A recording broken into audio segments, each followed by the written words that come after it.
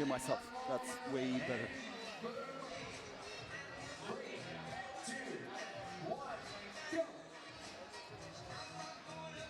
This is the first shot. Second, hits it. Allez, toujours un. Two air balls.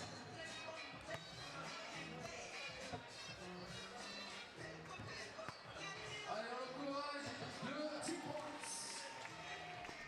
Allez, oui, Martial égalise. Il est à 3. Et 3 points. Et Olivier Bardet toujours en tête avec ses 4 points. And now please welcome player number 4 of Belgrade, Trbovlje.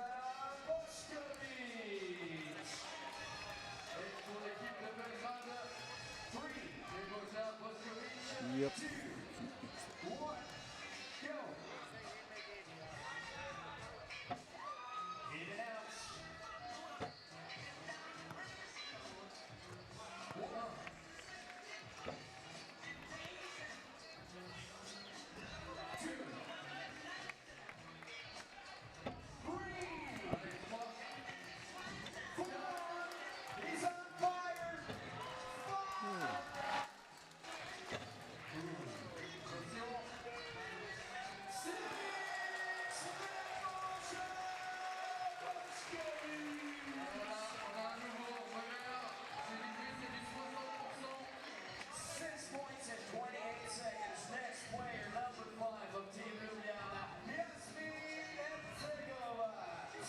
Allez, score 6, Yasmine de Ljubljana. 3, 2, 1, go!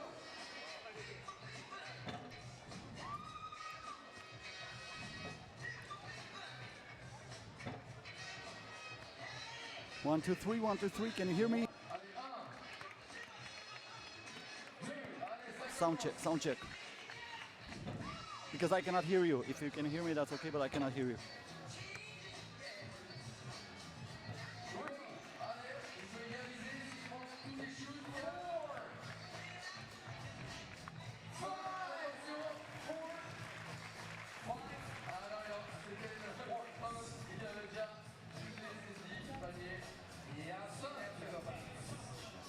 Player number 6, Jesper of Amsterdam. 3, 2, Jesper Amsterdam, c'est parti. 1, touché également 1, 2, voilà, ça part fort. 3,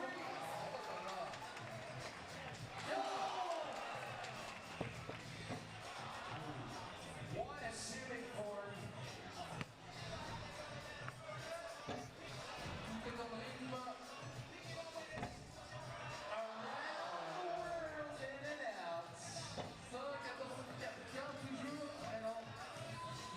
tie, 6 shots. 5. Il reste pas 5. Il avait fait un départ de fou. Next player of Kranj. I cannot hear you. Dario Krejci. 3, 2, 1, go. Allez, c'est parti. In and out. 1, 2.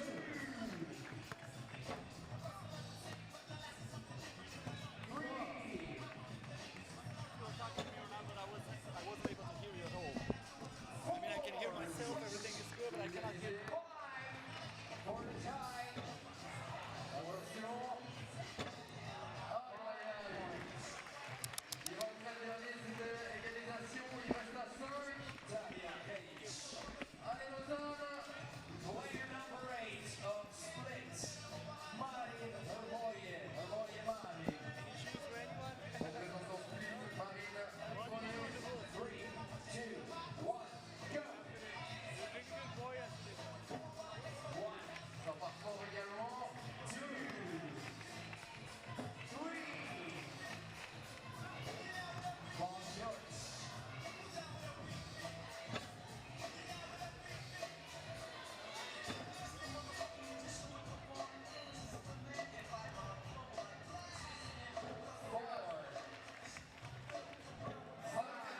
Sound check, sound check.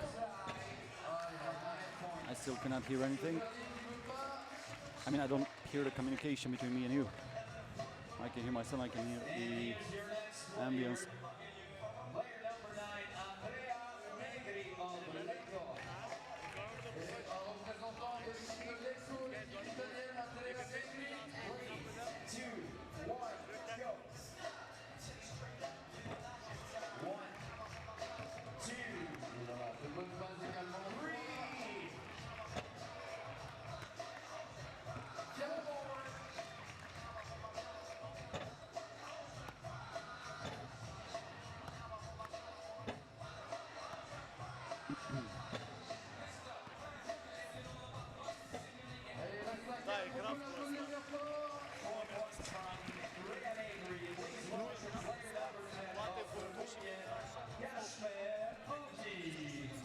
А куда?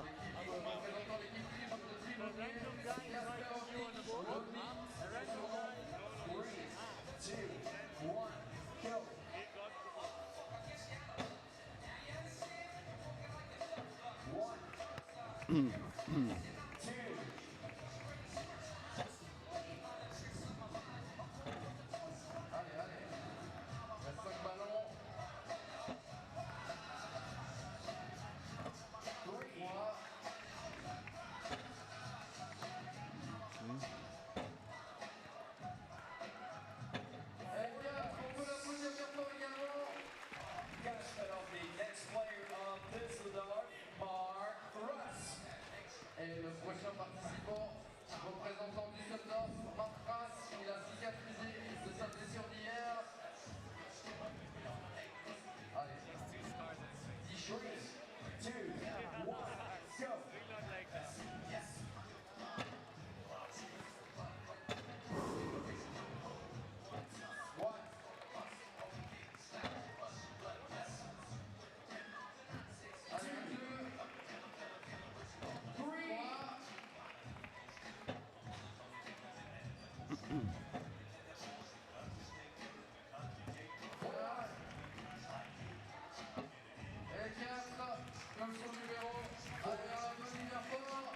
And the last player of today's shootout, qualification round, competition, split center of Lausanne.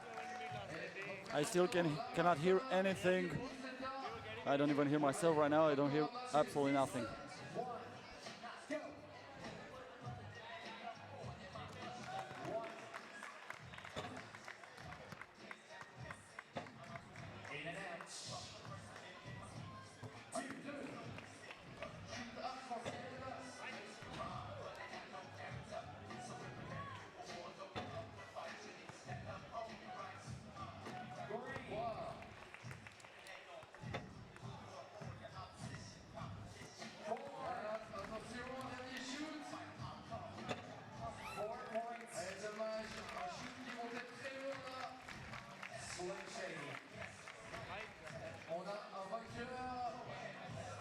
And players, please stay on the court. The referee will now look at the results.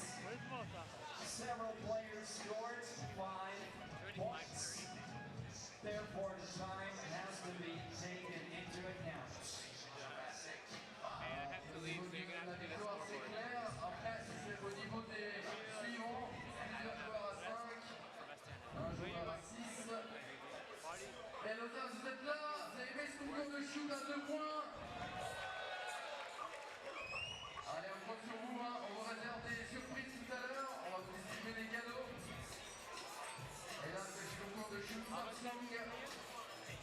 And the first player to qualify winner of the first round of the shootout contest, Nebojša Kostovic of Team Belgrade. Congratulations, qualified for the final in the second shootout. Nebojša Kostovic, premier évidemment avec ses 6. Second player to qualify, Dario Kranj of Kranj. Et deuxième joueur à se qualifier, Dario Kranj de Kranj.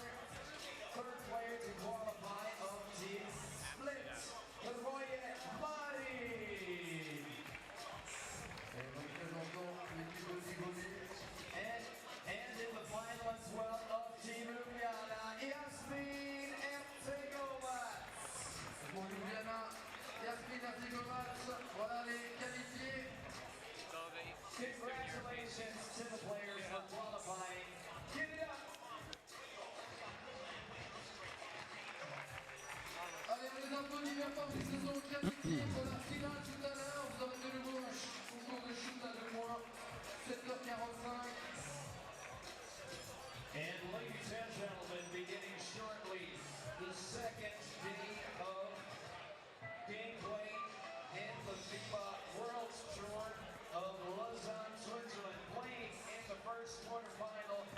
1,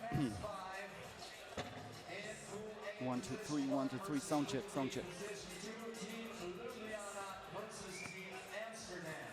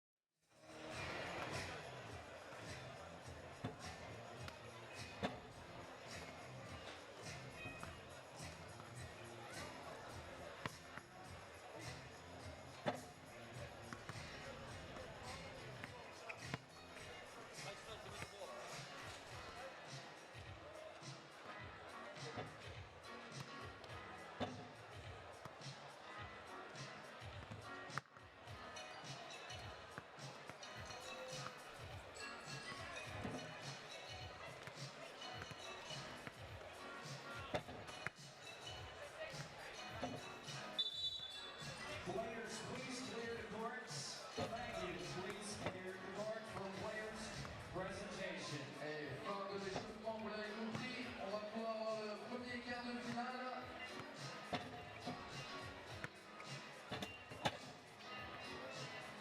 On va voir l'équipe tête de série numéro 1 qui s'est qualifiée la semaine passée à Copenhague en 20 minutes contre l'équipe d'Amsterdam. Ladies and gentlemen, welcome to the second day of the FIBA World Tour Masters of Lausanne, Switzerland in the year 2014. And here's your first quarterfinal featuring the teams of Ljubljana and Amsterdam. But first, please welcome Team Amsterdam. Number 4, Trbovlje. Number 5,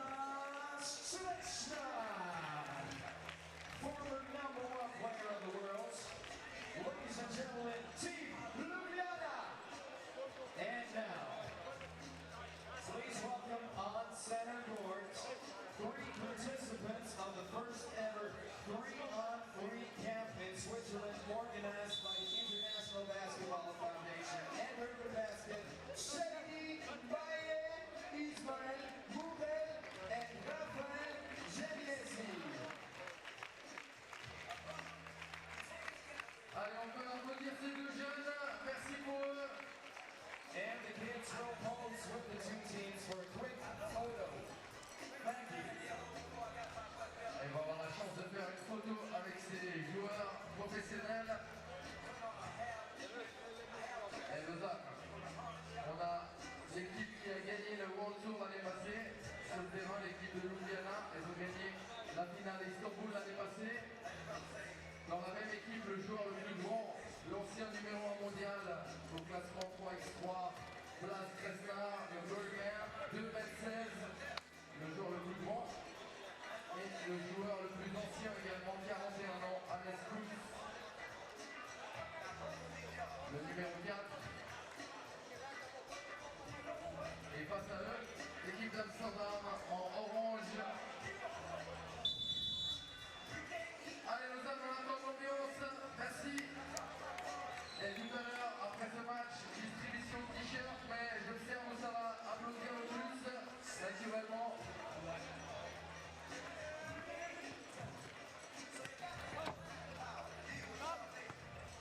Allez, c'est parti. Possession pour Ljubljana.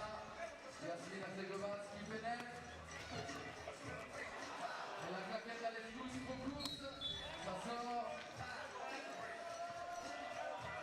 And today's referees, Luca Maffioli and Eddie Menton in possession. Team Ljubljana with Jasmine Asegovac. Crossover, takes the two-pointer. 2 points, baby! Ah, il est chaud, il a participé au concours à 2 points tout à l'heure. Ça rentre maintenant, 2-0. And the foul.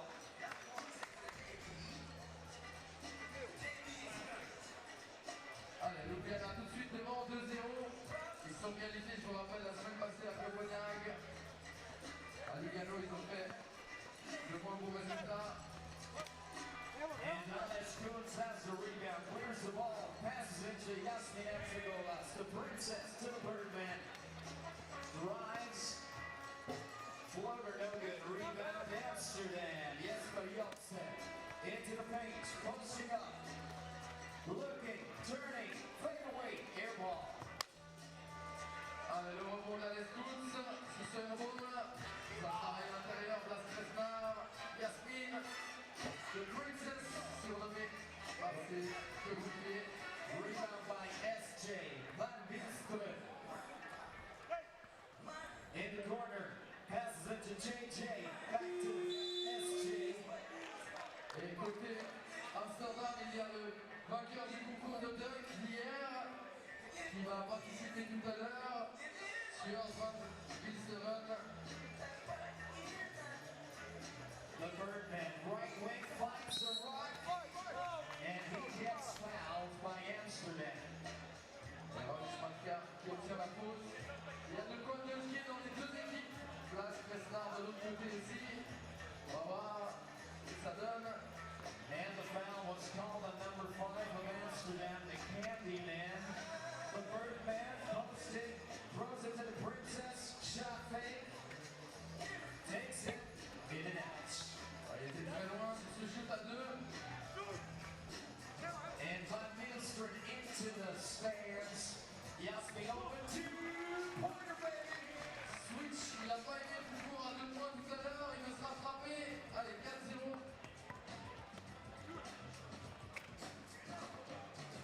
Le contre de Place Krasnar, c'est 2m16. Boum. Allez, Lausanne, vous pouvez vous exprimer, vous pouvez les encourager, vous pouvez crier. Tout ce que vous voulez. On met le feu ici. Vous êtes en direct sur Internet et la télévision. C'est des apports autour. C'est vu dans le monde entier. And they fly into the stands again. Incredible defense being played in this quarterfinal between Amsterdam and Ljubljana. Voilà, je vous rappelle, à 3x3worldtour.com, vous avez le lien pour voir tout ça sur Internet. Live. JJ takes the layup jumper, misses the rock on the floor, to the Birdman, throws it into Hannes, hook shot, 1 point! Et le full shot de Hannes Kuhn, c'est ses 41 ans, le plus aîné de ce tournoi. JJ to the rack, gets fouled in the process, goes to the line for 1. Allez, Amsterdam qui peut scorer son premier point, est-ce qu'il y a des supporters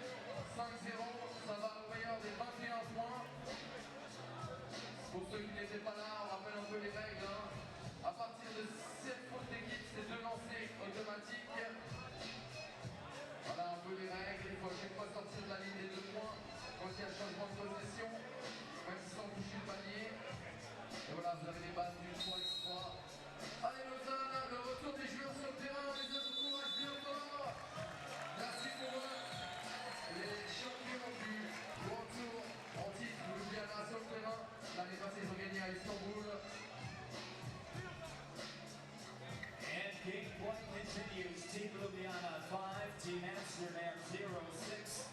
Minutes, 20 seconds remaining. In and out, rebounds. Amsterdam, left district to JJ. Baseline, spins, finds the hoop. 1 point. Et la main gauche pour le premier point d'Amsterdam. Allez Lausanne, je sens que vous êtes de plus en plus là, merci.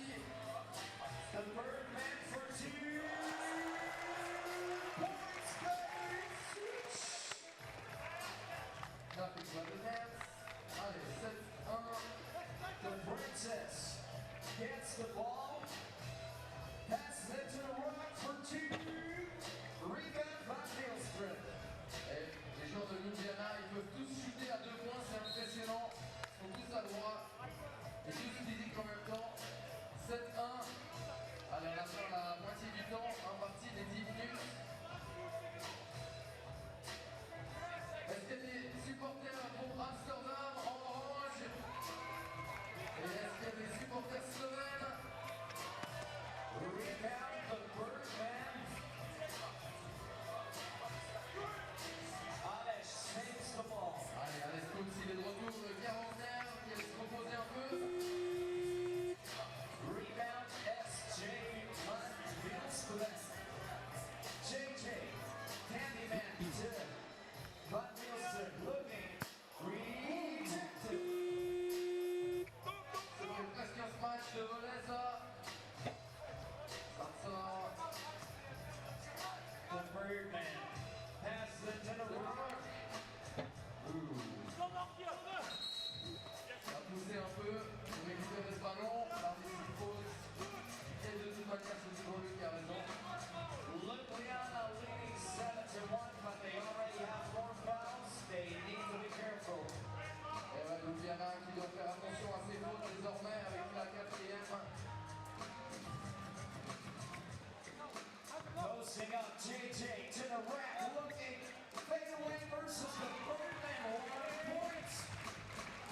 Allez, Amsterdam qui revient un petit peu au score. Le Birdman, arc-en-ciel, airball. Airball. Ah, il faut les chambrer un peu.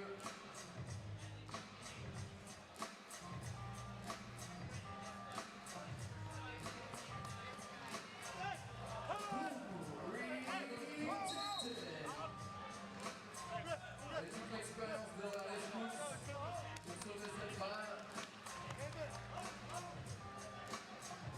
Allez, bonne pression pour Amsterdam, ils ont besoin de revenir, ils sont menés de 5 points. JJ versus the Birdman. Drives to the hoop. Fakes it. And 1, baby. And 1. Et Jesper Johnson, qui a scoré 13 points hier, meilleur score de son équipe, à égalité avec Sion Monastir. Allez, lancez franc. Il reste 4 minutes 12 à jouer. The bonus. Hits it. Et c'est bien ce qu'il semblait, c'est un touché. Allez, 7-4. Posting up on his Scoots. Fouled. La faute. Allez, Alex Coates, Mr. Fundamentals, qui va tenter l'exercice du lancer également. The foul is called on player number 6, needs cleaner bounce wear.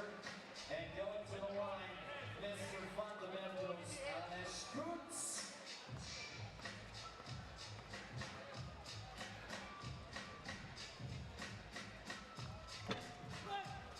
C'est court, c'est récupéré par Amsterdam, ça ressort tout de suite.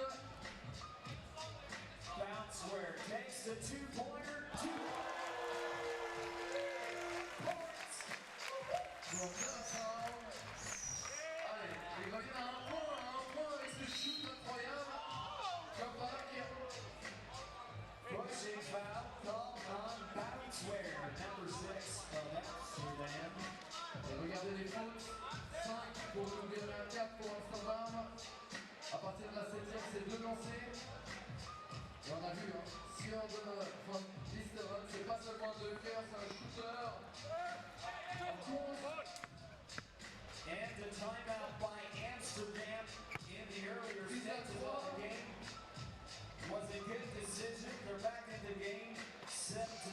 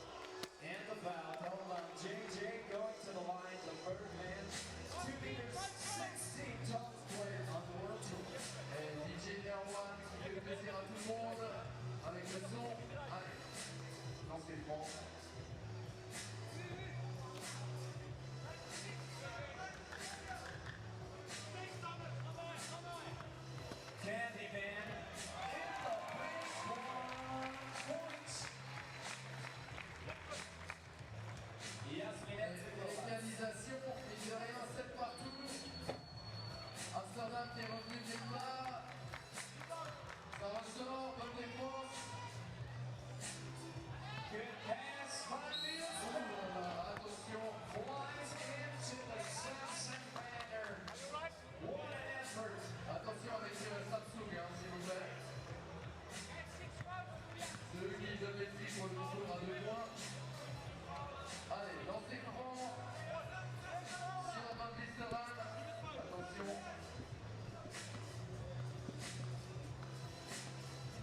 You are looking live on the Central Plaza in Lausanne, where the Monastir on 3-on-3 basketball is underway. The quarterfinals started a few minutes ago. Team Ljubljana and Team Amsterdam are playing. Team Ljubljana, they won the tournament last year. They won the World Tour, and right now they started amazing with a 5-0 lead. But Team Amsterdam was able to come back, and they lead 8-7. Welcome everybody to this live feed on 3-on-3 Planet. I hope you will enjoy this great afternoon here from Lausanne. We have a lot of great basketball games. My name is Kosmin Petrescu and I'll be your host for the next few hours. So as I said, Team Ljubljana started amazingly this game. They led by 5, but right now they need this free throw to tie the game at 8, and the free throw is made by Blaž Kresnar. He's called Berman. He was the best scorer of his team yesterday when he scored 10 points. So we have a tied game at 8, almost 2 minutes to go. Team Ljubljana is attacking the basket, an aggressive drive and a miss by Maka, the Rock. He scored just 1 point yesterday. He tries to make it better today, but until now, the defense of Team Amsterdam works really, really good. And we have a basket from Jesper Japse. JJ was on fire today. And we have a monster slam dunk by Blaž Kresnar. He is not called Berman for no reason. That's why Berman can do these things. So we have a game tied at 9, 1 minute and 25 seconds to go. The drama right here in Lausanne fulfilled right now under your eyes, and we have a foul. So both teams are right now into the bonus. For those of you who don't know the rules, starting this year, the International Federation imposed the rule that there are no personal fouls anymore. We have only team fouls, and starting with the 7th team foul, the team will be penalized with 2 free throws, and after the 10th team foul, that team will be penalized with 2 free throws plus the possession for the opponent's team. So right now we have some great shots from Lausanne. As I said, this is a great atmosphere right here. This is the 5th stage of 3-on-3 World Tour. We have just one left until the final tournament. The next one will be next month in Rio de Janeiro, Brazil, and the main tournament, the grand final, is gonna be in Tokyo about 1.5 months from now. The first 2 teams from this tournament qualifies for the Masters in Tokyo for the final tournament, and the winner also gets a check of $10,000. The second place, the runner-up team, gets a check for $5,000. So right now at the free throw line, we have Maka, the Rock, and the game is tied at 10, and Team Ljubljana takes the lead. Team Ljubljana is the team to beat in this tournament, as they won, as I said, the World Tour last year. Now everybody wants to challenge them, and Team Amsterdam is just doing that. Jesper Japse scores again. We have a tied game at 11, 1 minute to go. A great pass under the basket now. Hercegovac for 2. And we have a 12-second shot clock violation.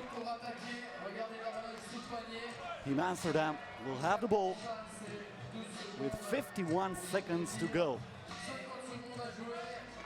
A great backdoor pass and a great finish by Niels Fligger. The bounce wearer scores in.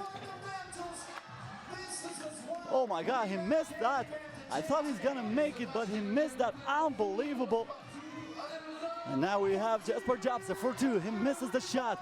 Almost rebounded, but Jasmin Hercegovac wasn't able to handle that ball.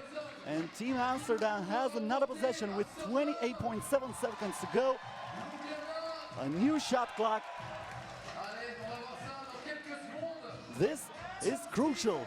Jobson aggressively with the left hand misses. And Kresnar rebounds. Kresnar for Hercegovac. He doesn't rush. He gets the ball in the post up where Alex Kunt wasn't able to finish. 10 seconds to go. Still a tight game at 11. Jesper Jobson. Jobson drives aggressively and he misses from under the basket. And no basket. We're going to overtime. The basket was scored, but after the buzzer, so we're going to overtime. We have a tight game at 11. And right now, we're going into a very excitement extra basketball. The first team who scores 2 points wins the game. It doesn't matter if it is a 2-point basket or 2 one-point baskets. All that matters is to get those 2 points. There is no time anymore on the shot clock. So as I said, the first team who will score 2 points will win this amazing game.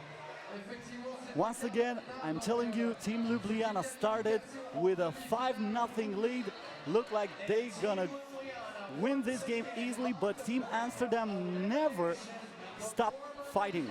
And right now, they have their shot at the semifinals. This was one of the great moves that Jesper Jobson made during this game. He scored 13 points yesterday for Team Amsterdam. Team Amsterdam qualified after 2 very hard games against Team Lecco from Italy, won by 2, and they also won by 2 against Marburg from Germany. So here we go into the overtime. Team Ljubljana with the ball. Under the basket is Alex Kunc. And we have a traveling violation. The ball is for Team Amsterdam. Alex Kunc doesn't agree with the referee, but that doesn't matter. Team Amsterdam will have their shot. And Amsterdam can win the game with a 2-pointer. And here is again Jesper Jobson. Fakes, passes, and we have a miss from Trommelen, aka the Candyman, Sander Trommelen. Again, Jesper Jobson with the spin, with the fake, and he also traveled. So right now, Team Ljubljana gets the ball back. A very long game indeed in this first quarterfinal. Probably many of you were expected Team Ljubljana to win easily after that start. But Team Amsterdam is fighting and fighting, and they will never quit. But right now they have the chance to win. Jasmin Hercegovac had the chance to win for the Slovenian team. He has it again, he misses. And after the rebound, Blas Kresnar wasn't able to jump with the ball.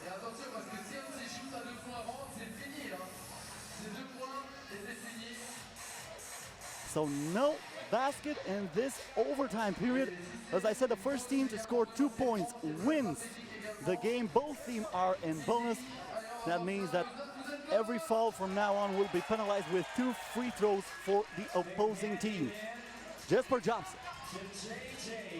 Will he try a 2-pointer or will he go aggressively again? He passes under the basket, but Van Vilsteren wasn't able to make his move over there. The ball was kicked, so we have another 12-second shot clock. Sjoerd Van Vilsteren for Jesper Jobson. Van Vilsteren again fights for the position.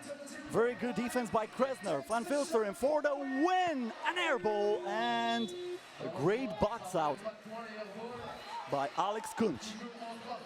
He is not called Mr. Fundamentals for nothing. Team Ljubljana qualified for the Lausanne Master by winning the 3x3 Euro Tour Game Challenger in Copenhagen, Denmark. But their objective, of course, is to qualify for Tokyo again for the win. The same Jasmin Hercegovac wasn't able to make the shot. That was his 3rd attempt during this overtime period. And now the Team Amsterdam has the chance and they score. Sjoerd Van Vilsteren scores and Team Amsterdam leads by 1. Once again, you see this great pass. I don't know where was the defense for the Slovenian team.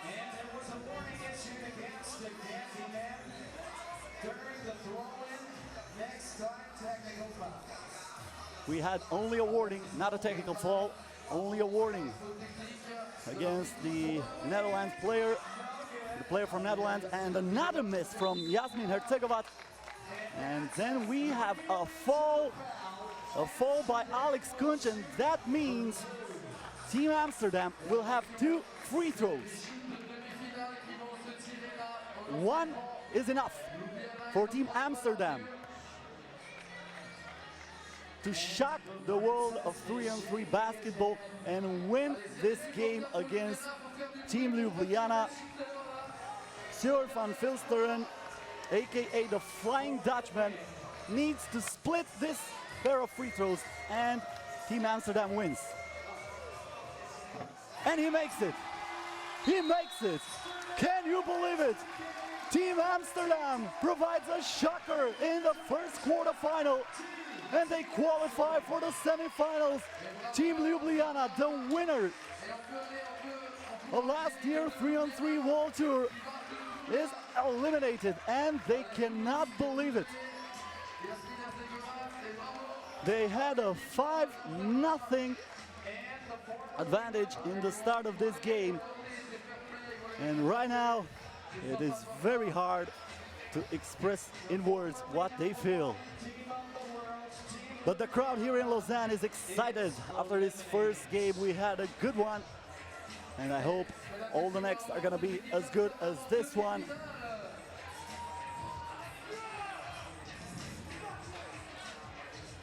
So Team Amsterdam wins 13-11 after a great game against Team Ljubljana from Slovenia.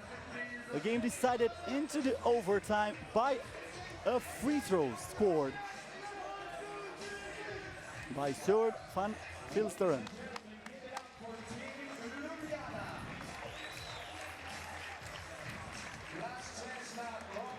And here are the highlights for this game. Team Ljubljana started great. A 2-point basket scored here by Yasmin Hercegovat, and everything looks smooth for Team Ljubljana. A hook shot by Alex Kunc made it 5-0, and nobody expected what it was coming. Their great defense also worked. Alex Kunc with the block over there, and here is Jesper Jobsen, the man who said, okay, I will not quit. I will fight until the end. That's why I came here. I will fight until the end, and he did just that. But Team Ljubljana responded with another 2-point basket, and the score was 7-1. But still, Team Amsterdam was not looking at the scoreboard.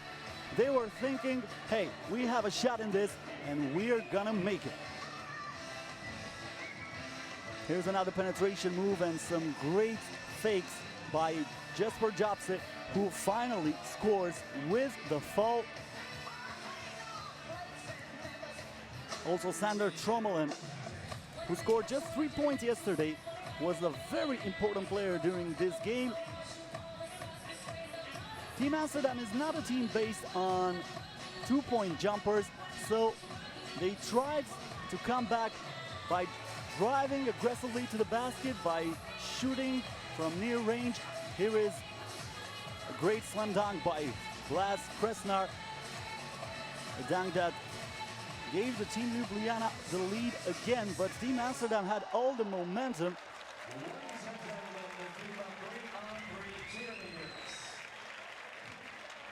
Because they were the team who were coming from behind. With almost 1 minute to go, Team Ljubljana led by 1, but Team Amsterdam tied the game again after this great finish by Jesper Jobsen.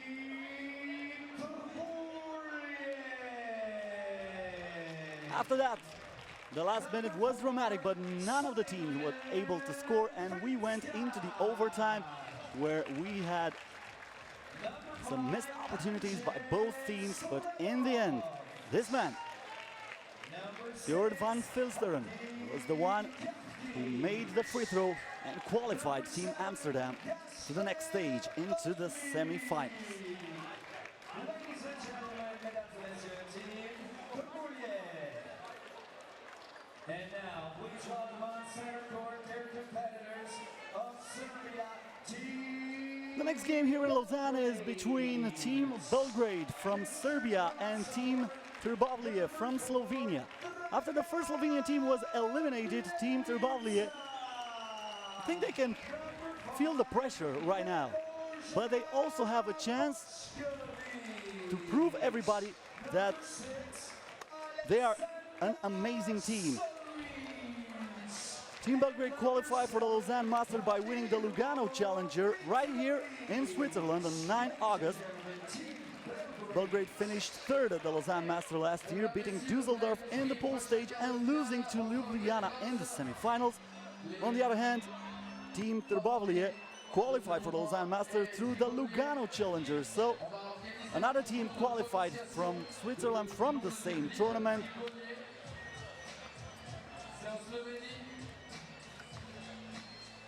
Team Belgrade will play in the white jerseys, the orange jerseys for Team Trbovlje. Now on Team Trbovlje you should keep an eye on Simon Finsgar. He's called Sci-Fi or the Sphinx. He's a former #1 3-on-3 player in the world. And this Team Trbovlje, they was called Ljubljana, finished 4th in 2012 at the World Tour final. They missed the final last year after finishing 4th at the Prague Masters. On the other hand, Team Belgrade, they changed 2 players from the team last year, Bošković and Mitrović. Bošković played at the World Tour final last year, competing for Team Novi Sad, who finished 2nd and lost against Team Ljubljana in the final. Well, that rematch is not possible anymore after Team Ljubljana was eliminated a few moments ago. And that's none of the business for Team Belgrade. They just want to win this game and go through. Also, you should keep an eye on Danilo Mitrović. He was the best scorer of the team yesterday. He scored 11 points. Mitrović also played in Switzerland for several years, and I'm talking about 5-on-5 basketball. He played for El Massangro and Boncourt. So he should feel right at home, right? And here we go. The second quarterfinal is underway. It was a 2-point basket missed by Ante Srebov. And the first basket is called by the same Ante Srebov. He's called Buko. He's the worst class player in his team, but that doesn't matter right now. Danilo Mitrović was blocked under the basket. The possession is still for the Serbian team. No, the referees are saying that Trbovlje from Slovenia will have the ball. And this is Gaspar Avnik. He gets the ball back from Finsgar.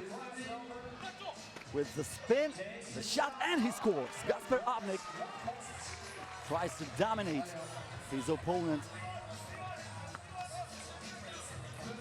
Let's see if the answer comes from the Belgrade team, but Dragan Bjelica misses the shot. Bjelica, by the way, is the brother of professional tennis player Ivan Bjelica and the cousin of basketball stars Nemanja and Milko Bjelica. Nemanja Bjelica is one of the stars of the Partizan Belgrade, so basketball runs through his family, and I should say sports run through his family, because as I said, his brother is a professional tennis player.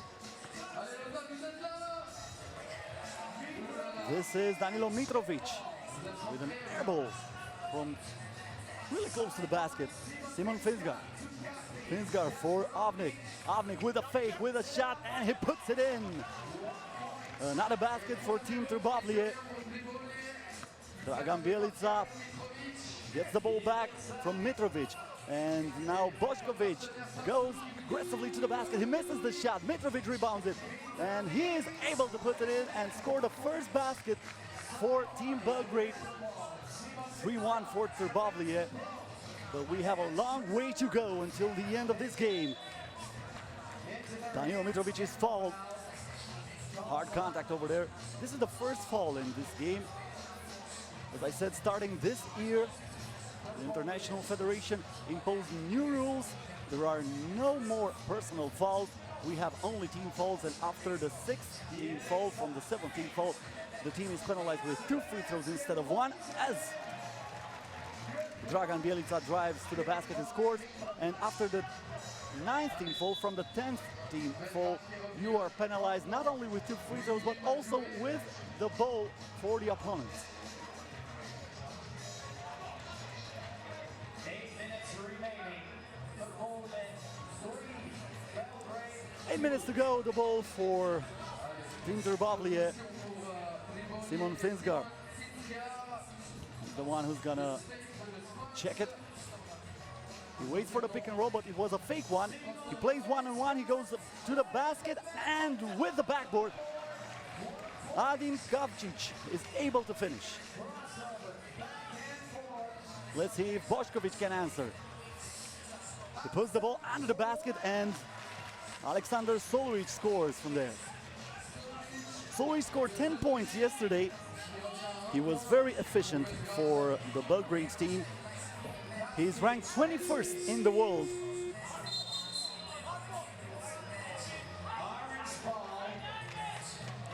And this is going to be a ball for Team Trbovlje with 4-3 the score, 7 minutes and 26 seconds to go. Simon Finsgar with the ball again. Finsgar was 5th top scorer on the first day with his 15 points. Finsgar and Kavcic have participated in all editions of FIBA 3x3 World Tour.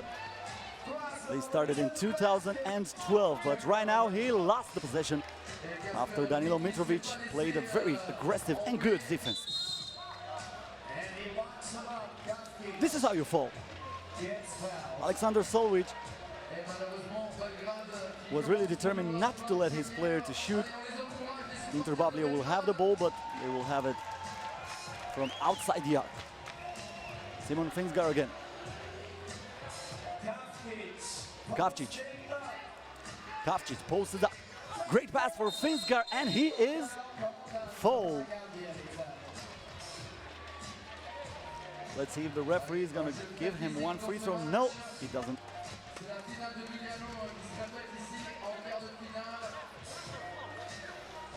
So no free throw. Once again, we see the players arguing a little bit with the referees, but they're not going to get that. Finsgar again for 2. Too short, but he's also very good at the rebounds, and he gives a great assist for Adin Kavcic. Now Dragan Bjelica misses from under the basket, and this is Simon Finsgar. Finsgar again. Pick and roll with Kavcic, but right now Kavcic waits for the ball, just 2 seconds on the shot clock. Finsgar misses the pass, and Solović is the one who intercepts it. Dragan Bjelica. Bošković. Bošković to the basket with a backboard, no good. And the rebound comes from Kavcic, and he wants a 2-pointer, but unfortunately for him, it wasn't even close. The speed on 3-on-3 basketball makes the players from time to time to rush their shots. As I said, you have only 12 seconds on the shot clock, and that's why you'll see way more air balls or missed shot like the one you saw before.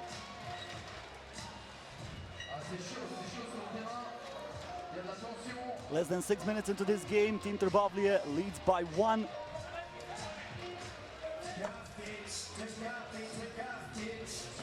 Very good defenses for both teams under the basket against Rybov, was not able to finish.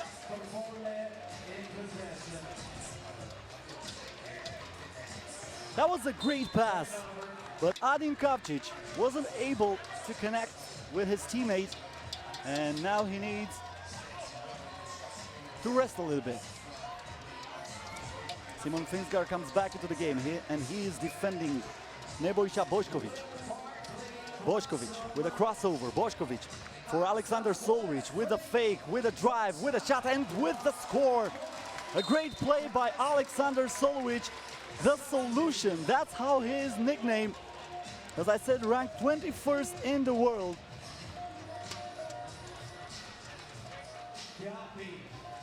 Kasper Ovnik gives the ball back to Andrzej Srebov. Srebov for two. It was too short. Maybe Solovic for two. No good. And the rebound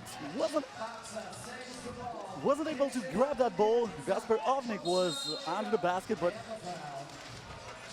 unfortunately for him, he couldn't grab that. And now we have one free throw for Dragan Bjelica. 7 points scored yesterday by Dragan Bjelica, ranked 22nd in the world.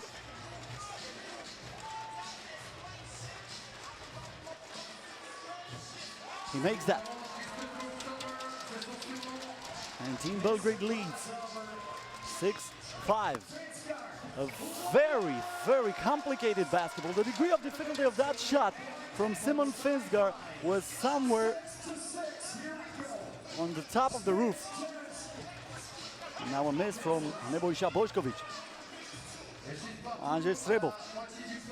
Srebov tries to give the ball back to Simon Finsgar. Sci-fi to the basket with a backboard. Solovic fights for the rebound, but the one who came back with the ball is Andrzej Srebov, and he also scores for Team Trbovlje.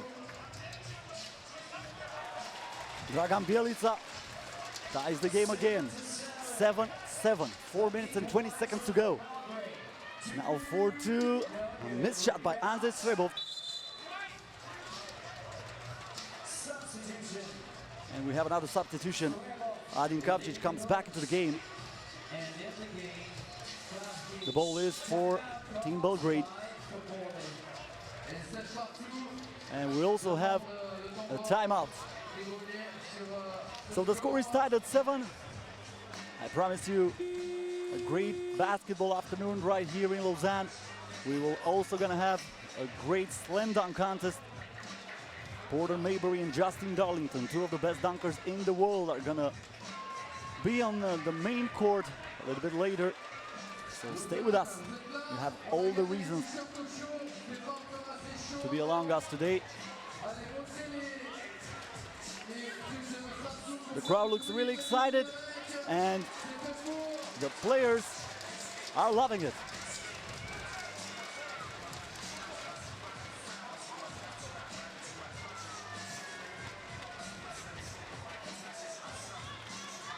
So Simon Finsgar again with the ball, defended by Dragan Bjelica.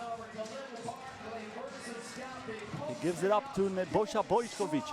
Bošković turns, shots, he scores. He was a little lucky, but he made the shot. That's the most important thing. Ovnik wasn't able to get that ball first, and then he shot a very difficult one. A fadeaway shot in the last second of the shot clock, and now Bjelica, it is blocked. A great block by Adin Kavčić, who said, not under my watch. Unfortunately for his team, Kasper Ovnik missed the two-pointer, but they're gonna still have the ball. Simon Finsgar again, defended by Dragan Bjelica.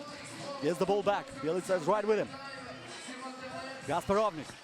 Ovnik to the basket, he scores left-handed. The game is tied at 8 again. 3 minutes and 20 seconds to go. A two-pointer missed. That was Nebojša Bošković. He gets the ball again. Solovic under the basket, tries to post it up. A great pass and a finish for Dragan Bjelica. The Serbian team leads again, 9-8. And Simon Finsgar tried to give his team the lead with this two-pointer, but he did not touch the rim. Once again, as I said, a very good defense for both teams during this quarterfinal. Two teams that don't like to see the opponents shooting wide open. They have great defenses, and the score proves that. Bjelica. As I said, he's called Mr. Crossover. He's 189 centimeter high, 86 kilograms. A missed shot over there by Nebojša Bošković. And right now a two-pointer, no good by Gasper Ovnik. But the rebound for Simon Finsgaard, who ties the game again at 9. 2.5 minutes to go. Dragan Bjelica for Solovic with the fake, with the hook, and with a basket. Belgrade team leads by 1. 2:18 to go.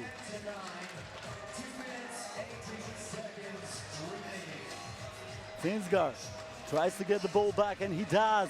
A great pass by Finsgaard, and almost an end one for Adin Kavcic, who needs to go to the free throw line right now and get his point from there.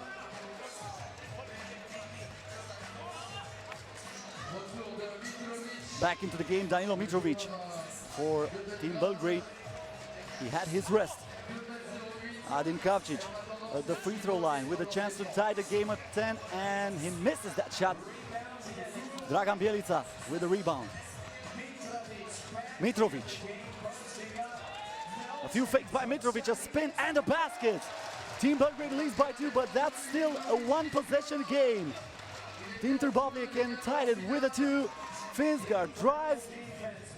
Trbovlje for a two-pointer, and unbelievable. Adin Kavcic was fouled when he was trying to shoot that free throw. Less than 2 minutes to go. Dragan Bjelica, of course, he's not pleased with this decision, but it was clearly a foul. He wasn't able to stop. And right now, Adin Kavcic has the chance to tie the game at 11. He has 2 free throws. Team Belgrade also has 5 team fouls. They still have 1 to give. On the other hand, Team Trbovlje have 3 fouls to give. Adin Kavcic made the first one. Another one for him. Good. Bošković for Danilo Mitrovic. He is fouled. That's the 14th foul for Team Trbovlje. And Danilo Mitrovic will shoot 1 shot. As I said, he played in Switzerland for several years. El Massagno and Boncor were the teams where he played. Gasper Ovnik right now. Ovnik for a two-pointer, and it is good. Simon Finsgaard scores. And Team Trbovlje takes the lead. 13-12, 1.5 minutes to go. Dragan Bjelica for Nebojša Bošković. Bjelica again. Bjelica with the shot and the miss. Adin Kavcic with the rebound. Kavcic for Ovnik. Ovnik under the basket, tries to get the bucket, and he gets it. A 2-point advantage for Team Trbovlje. A minute to go into the game. Bjelica misses the shot, but he rebounds it. This is Bošković. Bošković, he was fouled when he tried to go into the paint. And we have a timeout. That was the 15th foul for Team Trbovlje. So right now, both teams with 2 fouls to give. So right now, none of the teams is pressured by the penalty situation.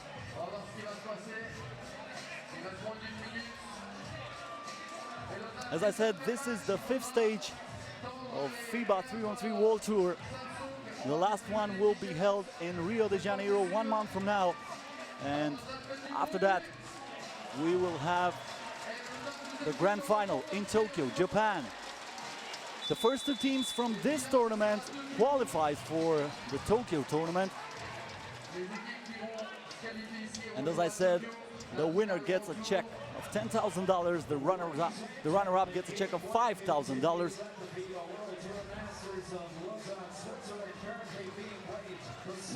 And both teams will fly to Tokyo in October.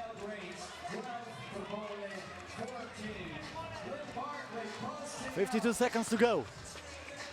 A hook shot missed. It was Bošković who tried to make that shot. Now Finsgaard under the basket. takes the contact but wasn't able to score. He gets the ball back right now. Simon Finsgar gives the ball to Adin Kavcic. Kavcic give it up for Gasper Avnik, who missed the two-pointer. Bošković. 25 seconds to go for the tie. It was in and out. That was so close. But unfortunately for him, he wasn't able to score. Right now, the difference between the game clock and the shot clock is at 10, so they don't need to fall, but they need to defense, and they don't do that. They need to defend, and they don't do that, but they have a two-pointer from Dragan Bjelica. Dragan Bjelica keeps his team hopes alive after this amazing shot. A one-point game. Team Trbovlje leads by 1, but the shot clock is off. They need to fall right now, and Dragan Bjelica does just that. That's the 17th fall, so Simon Finsgar will have 2 free throws. If he makes them both, his team has a very big chance to qualify, but he misses the first one. And the door is wide open for Team Belgrade right now. Almost 11 seconds to go. Finsgar misses the second one. Bjelica. Mitrovic for the tie. He is fouled by Adin Kavcic. And he will have the chance to tie it with 2.6 seconds to go. Can you believe it? The tension, the drama, the expectation of these players. And right now all the pressure is on this guy, Danilo Mitrovic. As I said, he was the best scorer of his team yesterday. No problem. And unbelievable, we are going to overtime again. Second quarterfinal, second overtime. Danilo Mitrovic was cold-blooded on that free throw. He looked like he was just shooting in practice. He made a free throw, and Team Belgrade has another chance right now. We're going to overtime again. As I said, the first game was won, the first quarterfinal was won by Team Amsterdam, surprisingly against Team Ljubljana, the winners of World Tour last year. Team Amsterdam won into the overtime, and so we'll do one of these two teams right here.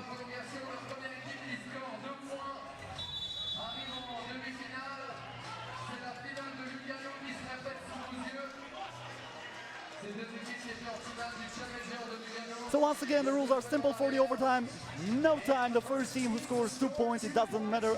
It doesn't matter if there's a basket from beyond the arc or 2 baskets from the inside or free throws, wins the game. Mitrovic is stripped right now. Gasper Avnik with the ball. Simon Finsgar for Gasper Avnik again. Avnik left-handed to the basket with a fake. Shoot with the right hand. Simon Finsgar takes the rebound. Another chance for Team Trbovlje.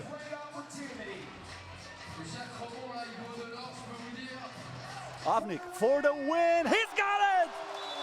Gasper Avnik!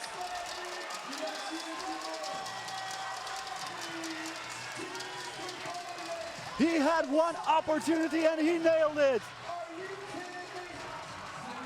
Unbelievable. Team Trbovlje beats Team Belgrade 17-15 after a heroic shot by Gasper Avnik in the overtime. That was from way downtown. I don't know how he made that, but he did. And his team goes to the semifinals. That was absolutely amazing.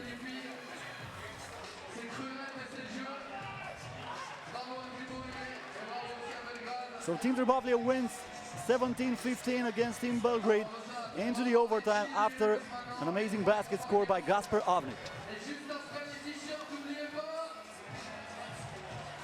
Congratulations to the winners of the second quarterfinal.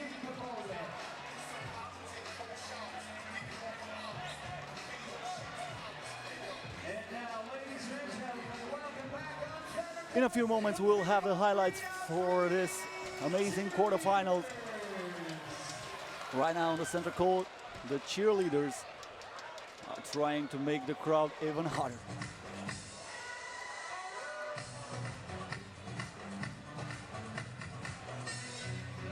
And here are the highlights for the second quarterfinal between Team Belgrade and Team Trbovlje.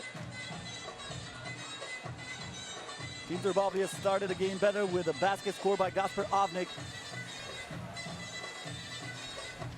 And then the same Gasper Avnik was able to put it in again. He was unstoppable in the start of the game, especially in the paint. But Team Belgrade came back. Right here, Danilo Mitrovic scored with a hook shot. A pretty lucky shot, but that doesn't matter. Then Dragan Bjelica made it a one-point game after this great block by Gasper Avnik. It was a great screen for Avnik over there. Team Trbovlje led by 3 points after the score by Adin Kavcic. Kavcic with the right hand. And this is the basket that he was able to score after a few fakes. The game was pretty intense in the start. Both teams played good defense and looked like nobody wanted to let his opponent to shoot wide open. Alexander Solovic here with a great penetration and the finish. You must have a very good hand to be able to make that shot. Team Trbovlje led by 1, but right away Dragan Bjelica came with the answer and he scored a very difficult basket after absorbing the contact. The game was tied at 7, 4 minutes into the game, and another shot made by Nebojša Bošković this time. Bošković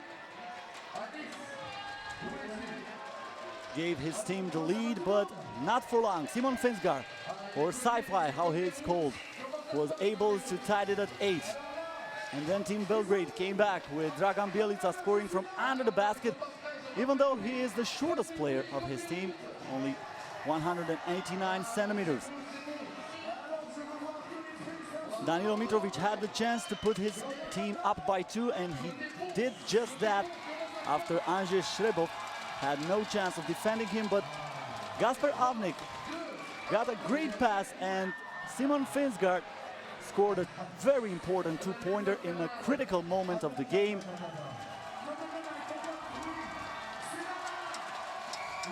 Then Team Trbovlje looked like it was going to win the game, but a missed shot from Dragan Bjelica, made shot by Dragan Bjelica, excuse me, tied the game. And a very important shot for Danilo Mitrovic in the end of the game when his team was down by 1, but he made that free throw, and we went into the overtime where this man, Gasper Avnik, shot over Danilo Mitrovic right between his eyes, and the ball gets into the nest. Team Trbovlje wins 17-15 and gets through the semi-finals.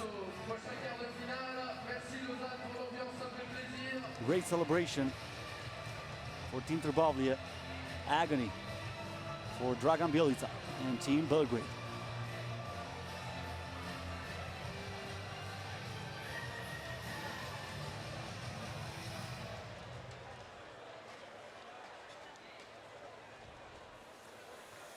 Up next here in Lausanne, we'll have the game between Team Kranj from Slovenia and Team Menton from France. So far we had 2 quarterfinals, both decided into the overtime.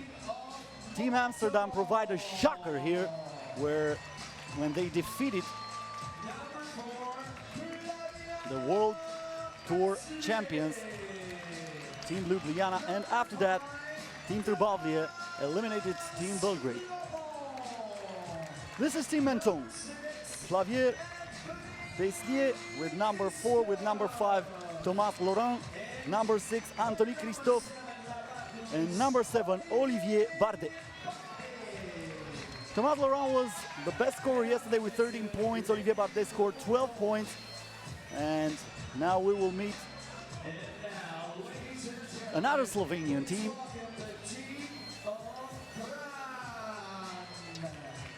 Team Kranj from Slovenia. With number 4, Boris Yersin. He scored 6 points yesterday. Number 5, Dario Krejc. He's called Super Dario, and he made 10 points on the games played yesterday. Number 6, Mensud Julevic. And with number 7, Jure Erzen. He's called Churi. He was the best scorer of his team and the third top scorer of day one with 17 points.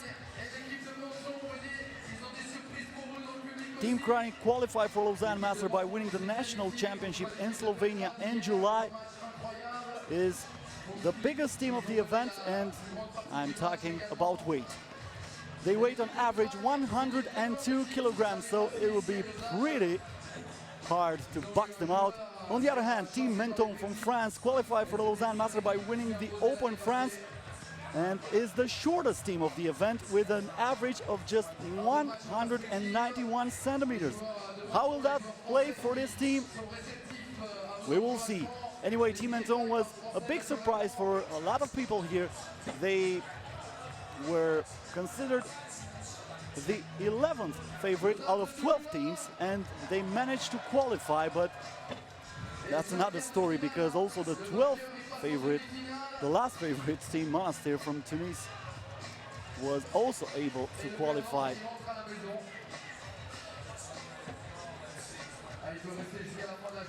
Team Kranj won the FIBA 3x3 World Tour Lausanne Masters last year, beating Lecco in the pool stage and Ljubljana in the final. They finished 4th at FIBA 3x3 World Tour final in Istanbul last year in Turkey.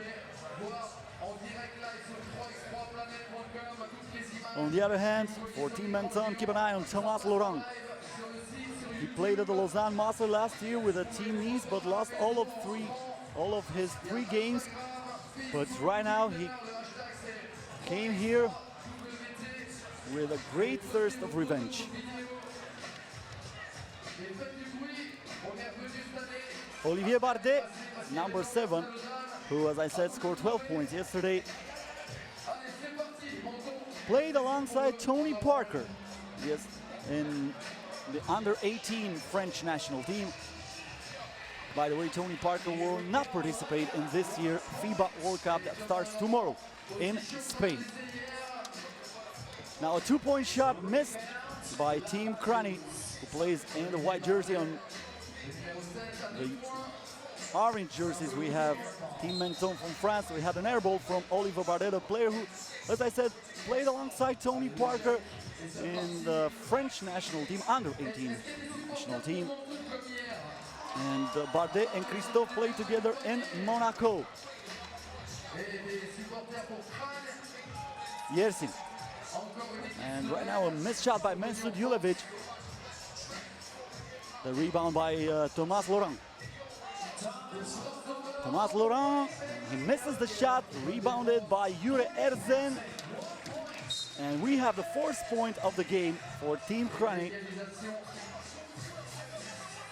The score tied at 1 after 49 seconds into this game. Anthony Christophe. Christophe back for Olivier Bardet. He's called Labardaz. Anthony Christophe for 2. He just makes the backboard, not even the rim with that shot. Boris Yersin for 2 misses the shot, rebounded by Olivier Bardet, and now the ball comes to Thomas Laurent. Laurent with a 2-pointer, and it is good! From way downtown, Thomas Laurent was able to score, and Team Menton leads by 2. Jure Erzen for Dario Krejc. Mensud Julevic defends very well on that penetration by Anthony Christophe, and now he gets the ball. Julevic Julevic spins, hooks the shot, and he scores. We have a 1-point game again. Bardet. And he is fouled. Way too aggressive by Jure Erzen. As I said, Team Kranj is the biggest team of the event, weighing on average 102 kilograms, and Team Menton is the shortest team of the event with a height of just 191 centimeters.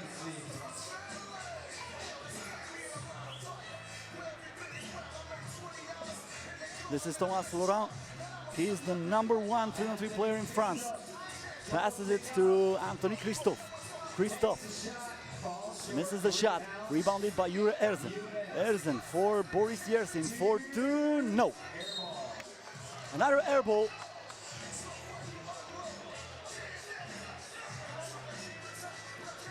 As I said, there are way more air balls in 3-on-3 basketball than in 5-on-5 basketball. That's because of the speed of the game, because of the fact that you never stop right here. You score a basket, then you have to defend right away because the other team can just clear the ball and shoot a 2 if you're not ready to defend. Olivier Bardet, defended by Mensud Julevic. Tried a 2-pointer, rebounded by Thomas Laurent. Laurent claimed that he was fouled. The referee said game on. Under the basket, great move by Jure Erzen. That's how I expect this Team Kranj to play against Team Menton, especially since they weight so much. They should post up, and post up. Let's see if Team Menton can counterattack that with 2-pointers, but right now the 2-pointer was tried by Dario Krejci. He missed that. Olivier Bardet. Bardet gives it back for Thomas Laurent. Too short on that shot. Mensud Julevic. Jure Erzen, a 2-pointer, no good by Mensud Julevic. And finally another miss by the same Mensud Julevic, but we have a foul under the basket. The score tied at 3 with 6 minutes and 43 seconds to go. As we look into the replay, a very hard contact over the basket, and Mensud Julevic emphasized that was a foul. Great pass over here, a pass by Jure Erzen, and the finish for Dario Krejci. Laurent with the fake, pulls the ball back beyond the arc. Anthony Christophe drives to the basket and he scores. Right-handed, even though he was on the left side of the backboard. Game tied at 4. Oh, what a touch pass! That was unbelievable. Jure Erzen, with just one touch, delivered an amazing assist. And Team Kranj leads again with a little more than 6 minutes into this game. This is Boris Yersin. 6 points scored yesterday by Zrelo, as he is called. Yersin replaces Hladnik on the team that played at the World Tour last season. And I must say that all 4 players play in the first division in Slovenia. Kranj beat Ljubljana in the semifinals and Trbovlje in the final to qualify for the World Tour at the Slovenian National Championship. As we have a 2-pointer for, we have a basket for Team Kranj, excuse me.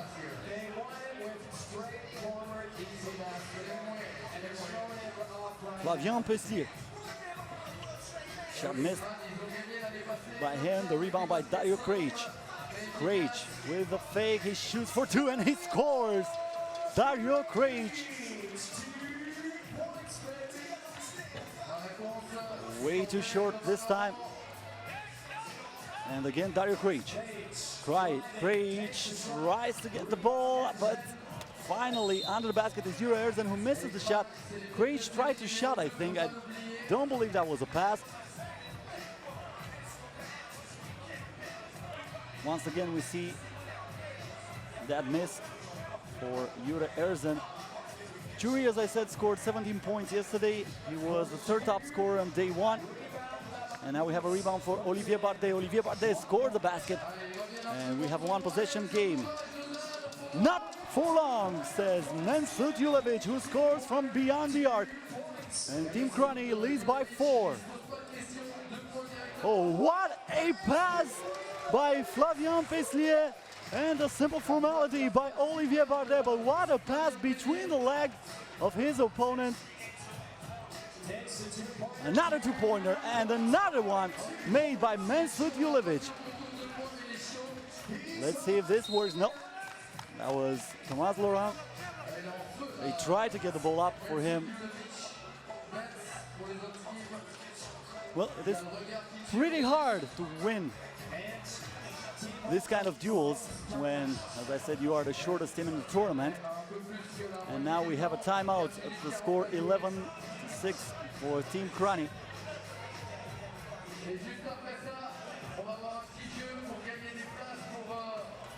Team Menton started the game very good, but then the two-pointers for Mensut Julevic made the difference till right now. He was wide open 2 times.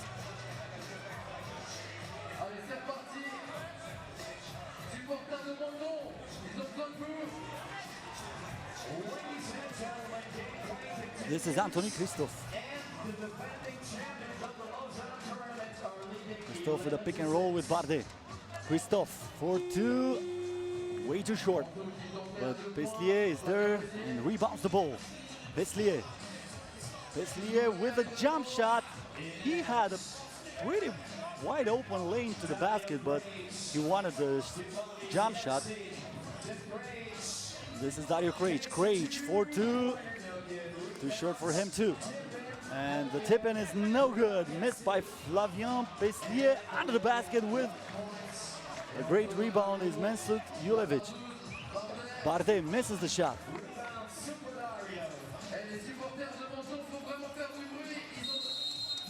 We have a 3-second violation. 3-second violation against Mensut Julevic.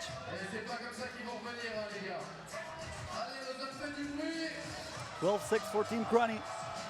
Team Menton needs to score fast, and they also need to defend if they want to still have a chance into this game. But Jure Erzen scores with the foul and one. He goes to the free throw line with possibility of a 2-point play.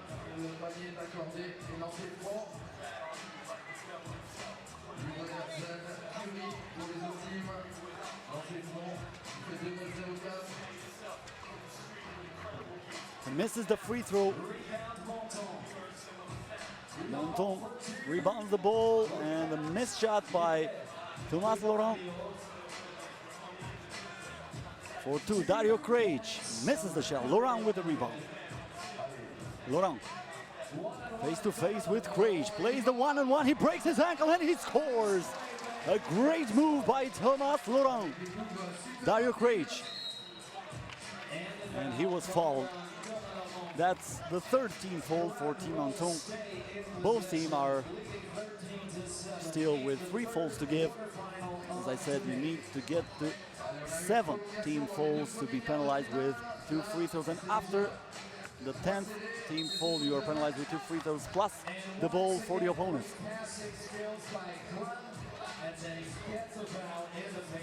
Dario Krejci was fouled and he will shoot 1 free throw.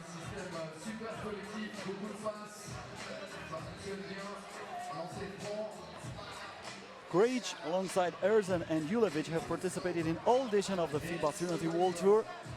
Starting in 2012, he made the free throw right now, and we have Thomas Laurent playing one-on-one again, and with the foul is Jure Erzen. That's the 4th team foul for Team Kranj. Thomas Laurent. Laurent on the left, and he is fouled. Fouled by Dario Krejci, who pushed Laurent while he was driving to the basket.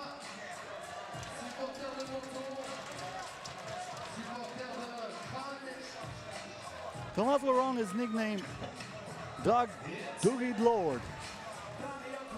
And Dario Craig right now tried to be the lord of two-pointers, but he was not able to score from there, and we have a foul in the paint. Foul by Thomas Laurent.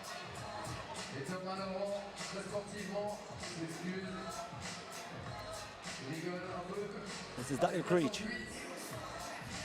Jure Erzen with the screen. Erzen under the basket, he scored.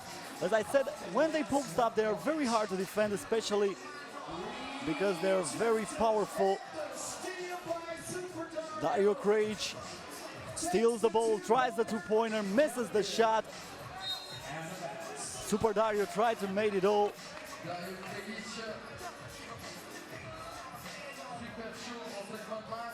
And we have a substitution in the Slovenian team. Boris Yersin gets back into the game. 2.5 minutes to go. Yersin right away with the steal. Pulls the ball under the basket for Jure Erzen. A two-pointer missed by Mensut Julevic. And the basket does not count. Team Menton has the ball. They need to score fast if they still want to have a chance in this game, but they don't need to rush as much. They need to defend, that's the first thing. They're down by 7, 2 minutes and 22 seconds. We're talking about 3-on-3 basketball. You have only a 12-second shot clock, so you can come back from this deficit, but you need to start with the defense, and that's what Olivier Bardet is doing right now. 2 seconds on the shot clock for Team Kranj. Jure Erzen. Erzen, 4-2 at the buzzer, misses the shot. It was an air ball, so we have a 12-second shot clock violation. 2:08 to go. This is Anthony Christophe. Bardet. Olivier Bardet with a crossover, with a fake, with a two-pointer. It is no good, but he fights for the rebound and he tips the ball to Thomas Laurent, who is fouled. That's the 16th foul for Team Kranj. Well, especially under these new rules, even though sometimes it looks like you're really down and you have no chance to come back into the game, under these new rules you can come back really easy. Because right now, if Team Kranj makes another foul, they'll be penalized with 2 free throws, and we have only a 6-point game with 1 minute and 50 seconds to go. Let's see what this shot of Boris Yersin gets, but he missed the shot, and that's another chance for Team Menton. Thomas Laurent. Laurent for Bardet. Bardet gives the ball for Anthony Christophe. Bardet for 2. Bang! He scores, and Team Menton is back in business.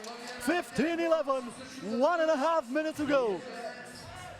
This is Jure Erzen. Erzen under the basket, his fall, and the ball doesn't want to go into the hole.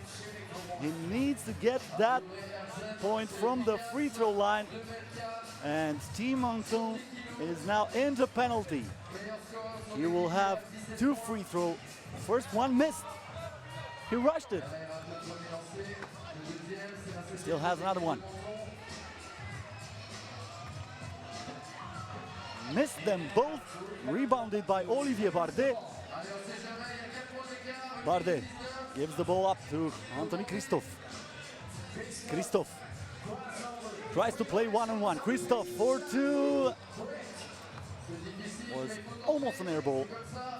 Team Kranj has no reason to rush, but that's a bad pass by Dario Craig. We still have 1 minute and 4 seconds to go into this game. And a timeout.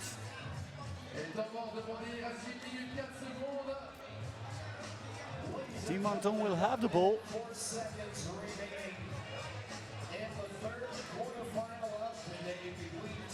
This is the 3rd quarterfinal.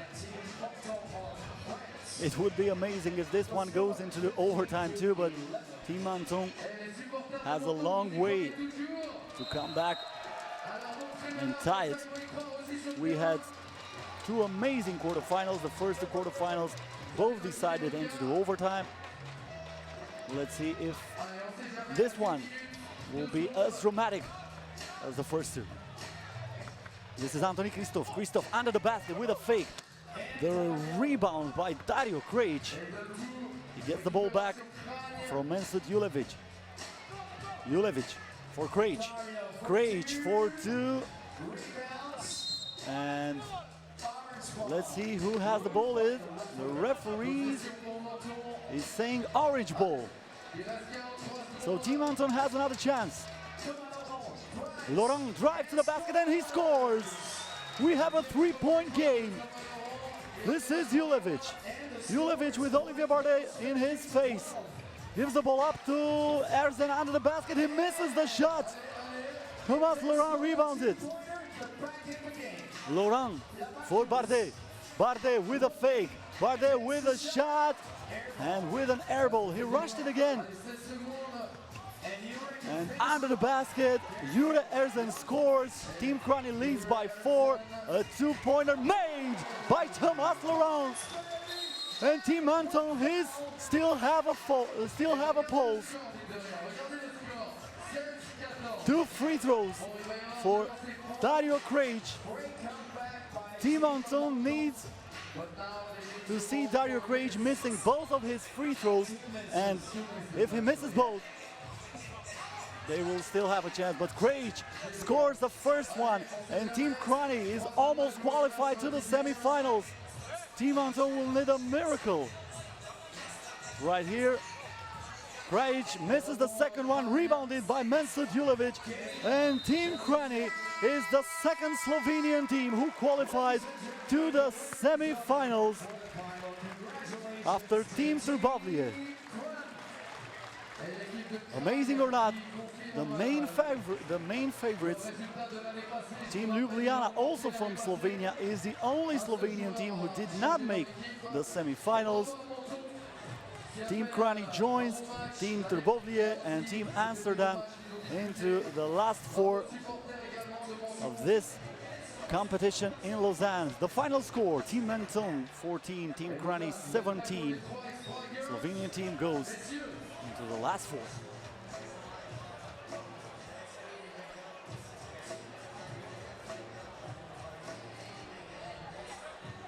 And now, ladies and gentlemen, welcome back on center court, the FIBA 3x3 cheerleaders.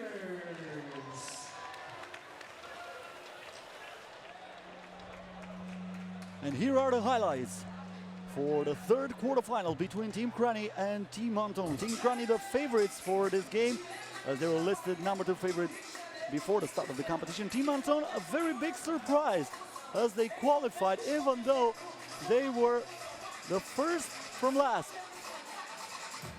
They started the game good, and after that they scored this basket by Thomas Laurent, a two-pointer that put them in the lead, but right away Team Kranj came back. It was 3-2 for Team Menton, but Jure Erzen had another idea and he tied the game from under the basket. It was a game played between the biggest team of the event, as they are weight on average 102 kilograms, and the shortest team of the event, Team Menton, averaging just 191 centimeters. The game was tied at 4 with 6 minutes and 12 seconds to go, but the tie was broken by this great pass. The pass was from Jure Erzen, Mensut Julevic with the finish. And then Team Kranj started to build a big lead. Here is the two-pointer by Dario Krejci, but the referee said just 1 point, and then Mensut Julevic scored again. Team Kranj led by 6, and it looked like it would be a very easy game for them, but Team Menton came back and made it a little bit dramatic in the end of the game, especially after those baskets, like the one we saw here from Thomas Laurent. The same Thomas Laurent was fouled and went to the free throw line. And a two-pointer gave Team Menton another chance. They cut the lead to 3 after this great penetration by Thomas Laurent, but it was not enough. Under the basket, too big, too strong, too good. Jure Erzen scored, and finally Team Kranj was able to defeat Team Menton, and they qualified for the semifinals, becoming the second Slovenian team to get there after Team Trbovlje. The final score, 17-14.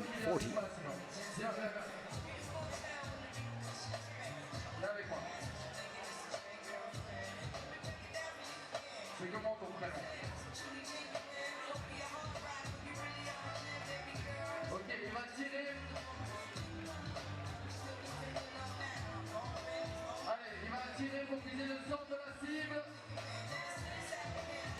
Ah, pas mal. Allez, on applaudit. C'était Zakaria. On applaudit bien fort. Allez, deuxième balle. Ah, lui, il est grand, il peut tirer tout là. Ouh, pas mal. Ça va être pas mal. Et le gagnant, il gagne 2 places pour assister à ces finales de Coupe du Monde de tir à l'arc. Allez, côté tente, il y a 2 balles également.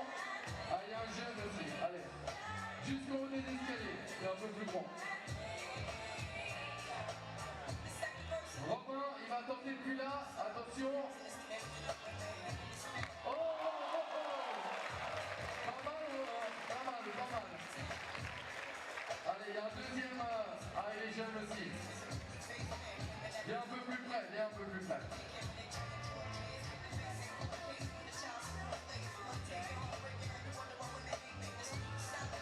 Allez, Jenny, vas-y, vise la cible. Ah, c'est pas mal aussi, hein. Ils sont entraînés avant, quoi. Ils sont entraînés avant. Allez, côté route, il y a 2 balles. Elles sont où? Allez, il y en a un. Il est grand. Il y a du niveau, c'est pas mal. Dernière tentative. Allez, on les applaudit bien fort. Et c'est Robin qui gagne les places pour la finale de Coupe du Monde de tir à l'arc le 6 et 7 septembre à la place de la qualification. Les 32 meilleurs archers du monde.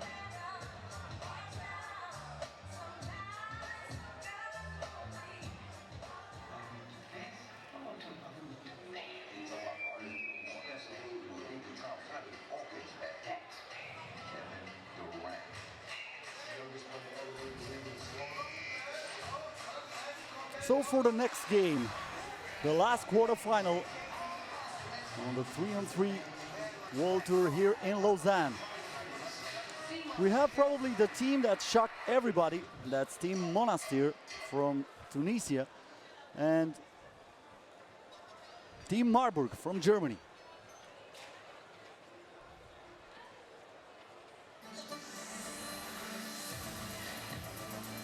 Team Monastir qualified after they amazingly won both of their games in the group stage, even though they were the last favorite here. They won 20-18 versus Amsterdam and 21-20 against Düsseldorf. Team Marburg from Germany lost the first game against the Slovenians from Team Ljubljana, but they won against Team Lecco from Italy, and that's why they are here in the quarterfinal stage.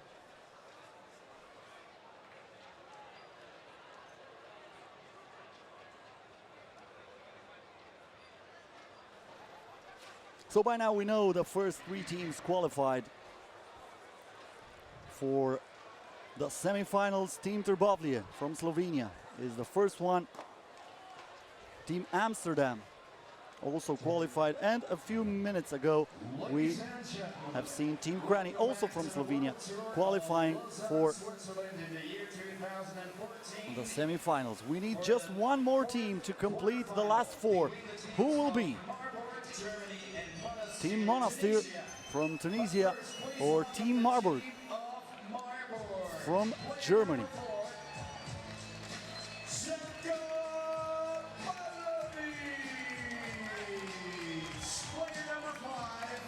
So these are the players for Team Marburg with number 4, Zeljko Pavlovic, number 5, Phil Godfrey, number 6, Dave Baum, and with number 7, Niels Zoiber. Team Marburg qualified for Lausanne Master by winning the 3-on-3 German Tour. And as you saw, Niels Zoiber, he's called Big Stoops, and he's the biggest player of the event. He weighs 130 kilograms. And now Team Monastir, the team that amazed everybody here in Lausanne. Probably nobody gave them a chance, but they are here in the quarterfinals and they want to make it to the semifinals. With number 4 is Moeman Antar. With number 5, Firas Hemdani. Number 6, Mohamed Antar. And number 7, Yassin Shaban. Team Monastir qualified for the Lausanne Master by winning the Ooredoo Street Quest in Tunisia. And as I mentioned, Antar, he turned 24 years old yesterday. It was the first day of the competition. So as you can see, these are the players for Monastir. Antar, as I said, turned 24 the first day of the competition, and he is the oldest player of the team. As Team Monastir is not only the team that shocked everybody because they qualified here with the less chances, but they're also the youngest team of the event. Just 21.5 years of age for Team Monastir, the youngest team of the event, as I said. For example,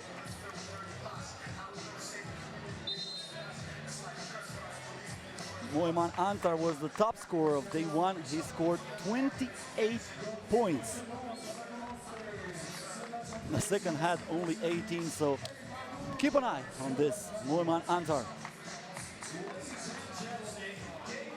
So here's the start of the game. The ball gets right onto the basket and Niels Zoiber scores right away. Team Marburg has a big advantage with this. Niels Zoiber on the basket. Big Stoops can easily make a lot of room for himself and for his teammates, of course. This is Shaban. Shaban for Antar for 2. Misses the shot. Rebounded by Phil Godfrey. Godfrey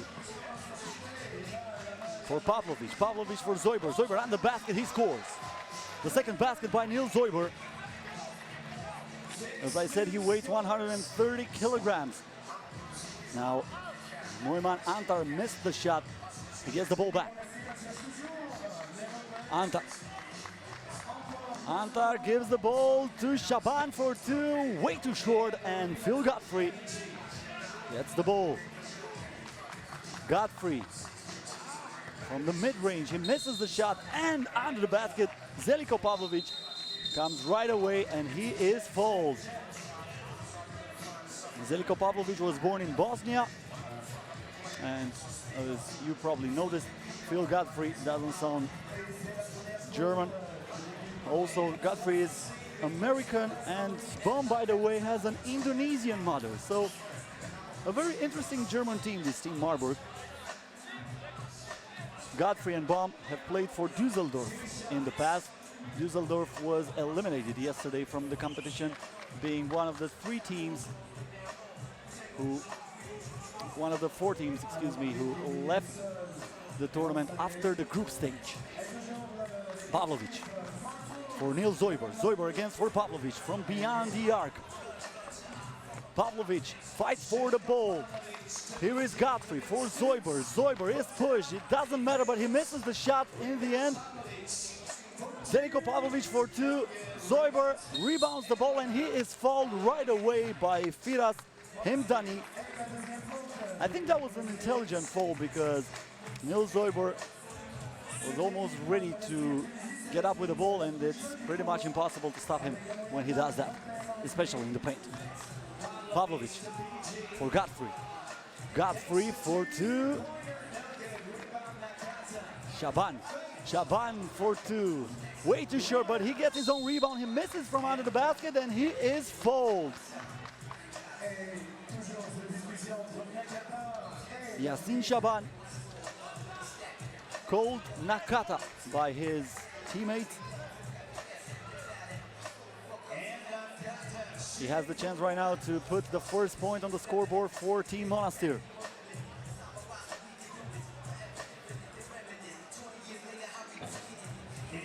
And he misses the shot. Zoiber with the rebound.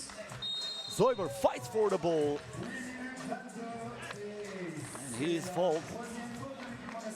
Already the third team foul against Team Monastir, and only 1 minute and 40 seconds into this game. So that could be a problem later. We had a missed shot by Dave Baum.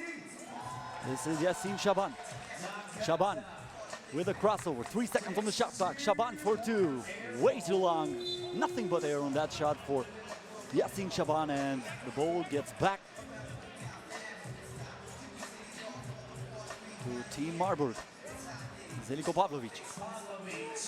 Pavlovic for Zoiber. Zoiber loses the possession. A two-pointer for Antar. He gets the rebound and somehow tips the ball to Yasin Shaban. Gets the ball back. Antar tries to go over Zeljko Pavlovic. No chance to do that. Zoiber, Pavlovic for two. And we have a rebound for Antar. Antar for two, tries it again, he missed it again. But that's his style, that's what he did yesterday. He shoots and keeps shooting, and he has that kind of inconscience. And I'm not talking of bad inconscience. He is very confident, even if he missed 10 shots, that the next one will go in. He can miss 20 shots, he will be absolutely sure that the next one will go in. And sometimes it's not good for your team to have a player like that, but yesterday he was amazing, and as I said, he scored 28 points. He's the main scorer of this tournament, and he will try to do that again today for sure. Zoiber misses easily 2 times, 3 times now. He gets his own rebound, and he is fouled. And looks like we have some not so friendly words between Nils Zoiber and Firas Hemdani.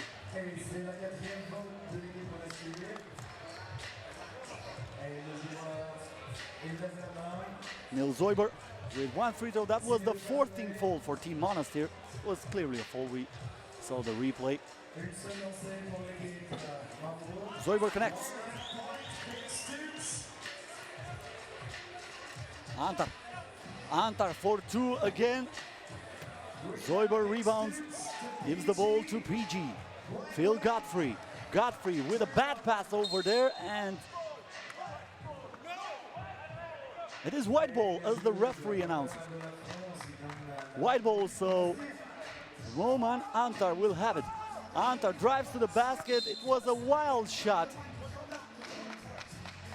That was a low percentage shot. It's really hard to make that, but fortunately for him, the ball was touched by the German player.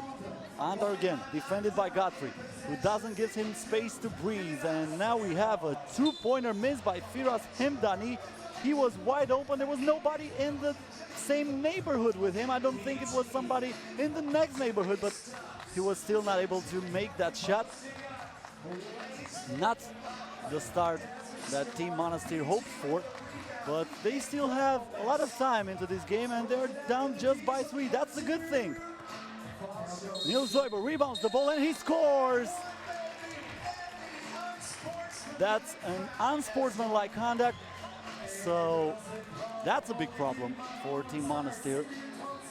The basket counts, and not only that, but as I said, the referee announced an unsportsmanlike conduct. There's gonna be 2 free throws for Nils Zoiber, and his team will retain the possession. So this could be maybe a 4-point, even a 5-point play, if of course Zoiber scores both of his free throws. He makes the first one, and after that his team scores another point, or why not a two-pointer. That will be a 5-point swing. He misses the second, so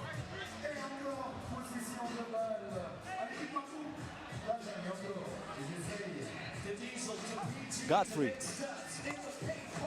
in the paint for Zoiber, who misses the shot. The rebound for Yassin Shaban. Shaban for Antar. Antar for two. Another air ball.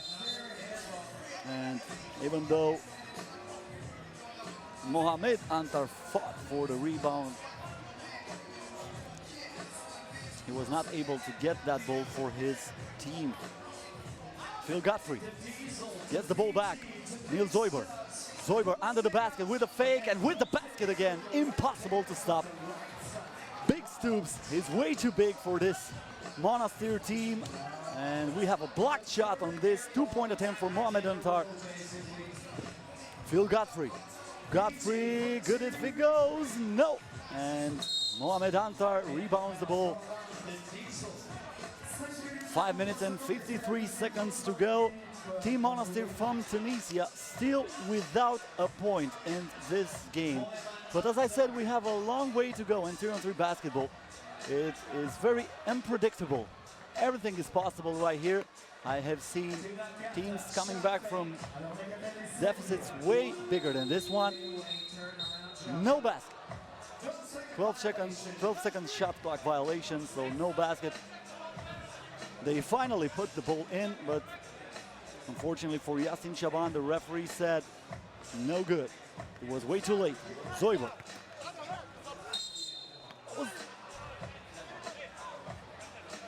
A little forced pass in the painted area for Dave Baum. And we have a substitution for Team Monastir. Firas Himdani comes back into the game. And Zeljko Pavlovic is fouled. He tells the referee he was driving to the basket and he should have one free throw, but the official says no. That was the 16th foul for Team Monastir, so from now on, Team Marburg is in the bonus. Zeljko Pavlovic misses the shot. Nick Zoiber rebounds and gives the ball to Baum. Then a missed shot.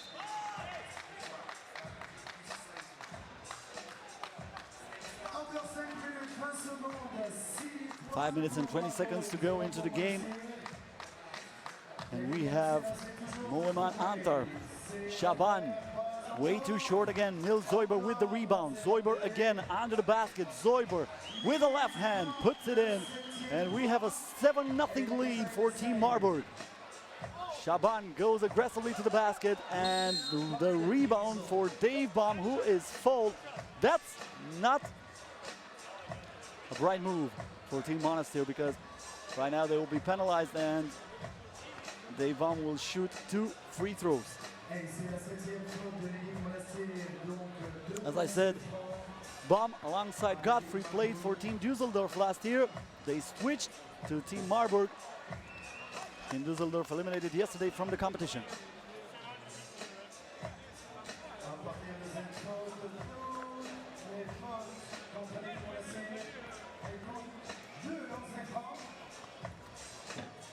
Misses both of them.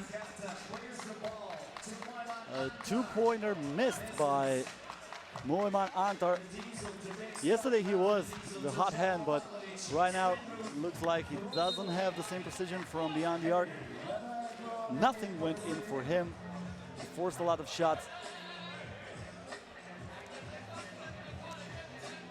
Antar again. Another two-pointer, this time missed by Hemdani. Hemdani is wide open for a reason. His defender is letting him shoot as much as he wants from there, because he knows he's not a great two-point percentage player.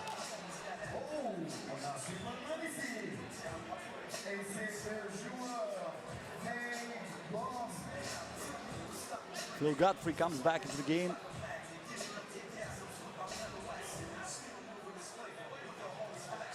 And another 2-point miss by the same Hemdani. Zeljko Pavlovic. Pavlovic with a fake, with a shot. And Godfrey under the basket, misses the tip in. Rebounded by Hemdani. Shaban for two, no good. They really take a lot of twos, this Monastir guys. And Zoiber right now under the basket. He claims he was fouled, but the referee said no.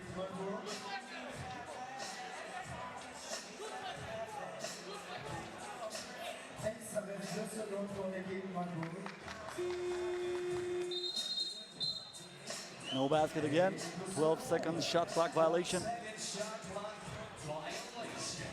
Antar with the ball, and that's the first basket for Team Monastir. Maybe they can build something around this. Zeljko Pavlovic for two. Hemdani grabs the rebound. Antar again. Antar for two. That would have been huge. Phil Godfrey for two. Hemdani again with the rebound. Hemdani for two. Another air ball. As I said, he's not wide open for no reason. But of course the frustration is pretty big when you score just 1 point in almost 7 minutes. So you try everything. Zoiber misses right now, but in the paint with the rebound is Phil Godfrey, who puts it way too short. Godfrey again with the rebound, and this time it's good.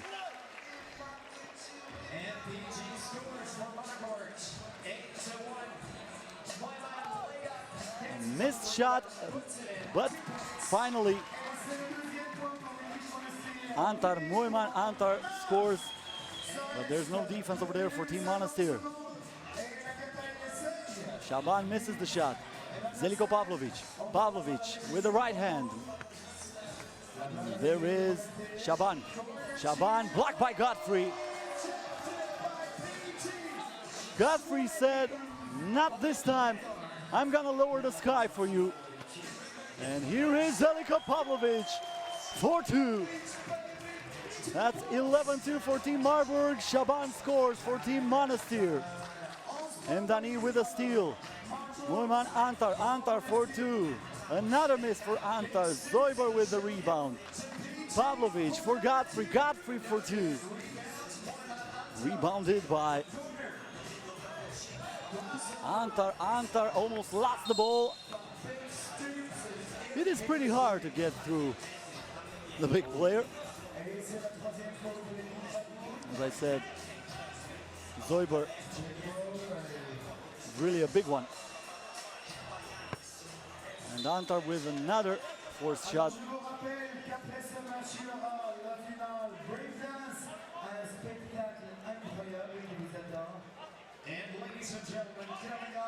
Less than 2 minutes to go. Phil Godfrey. Godfrey, a good pass over there, and the basket is scored by Baum. A two-pointer, and this is good. Shaban scores finally for his team.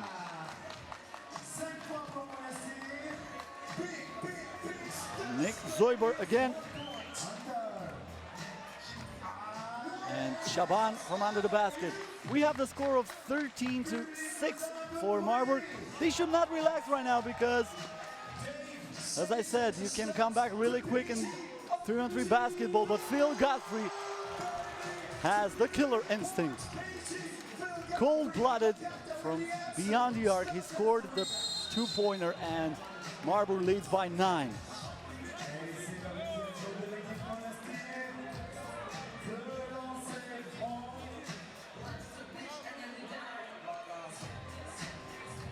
Neil Zoiber again at the free throw line. As I said, Team Monastir in the penalty. Zoiber will have 2 free throws. After this game, we will have a basketball break, but the show will continue here in the Central Plaza of Lausanne. We will have the breakdance final, and it should be pretty awesome.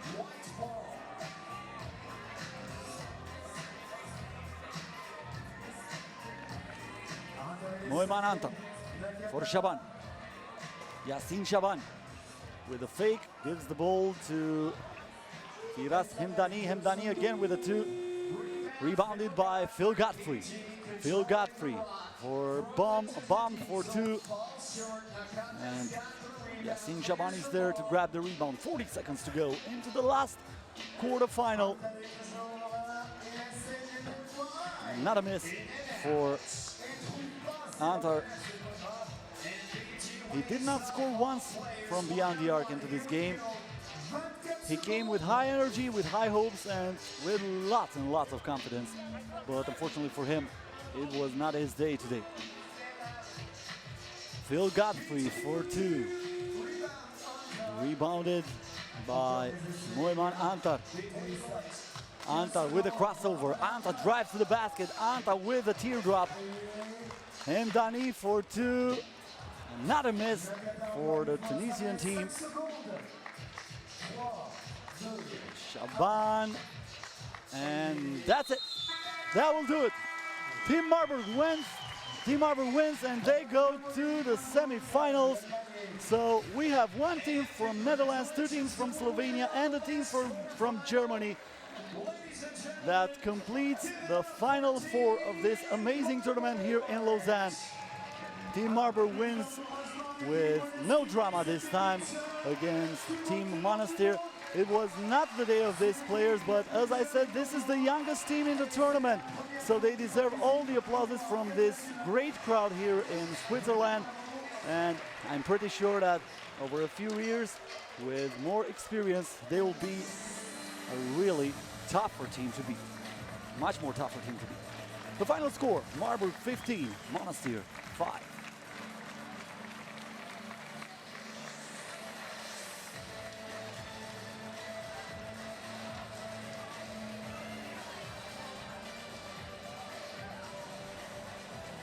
And here are the highlights for the last quarterfinal here in Lausanne. The big surprise of the tournament, Team Monastir faced Team Marburg, but Team Marburg started really well, especially because Niels Zoiber, aka Big Stubbs, was impossible to be stopped in the paint by the Tunisian team. The Tunisian team, the youngest team in the tournament, only 21.5 years old on average, and the Marburg team formed by a Serbian player, an American, and Devam, whose mother is, as I mentioned during the commentary, from Indonesia. Marburg led with a lot of points in the start of the game. They had 7-0 in the start of this game. And as I said, Niels Zoiber was a monster for Team Monastir. They tried to stop him, but they had no chance. Finally, the first score for Team Monastir came from Moiman Antar, the player who scored the most points yesterday. He had 28 points, and that in the condition that the second top scorer had only 18. But yesterday he was on fire from beyond the arc. Today he did not make a shot during the whole game. The score was 9-2, and then Zeliko Pavlovic decided to take a 2, and the ball went right into the basket. A drive by Yasin Shaban gave his team some hopes, and then Moiman Antar went under the basket, but he was stopped by a great defense from the Marburg team.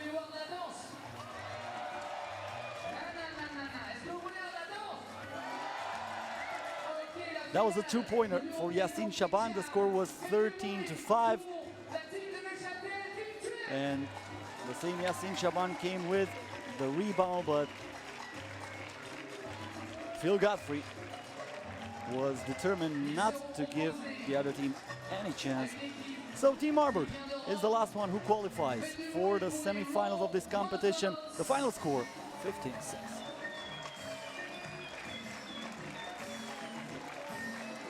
And now, as I said, folks, we have a breakdance competition, the final of the breakdance competition. So you should enjoy this as we see how the knockout stage looked in the quarterfinals. The big surprise, Team Amsterdam won against Team Ljubljana. Team Ljubljana is the team that won last year the World Tour and they lost today by 2. Team Amsterdam with a big win.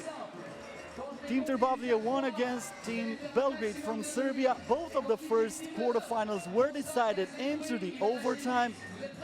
Then the third quarterfinal was won also by a team from Slovenia, Team Kranj, who defeated Team Menton from France 17-14. And the last quarterfinal, Marburg against Monastir, 15-6. So we get to the semi-final stage where Amsterdam meets Trbovlje and Kranj meets Marburg. We're up to some very interesting games, and I hope the excitement is as big for you as it is for me right here in Lausanne.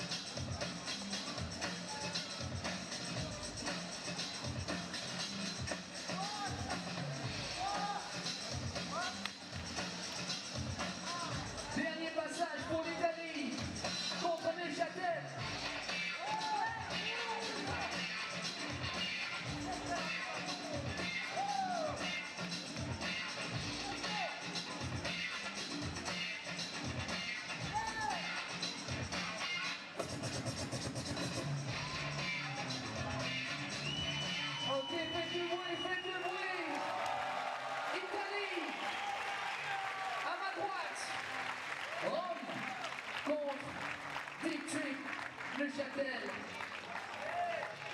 de l'autre côté. On va compter jusqu'à 3 et le juge va délibérer. Alors, vous êtes prêts? On compte ensemble. Ça fait 1, ça fait Italie!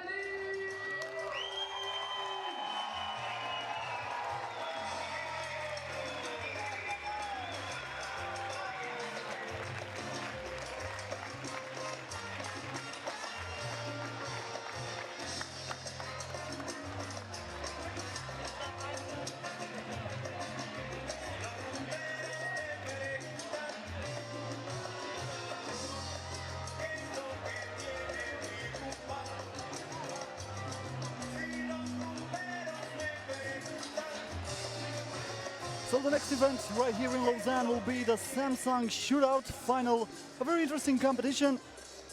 This is the official FIBA 3x3 World Tour shooting contest. A maximum of 1 player per team participated in the qualifying round that was held a few hours ago here. And the best 4 qualified for this round. They will have 3 racks of 3 balls worth 1 point from 3 different spots behind the arc, and 1 rack of 3 money balls worth 3 points from the end of the line. That's 11 meters from the basket against a 33-second shot clock.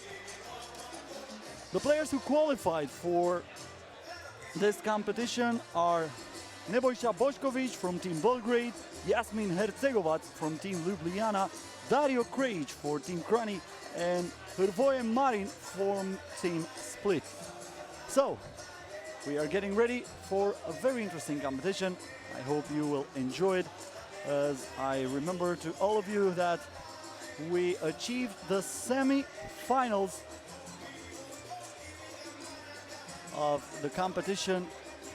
2 Slovenian team, 1 team from Netherlands and another one from Germany going to play in the last 4. We had 2 amazing quarterfinals decided into the overtime. A big surprise, Team Ljubljana, the champions from World Tour last year, were eliminated by Team Amsterdam.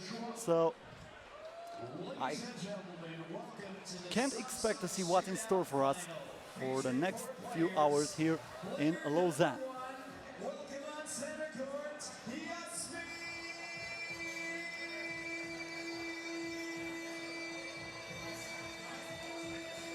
So we get Jasmin Hercegovac on the center court. As I said, he is one of the players who qualified for this competition.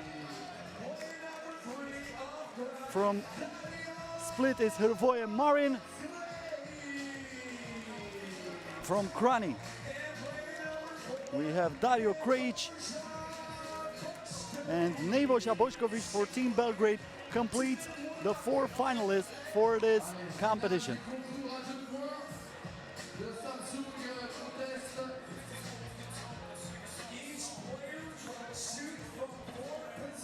So,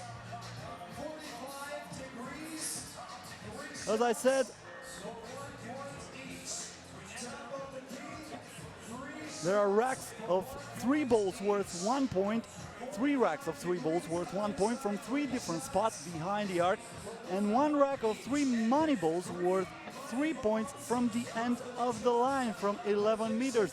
They have only a 33-second shot clock at their disposal to finish their shot if anything goes in after the shot clock. Of course, if the release is later than the buzz, then the basket will not count.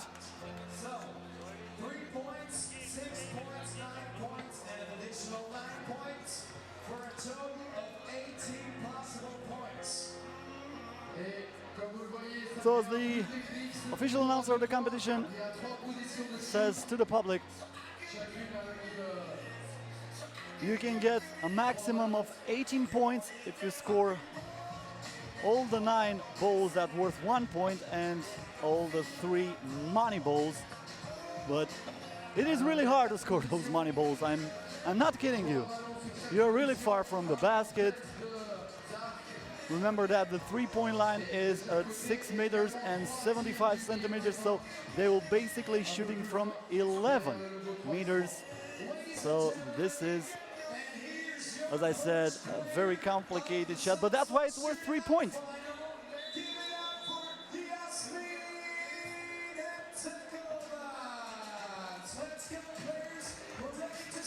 So we start with Jasmin Hercegovac.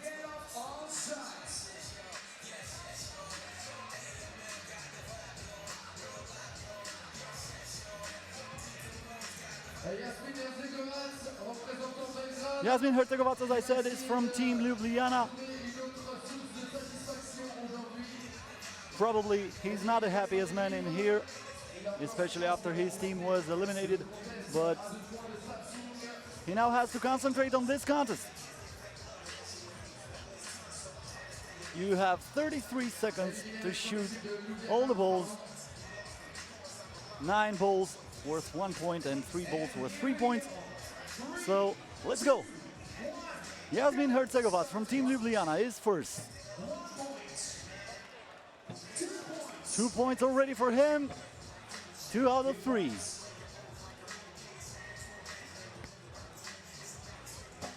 The mid-rack doesn't look as good as the rack from 45 degrees looked for him. And he still has 2 points. Misses another shot. So 3 points after the first 9 shots. But here comes the money balls. But he only has 2 seconds. He scores a money ball. And he almost made another one. So Jasmin Hercegovac with a decent score of 6. But he was a little slow, so he was not able to shoot all his shots from the 11 meters line. The next one is Trbovlje Marin from Team Split. The Croatian team did not make the knockout stage. The Croatian team is one of the 4 teams eliminated from the competition yesterday from the group stage. So let's see how he managed to make this shot right here. He has 1 out of 3, 2 out of 4, and he has 3 points already. He looks faster than Hercegovac. Let's see if he has enough time for all the money balls. He has already 4 points. He missed the first money ball. He missed the second one. And this one, good if it goes, but no. So, Trbovlje Marin with only 4 points. So Jasmin Hercegovac is still the player to beat. The next one is Dario Krejic for Team Kranj. His team qualified for the semi-final. Dario Krejic shoots the first one, no good. Second one, good. And the third one is out. 1 out of 3 for Dario Krejic. 1 out of 4 right now. 1 out of 5. Just 1 point for the Slovenian player. 2 points. And here comes the money balls. The first one is missed. The second one was almost in, and this good if it goes, but still no. Only 2 points for Dario Krejic, so that 6 for Jasmin Hercegovac might be enough for him to be crowned as the Samsung Shootout champion. The only man who can beat him is Nebojša Bošković, the player who scored the most points in the qualifying round. That's why he shoots last.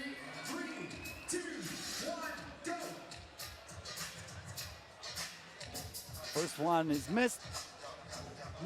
The second one is good, and the third one goes out. 2 out of 4. He has 3 points after the second rack. 1 rack of 1 point and 1 rack of 3 balls worth 3 points. He has 4 points right now. One money ball is enough for him to be crowned the champion. The second is missed. This one is way too short. So the winner with 6 points is Jasmin Hercegovac, the only player who was able to score a money ball. That was enough to give him the win. So he will get some great electronic device from Samsung.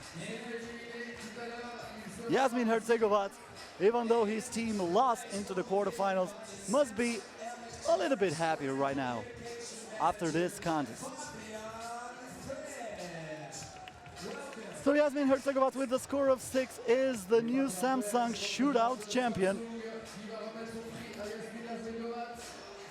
Trbovlje Marin and Nebojša Bošković both had 4 points.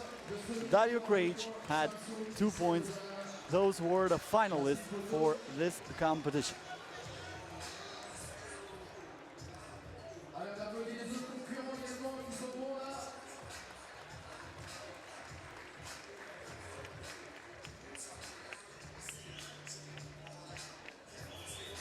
Et Lausanne, vous aimez le spectacle? Après les 2 demi-finales, concours de dunk, vous êtes prêts ou pas? Vous n'êtes pas encore prêts, hein? Concours de So once again, we are seeing the winner of the Samsung competition, Samsung Shootout competition. That's Jasmin Hercegovac. He started very well, then he slowed down a little bit, but this one was huge. The three-pointer from way downtown was enough. He did not take all his shots. He had only one money ball. The second one, I think it was a little bit late. Anyway, it was missed, so it doesn't matter anymore. But it was enough. So the next game is the first semi-final. Team Amsterdam against Team Trbovlje. Team Amsterdam, I think they already have the taste of winning against Slovenian teams. They won an amazing quarterfinal against Team Ljubljana, the former champions of 3-on-3 World Tour. They won it in the overtime, and right now, as I said, they meet Team Trbovlje from Slovenia. Team Trbovlje qualified for Lausanne Masters through the Lugano Challenger. Team Amsterdam qualified for the Lausanne Masters by winning the NBB Streetball Masters Tours in Netherlands on July 20. So these are the results on the quarterfinals. The first 2 games were decided in the overtime. Team Amsterdam coming back against Team Ljubljana. Team Ljubljana led 5-0 and 7-1 into that game, but Team Amsterdam never stopped fighting. They come back and they won it in the overtime 13-11. Then the second quarterfinal was also a great one. Team Trbovlje and Team Belgrade needed extra time to see who was the winner of that game, and Team Trbovlje was after a great 2-pointer from Simon Finsgaard. The other 2 quarterfinals, Team Kranj defeated Team Menton, so another Slovenian team goes into the semifinals against the French team.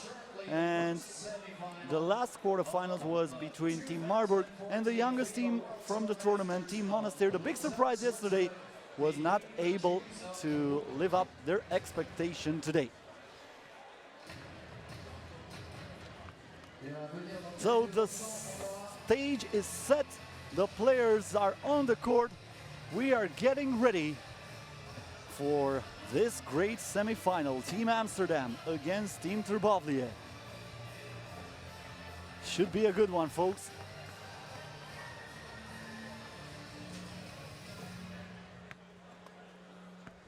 The semi-final between Trbovlje and Amsterdam. Following shortly. One amazing thing here in Lausanne is that there are almost no empty seats in the stands.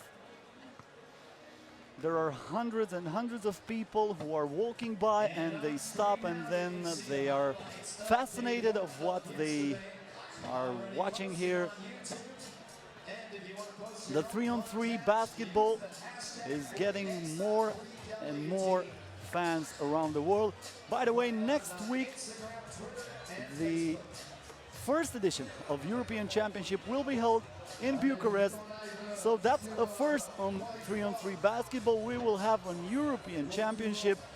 Bucharest, the capital of Romania, the sixth largest city in the European Union, will be the host for 16 national teams, women and men, qualified for that competition that will be held in the University Square in Bucharest, as I said, next week.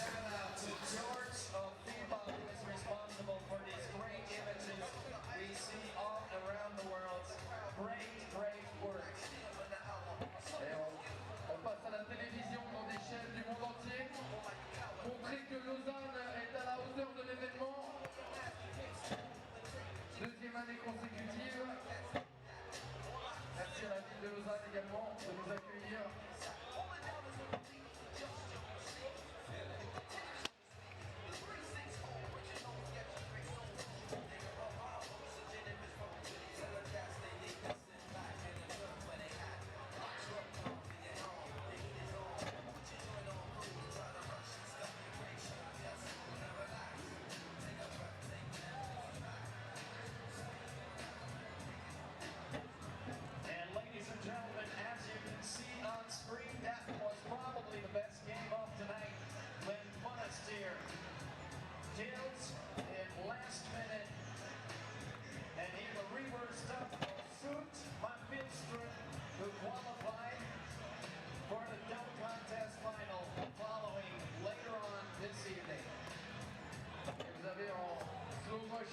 Comme on dit, Short Van qui a gagné le concours de dunk hier, le concours qualificatif pour aujourd'hui.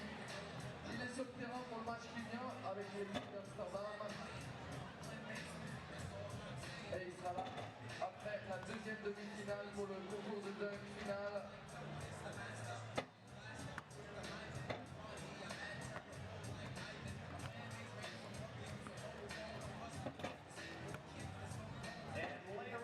This evening, the FIBA 3x3 World Tour Masters will be broadcasted worldwide. So be sure to check us out online or on any TV stations available to you around the world. Non seulement vous passez en live à la télévision et sur le site, mais en rentrant, vous pourrez de nouveau regarder tout ça sur YouTube. La journée entière à revoir et sur 3x3planète.com, le lien également.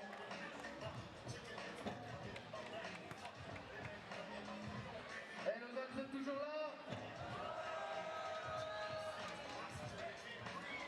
Demi-finale à venir.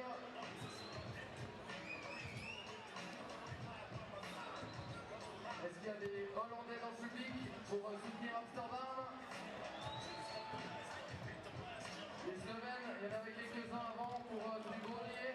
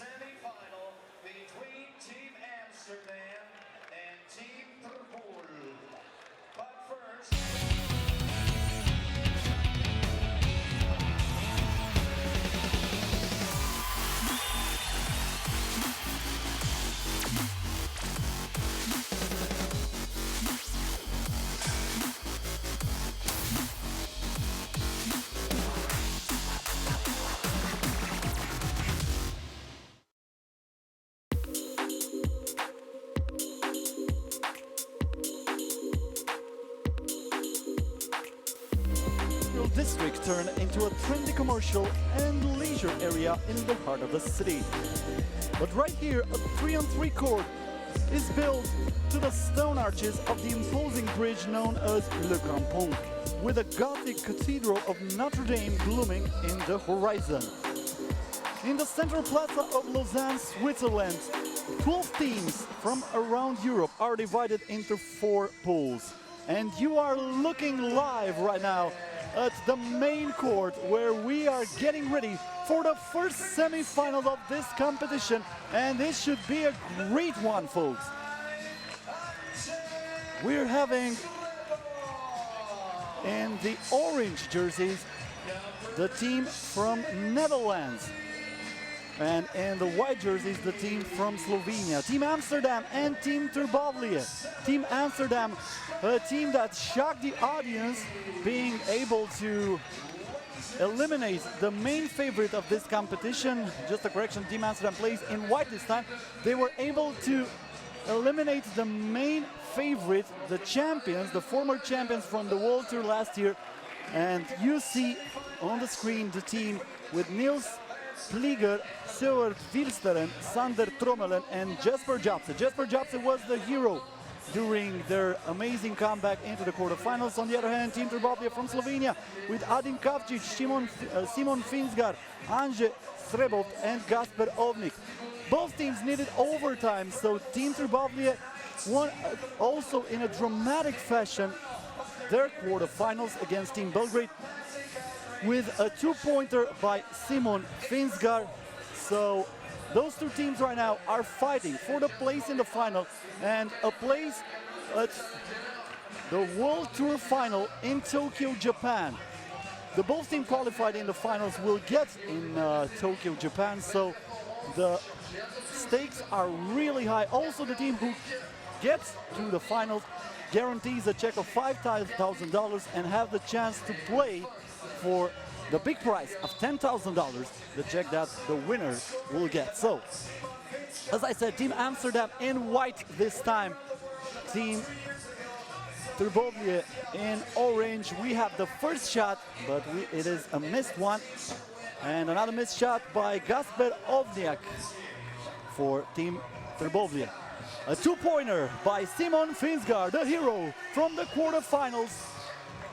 Starts where he left it, behind the arc with a great shot. A 2-pointer for Jesper Jobse. It was in and out, and the ball is rebounded by Gasper Ovnik. Ovnik gives the ball to Simon Finsgar. Finsgar, a great pass under the basket, and Anže Srebov is fouled. And he will have one shot. Once again, we see that very intelligent pass, and then Anže Srebov was fouled, so he's now forced to go to the free throw line and earn his point, and he doesn't make that free throw. Jesper Jobse is the one who rebounds the ball for Team Amsterdam. Jobse looks under the basket and gives the ball to Trommelen. Trommelen plays one-on-one, posted up Trommelen for Jobse, and we have a 12-second shot clock violation. You need to be more careful with this long possessions on 3-on-3 basketball, because the time flies just like that here. Simon Finsgar gets the ball back. Finsgar under the basket to Srebov. Srebov in the paint. The shot rejected by Jesper Jobse. And Jobse is wide open for two. Good if it goes. Way too short, and the ball goes out of bounds. But it will still be Team Amsterdam possession with a new shot clock. Jobse again. His nickname JJ, and he tried a backdoor pass, but this time it was intercepted. Simon Finsgar. Finsgar wants the pick and roll. It's a pick and pop eventually. Anže Srebov forced to shot, a desperation shot in the last second that doesn't make to the basket. Just for Jobse again. Jobse backs his way to the basket. Jobse with a left hand, rebounded by Gasper Ovnik. Finsgar for two. Ovnik rebounds again. A new chance for Team Trbovlje. for two. And Jesper Jobse makes a great box out, and he gets the ball back. Now he can post up against Sander Trommelen. Oh my God, that was an amazing shot from Jesper Jobse against Andrzej Srebov.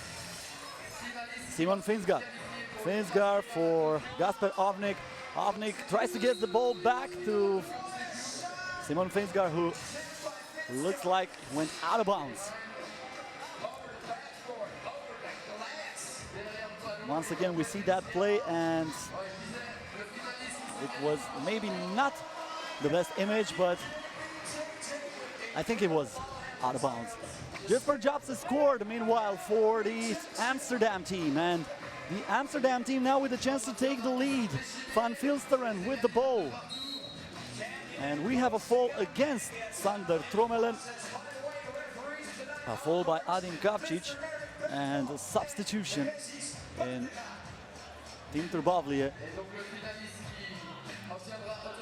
Back on the court is Andrzej Srebov. Jesper Jobse tries to absorb the contact, but it was way too heavy to make the basket from that position. Once again, he wanted a foul. He's arguing with the referee. He's not going to get the call. And what a pass right there. That was a great one from Gasper Ovnik, and it was a simple formality for Kavcic, who scored from under the basket. Kavcic almost stole that ball. And let's see what the referees are saying. Violation, and the ball is rewarded to Team Orange. So It's Team Trbovlje in possession. Team Trbovlje ball. Team Trbovlje ball. A little problem with the shot clock, who was working before the start of this play, but it's going to be reset and everything is going to be fine. So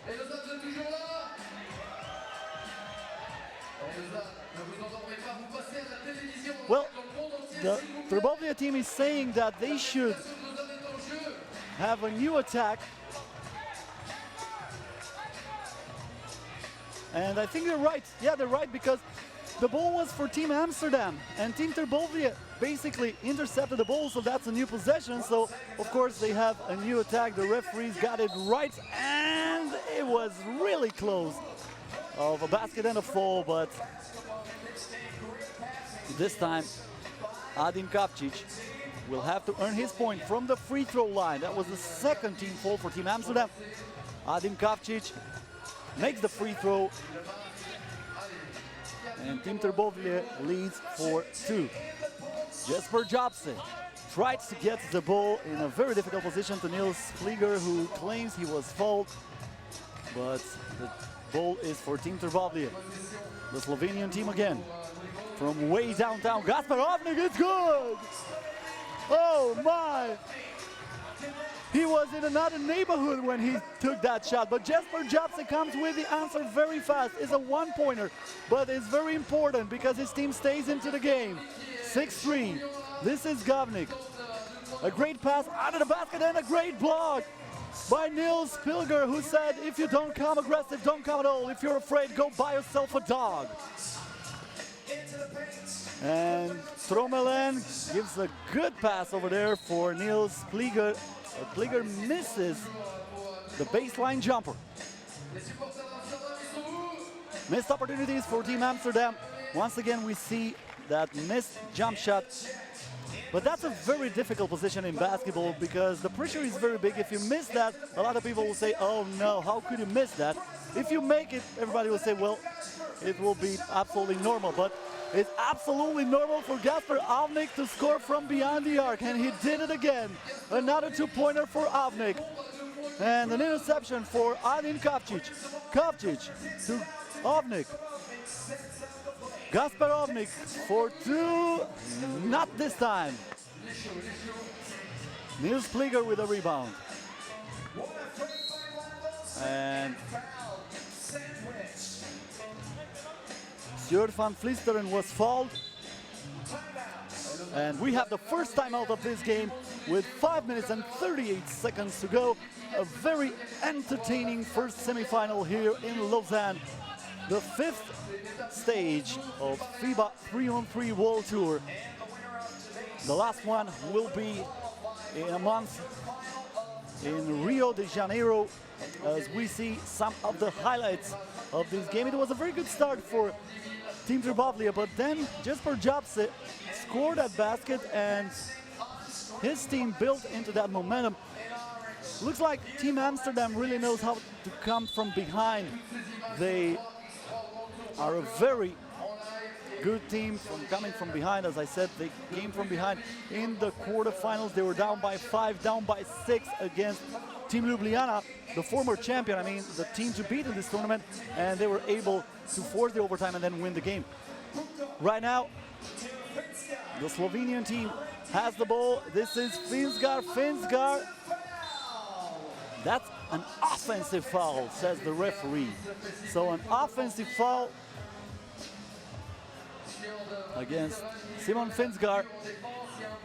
Offensive foul counts also as team foul in 3-on-3 basketball, like in the 5-on-5 basketball. This is Simon Finsgar again. Finsgar for Kavcic. Kavcic for 2, no good this time. Finsgar fights for the ball. He gets the rebound, but he misses the pass.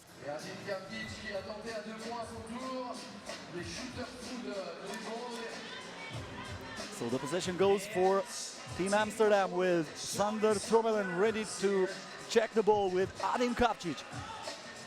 Trommelen drives hard to the basket, he is fouled, and he will have one free throw with a chance to cut the lead to 4. That was an obvious foul right there. One shot for Sander Trommelen. He's called the Candyman, but this time it was no sugar for Team Netherlands because he missed that free throw. A great fake over there by Kavcic. Kavcic, oh my goodness! What a block by Trommelen. I thought the roof went down this time. Sander Trommelen said, not under my watch. He looked like a control tower or something. Are you kidding me? Van Vlisteren for 2, he misses the shot. Trommelen almost grabbed the rebound. Jesper Jobse comes down with it. And Van Vlisteren again for Jesper Jobse. JJ turns, shot, scores! This is Gasper Avnik with an air ball.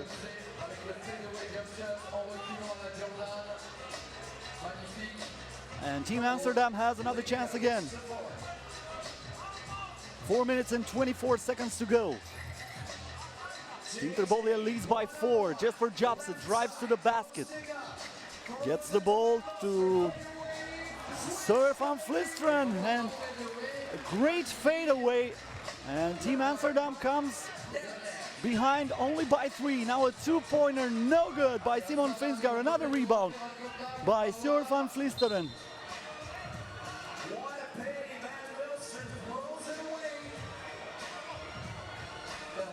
Simon Finsgar will have the ball.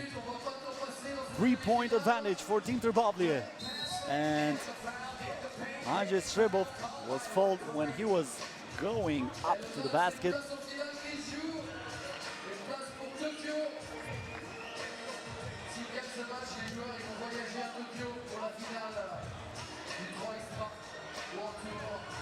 And let's see if he can make the free throw. He will make a 4-point game again. Oh. So looks like the ball was a little bit wet, almost slipped, and everybody was fooled.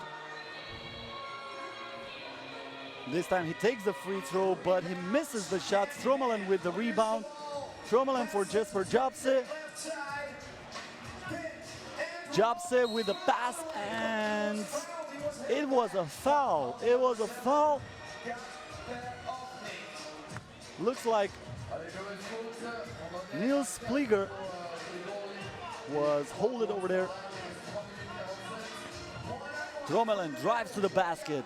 He misses the shot, but Pliger comes with the tip in, and we have a one-possession game. Not for long, says Andrzej Trbovlje. Buko, like his nickname, scored.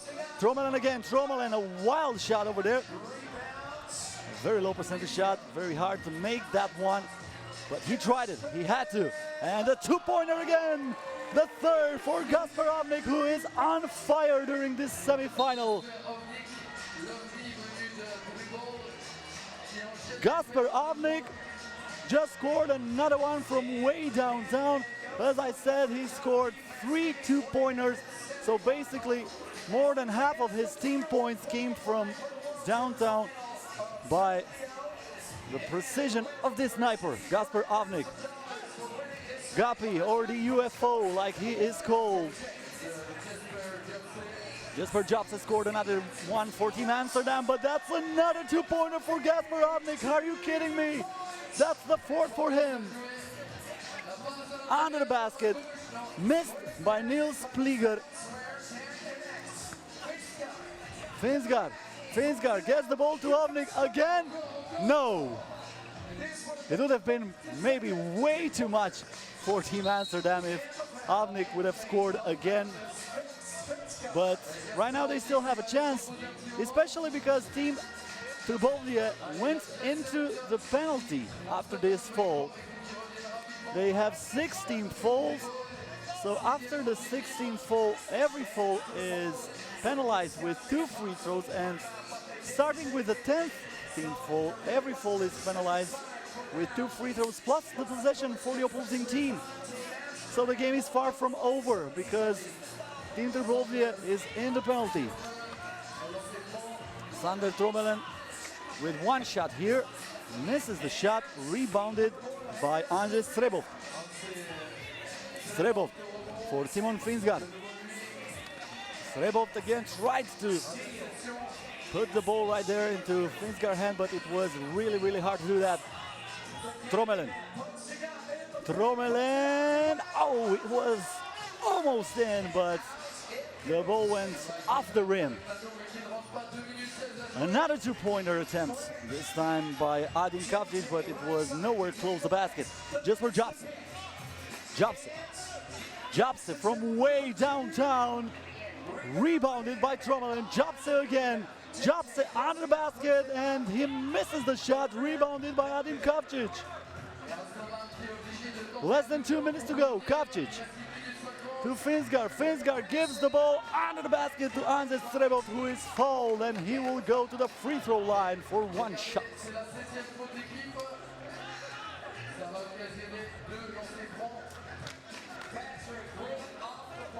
A pretty good move over there for Andrzej Trbovlje, who was really quick and escaped his defender. 6 points advantage for the Slovenian team. Still a 6 point advantage, but another offensive rebound by Gasper Avnik, the hero of Team Trbovlje in this semi-final so far, and he's fouled right now, and he's gonna go to the free throw line too.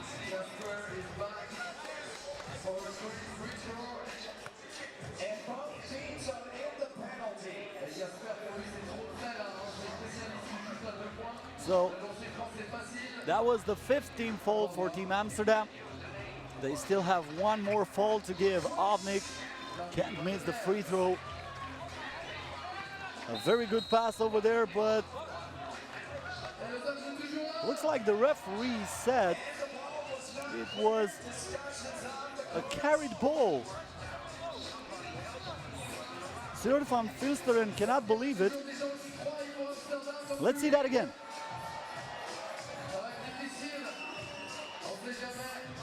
I think the referee is right. Oh no. The referee overturned his decision after a discussion with the other official.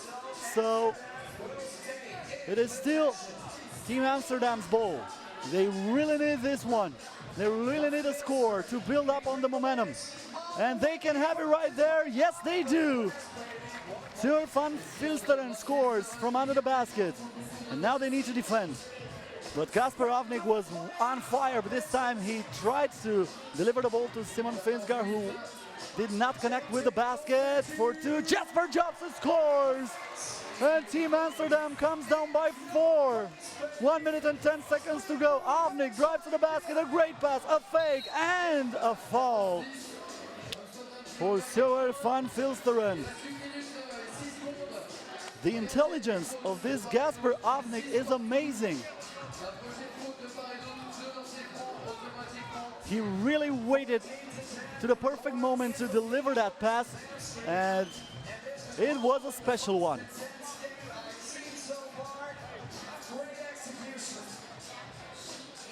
That was the foul over there, and Simon Finsgaard makes the free throw. That's Van Vilsteren, tries a two-pointer, an air ball, and the ball goes out of bounds.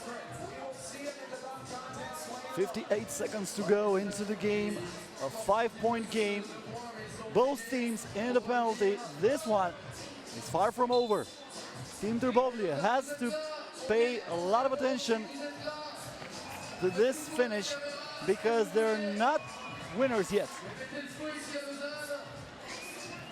They have a great chance to win the game, that's for sure.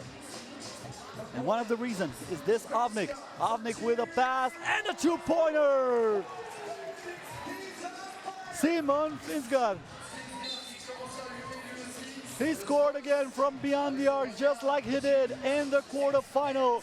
And Team Trbovlje leads by 7.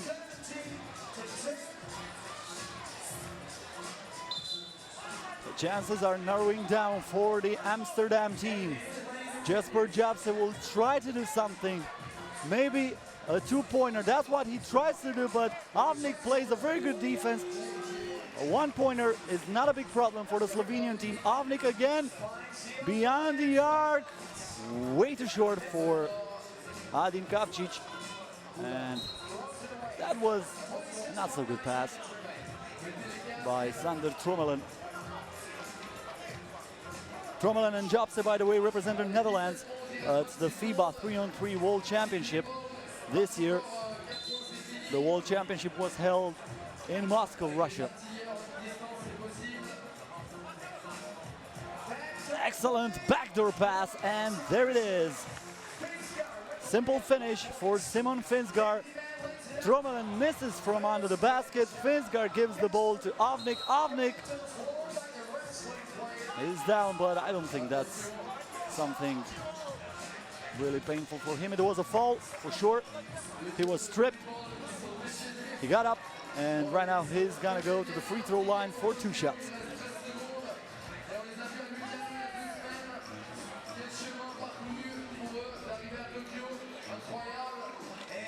Team Trbovlje very close to the final. Trbovlje, then called Ljubljana, finished 4th at the 2012 FIBA 3x3 World Tour final. They missed the final last year after finishing 4th at the Prague Master. This time we'll go to the 3x3 World Tour in Tokyo. Trommelen under the basket, misses the shot, 5 seconds to go, he puts it in, but Gavnik will have one more shot, and that's it. Team Trbovlje goes to Tokyo. They won this semi-final, and they are sure they're going to win $5,000. If they're also going to win the final, they will add 5,000 more to that prize. And the trip to Tokyo, I hope you have your sushi appetite open, because you're going to have lots of them over there. The final score: Team Trbovlje 19, Team Amsterdam 12. This time it was pretty much impossible for Team Amsterdam to come from behind and win in a dramatic fashion like they did in the quarterfinals.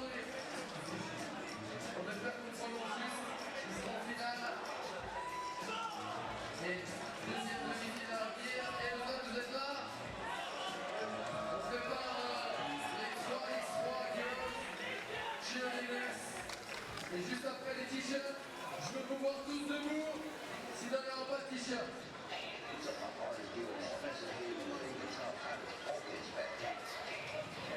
And here are the highlights for the first semi-finals. Team Amsterdam from Netherlands and Team Trbovlje from Slovenia met with a big prize on the table.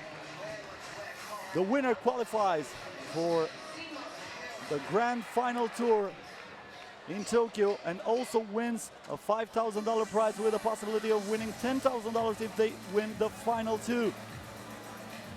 The game was really close in the start, but then Team Trbovlje started to take a big lead, especially because this man was on fire. Gasper Avnik from beyond the arc was unstoppable. Jesper Jobson tried to do everything in his power to stop the bleeding for his team, but once again, Gasper Avnik scored from way downtown.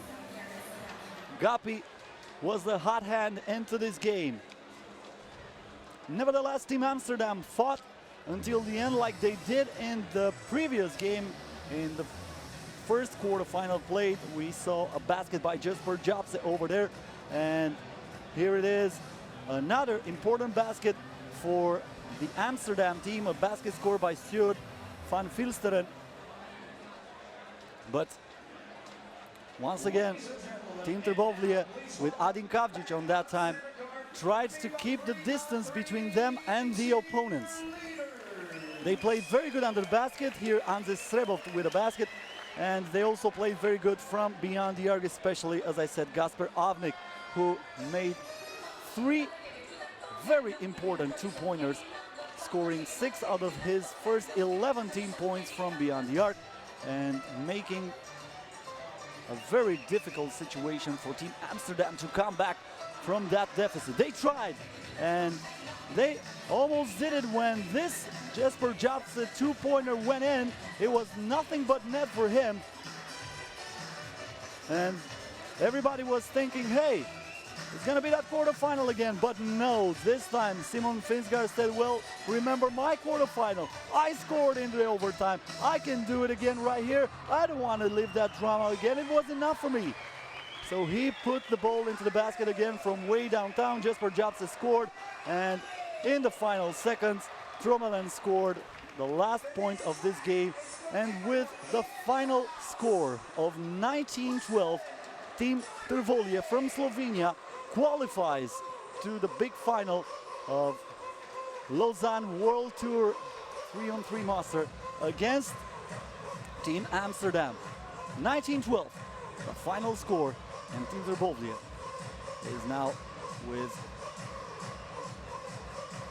one hand on the big prize and another big shot of winning it all if they win the final. So the first semifinals end with the score of 19-12. The other semifinal will start right away. This time we'll have another Slovenian team, Team Kranj, and Team Marburg from Germany.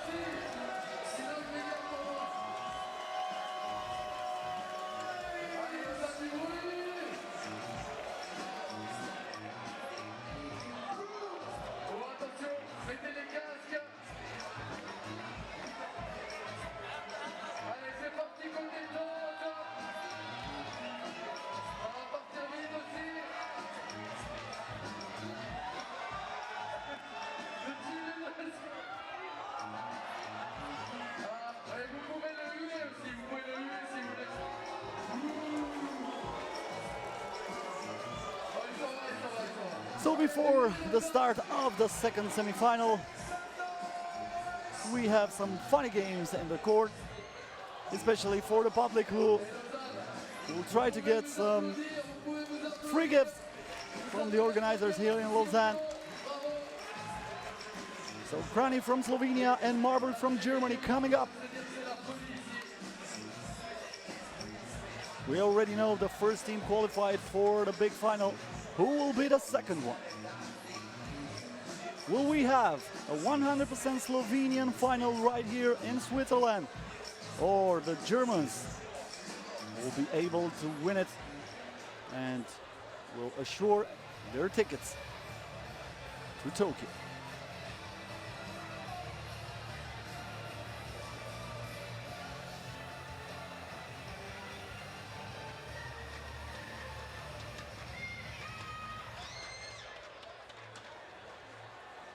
So now it's time to meet the players for the two teams. FIBA 3x3 World Tour Masters of Lausanne, Switzerland. Welcome to the semi-final between Team Kranj and Team So as I said, Team Kranj from Slovenia and Team Marburg from Germany. Two teams that qualified not as dramatic as the other two teams that we saw in the first semi-final are playing right here in Lausanne. We're starting with Team Marburg with number 4, Zeljko Pavlovic, a player born in Bosnia.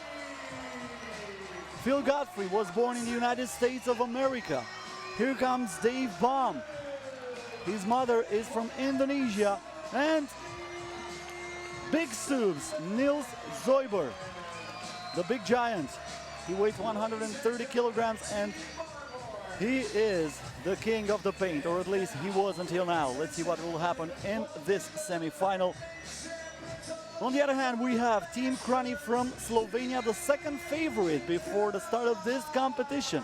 The team qualified for the Lausanne Master by winning the national championship in Slovenia, by beating, including here, the team that already qualified for the final here in Lausanne and the former World Tour champion, Team Ljubljana.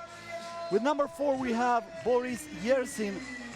Number 5 is Dario Krejc. Number 6, Mensut Julevic. And number 4, Jure Erzen. Erzen, Krejc and Julevic have participated in all editions of the FIBA 3x3 World Tour in 2012, 2013 and 2004. A great atmosphere here in Lausanne. Switzerland is really a great host of 3-on-3 basketball. The stands are at full capacity right now.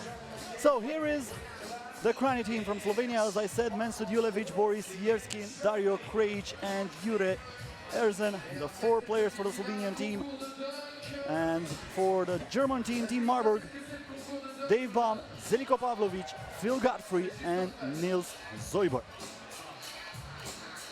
The question is right now, how ready is the German team for this semi-final? Because they played against Team Monastir, the Tunisian team, the youngest team in the tournament, and it was really easy for them, especially in the paint. Team Monastir was not a team based on height or force. They were based on two-point jumpers. They did not make those two-point jumpers. So I'm really wondering how this Marburg team will fight against a very good Team Kranj team. It should be a great semi-final. I wouldn't bet my money on anybody right here. I would just enjoy this amazing game. So this is Phil Godfrey. Godfrey with a fake, drives to the basket, gives the ball back to Pavlovic. Pavlovic with a right hand. He tries to rebound his own ball. Zoiber under the basket and misses the shot. And here comes the rebound for Jure Erzen. This is Julevic. Julevic with a rush shot, but the shot clock was winding down. Zoiber. Niels Zoiber. Zoiber and no basket, says the referee. The foul was way before Zoiber started his shooting motion. Right here, Zeljko Pavlovic misses the downtown shot. Yersin. Boris Yersin finds a wide open lane. Oh my. There was nobody near him during that drive.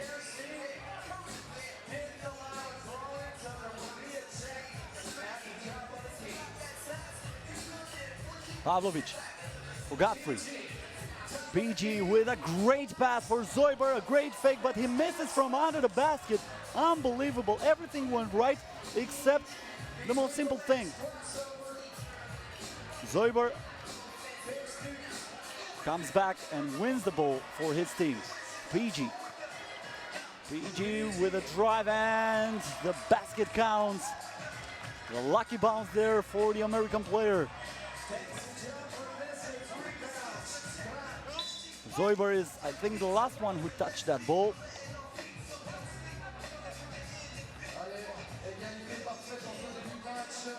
So we have a game tied at 1 after almost 1.5 minutes into this game. This is Yersin. Yersin, and he was fouled. But he was fouled while he was starting the drive. Not in the act of shooting, says the referee.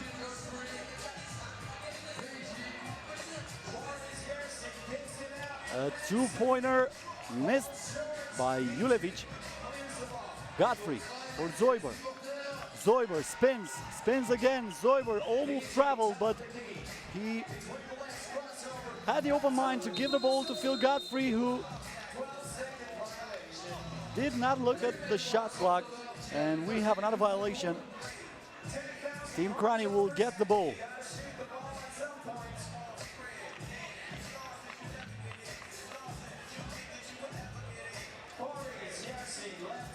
Boris Yersin.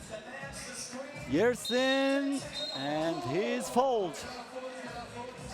A great change of rhythm by Boris Yersin over there. That was it.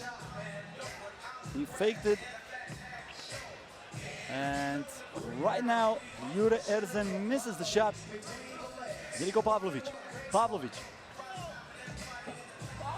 almost made it with a very difficult shot from the baseline. It was basically a hook from the baseline, and we have a 3-second violation against Jure Erzen. Juri, the best scorer of his team yesterday, he had 17 points in the group stage. Godfrey fights for the ball. Godfrey gets it. Godfrey, too late. It was too late. A 12-second shot clock violation. Again, we had a lot of that during this game.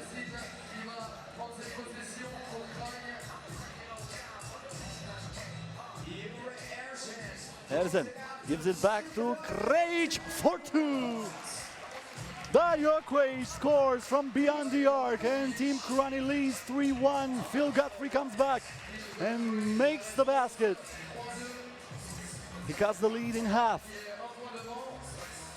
Boris Yersin. Yersin with an amazing pass and a simple formality for Jure Erzen. Zeljko Pavlovic. A little bit forced over there. Zoiber saved the ball, but his foot was out of bounds. I think it was on a baseline, so the referees give the ball to Team Kranj. Right decision and an air ball, but a rebound, an offensive rebound by Jure Erzen. Jure Erzen rebounded that ball like Nils Zoiber wasn't near him at all. Way too easy over there. Phil Godfrey. Godfrey for 2 is good. And Team Marburg comes just 1 point behind their opponents. Erzen under the basket, he scores. Erzen back to Zoiber, the player who's usually his opponent when he's on defense. That's Dave Baum, and another shot clock violation. How many are there?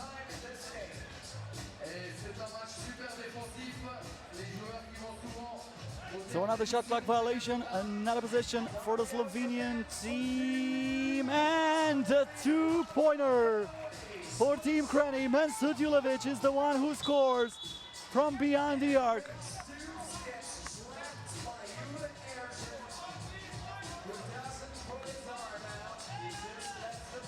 And it will be Team Kranj ball again.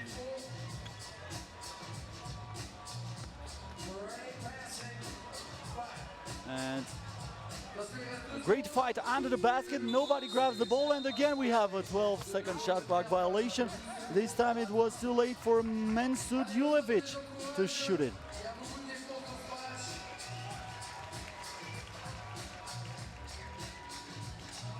Dave Baum for Phil Godfrey, he wants the double. With the rebound is Jure Erzen. Erzen again. The ball comes to Dario Krejci. Krejci with the fake, with the shot. And finally Erzen gets the rebound and he also gets the assist. Dario Krejci comes down with the points. 9-4 the score for Team Kranj. 5 minutes and 27 seconds to go. This is Zeljko Pavlovic. Pavlovic, a great pass by Zeljko Pavlovic, but Dave Baum, his fault. And even though Dario Krejci is arguing with the referee, Dave Baum will have one free throw. That was the 13th foul for Team Kranj, so they still have 3 more to give. Team Marburg still have 4 fouls to give until they get into the penalty. And we have an unsportsmanlike conduct. An unsportsmanlike conduct against Dave Baum. That means 2 free throws for Mensut Julevic and also the possession for his team.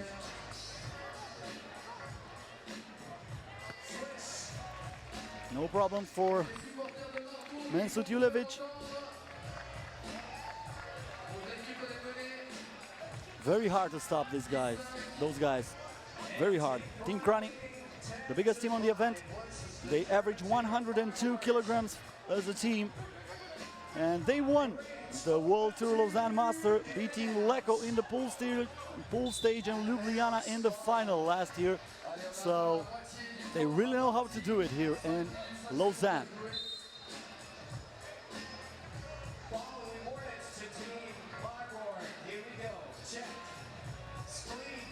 Zeljko Pavlovic. Pavlovic gives the ball back to Dave Baum. Dave Baum goes to the basket and the rebound comes from Dario Krejci. Krejci to Jure Erzen and Krejci is fouled. He will go again to the free throw line.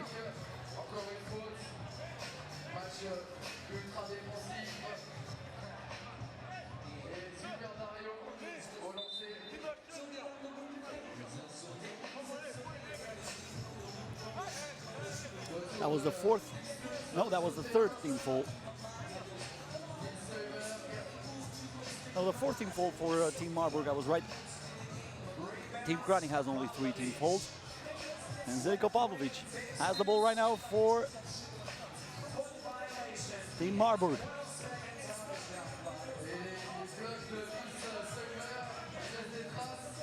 Marburg again in the offense, but that's an ill-advised pass by the same Zeljko Pavlovic.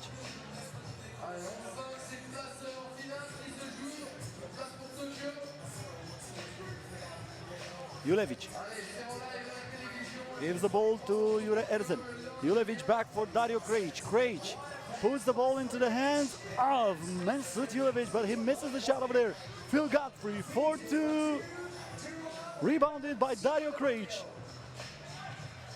Krejci, a great screen by Jure Erzen. Erzen gives the ball beyond the arm. Mensut Julevic, it was in and out. Phil Godfrey counts down with the rebound.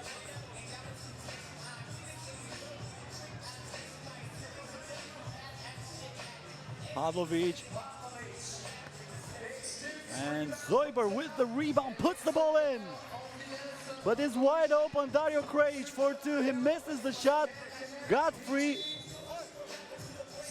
I think he did a very good job over there just protecting the ball. It was pretty much impossible to get the rebound, but he protected the ball and he got a possession for his team. This is Zeljko Pavlovic with a pass for Zoiber, who misses from under the basket. And again, Dario Krejci for Jure Erzen. Erzen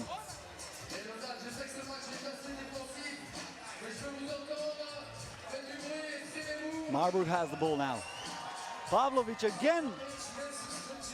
He doesn't even look to his teammates. He just shoots the ball from there. He's very confident that he will make it. And of course, one shot like that would bring all the momentum back for that team. But when you miss it, basically, you make your teammates thinking like, it is really hard to win this game if we're playing like that. We are seeing a few of the greatest baskets scored in this game. Team Kranj leads 11-6 with a few minutes to go. That's Phil Godfrey over there. And yeah, it was 5-4 at one moment, but then Team Kranj went to work.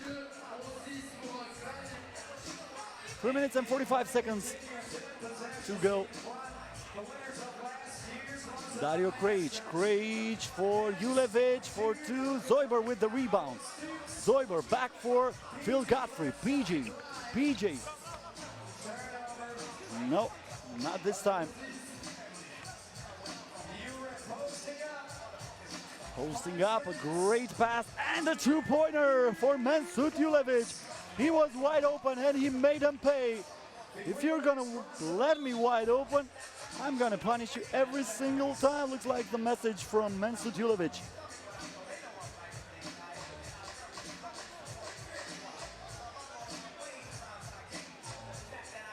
Zeljko Pavlovic. PG again. Godfrey from mid-range, good. 13-7. A great pass under the basket, and Jure Erzen scores again. Erzen was the third top scorer yesterday with 17 points.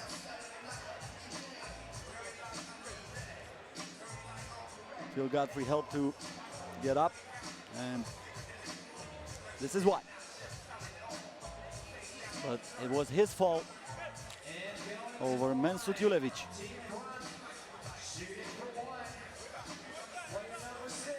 As I said in the previous game, from the quarterfinals, all those four players who are in Team Kranj are playing in the first division in Slovenia, so they're professional basketball players, and they also love the 3-on-3 basketball. Dave Baum scores for Team Marburg, and we have a 7-point game. Wide open is Krejci, but he cannot make the shot. The rebound goes to Jure Erzen, and he scores from under the basket. Phil Godfrey, fade away, too long. Zoiber with the rebound, but the ball is gonna go to Team Marburg. That's because there was no clear ball. You have to go over the two-point area. You have to go beyond the arc after you rebound when you're in defense, and they did not do that.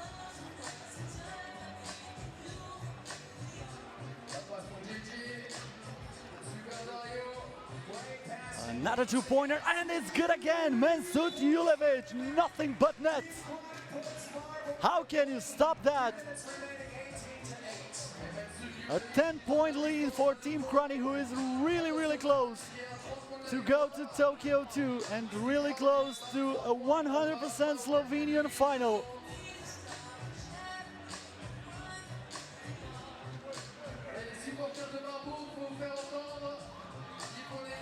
Dave Baum tried a two-pointer. It was way too short, but he retains the position for his team. 18-8. Right now, I think they have to force. I mean, it's not a big deal if they force the two-pointers. They're 10 points down with less than 2 minutes to go. You shoot and you hope for the best. If it goes in, then maybe you can climb on that. Zoiber. Nils Zoiber gives the ball to Dave Baum, and he makes it. He connects this time, but that was only 1 point. Mensut Julevic. Julevic stops the dribble, gives the pass. It was not an assist because Jure Erzen missed from under the basket, but it can be a two-pointer, and it is Dario Krejci And Team Kranj needs just one more point to go to the final. If you get by 21, then the game stops and you are the winner.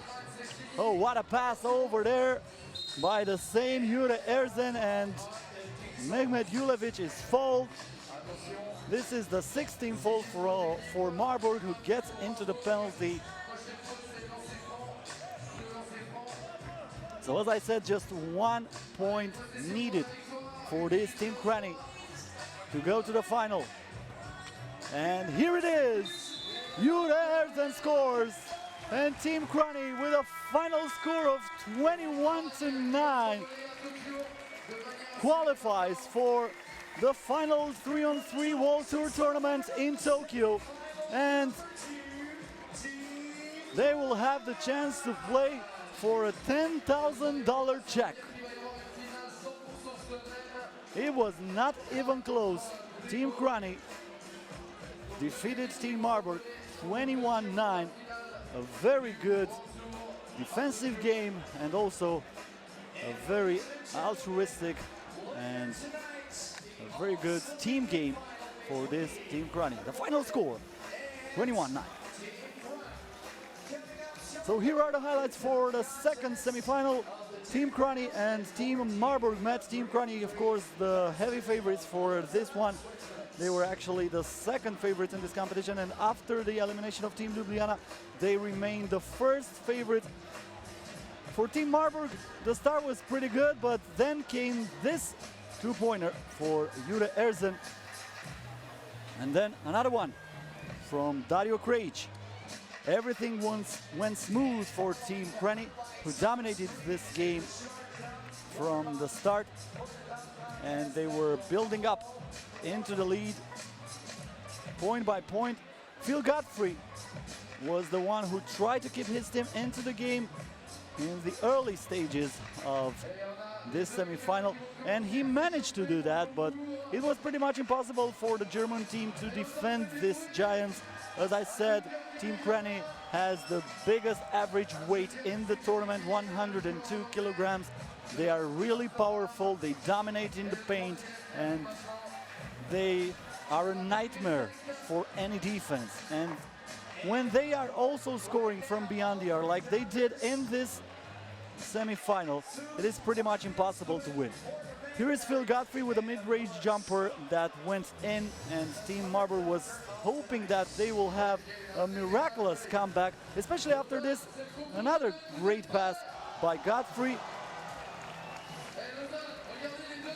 But Team Kranj was way too much. Almost everything went in. That was Mensud Julevic with the basket from way downtown. Also, Team Marburg started to take a lot of two-pointers as they fell behind. And finally, Dario Krejci with a two-pointer and Jure Erzen with a basket from the paint finished the game before the 10-minute margin. The final score, 21-9, and Team Kranj goes to the final.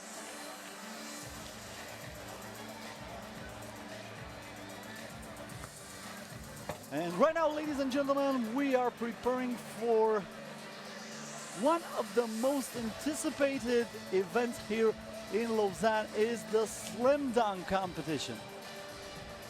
Two of the greatest dunkers in the world and one dunker qualified from the teams that participate to this tournament are gonna fight for the big prize here. The big prize is a check for $2,000, and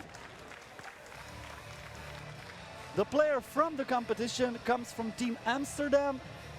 He is Sjoerd van Vilsteren, but he will have a very heavy competition as the Canadian Justin Darlington is in the building, or I should say outside the building, since we are in the Central Plaza here in Lausanne.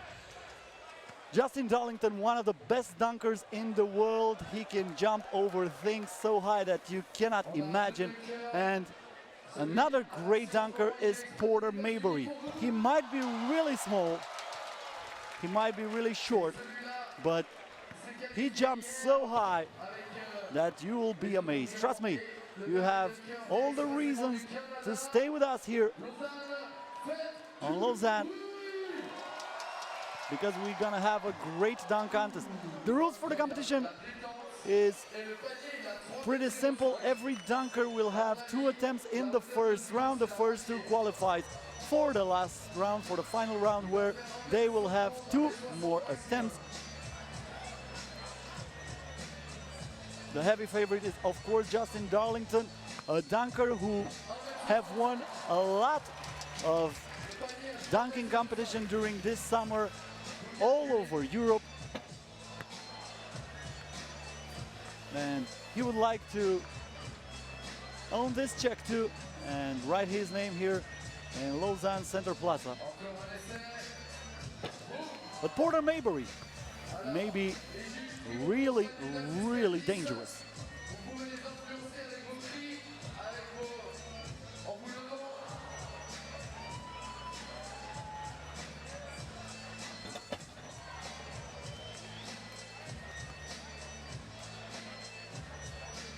So this is just a warm-up for the slam dunk competition.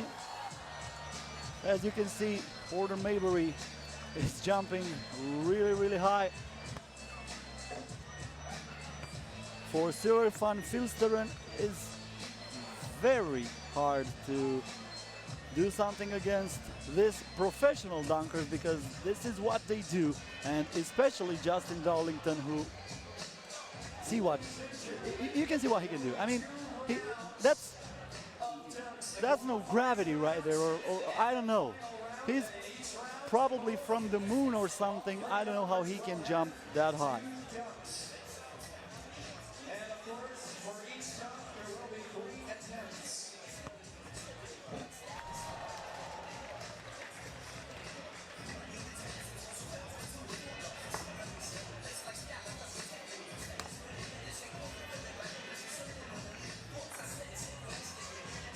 This is one of the tricks that Justin Darlington really loves.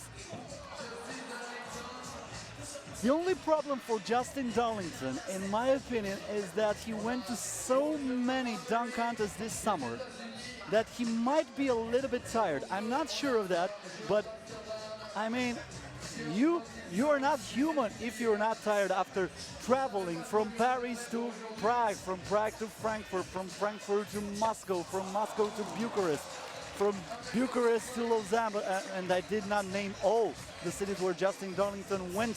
He won a lot of these competitions, but basically you have no time to practice anymore. And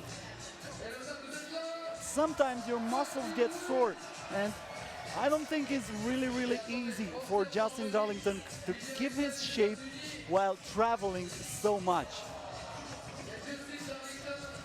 I hope he will be in his best shape, because I would really like you to see what this man can do. He is absolutely amazing. He shocked the world everywhere he went. Usually, he looks for the tallest man in the building and jumps right over him. And not only that he jumps over him and he dunks with a rider or with a windmill or with something like that. I know it sounds impossible, and you're probably thinking right now, what is this lunatic talking about? But trust me, and if you don't trust me, then Google it, YouTube it. You will find it for sure, and you'll be like, whoa. Once again, as I said, a great atmosphere here in Lausanne, the center plaza of this great Switzerland city. So many people gather here during those 2 days, and we are approaching the final of this competition. We're having the slam dunk contest, and after that we are gonna go to the big final. This should be a very good one because, as I said, both teams are qualified for the World Tour, for the final of the World Tour in Tokyo, Japan. But there are also $5,000 at stake. So when we're talking about $5,000, that's a lot of money. So of course the players will give everything they can to win that final and there's also a big rivalry, trust me, a huge rivalry against those two Slovenian teams.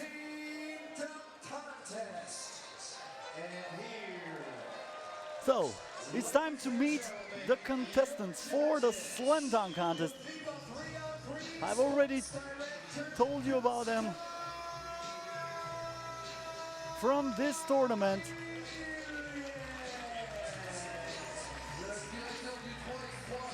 The guy who qualified is Sjoerd van Filsteren,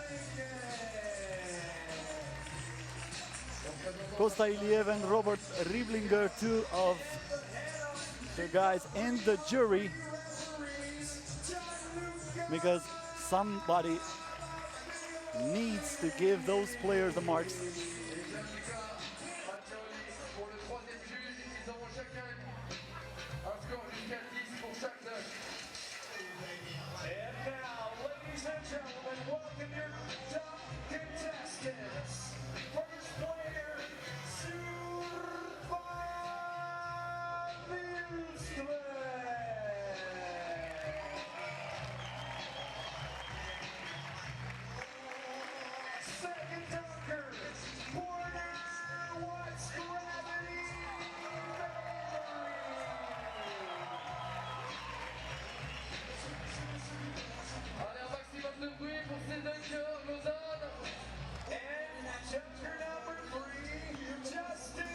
So, you know the players, you met the jury, as I said.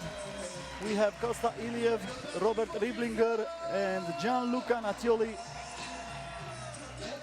They are ready to give the marks for those three guys over here. It's showtime, ladies and gentlemen, and I hope you're living it up as I do right here in Lausanne.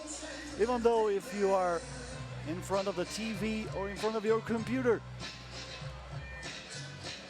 because every tournament is streamed live on www.youtube.com/3on3planet. That's 3x3planet. So youtube.com/3x3planet. So the first one is Sjoerd van Filsteren, the guy from Amsterdam team, from the Amsterdam team. He's gonna try his best here, and that was a good one. Especially for a guy who doesn't do that for a living, it was a pretty good dunk. And he gets 2 7s and an 8.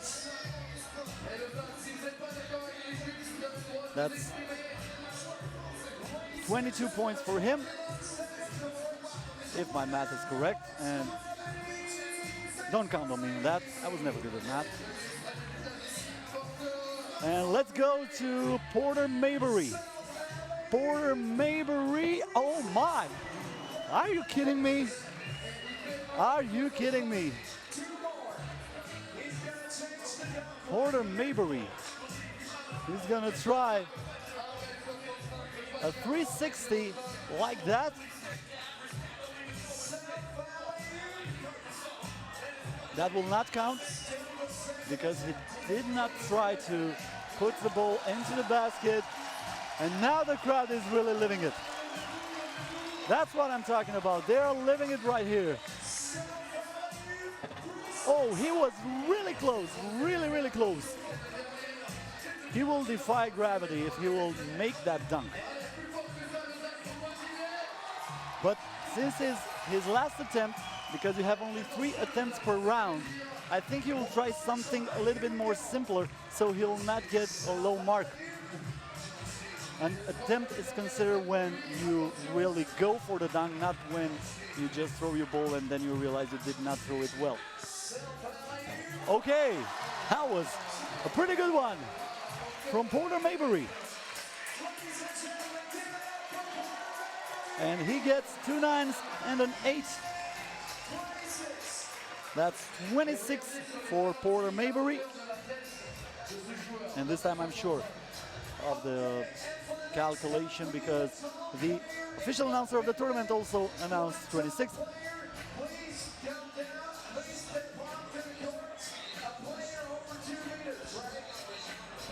So Justin Darlington is starting just right with what I was talking about. He said he wants somebody over 2 meters. Prepare to be amazed. That's what I can tell you right now.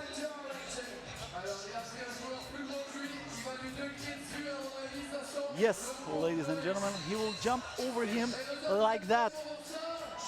He's not gonna bend. He's not gonna go down. He will just stand tall, and Justin Darlington will try to jump over him like that. That's not even possible.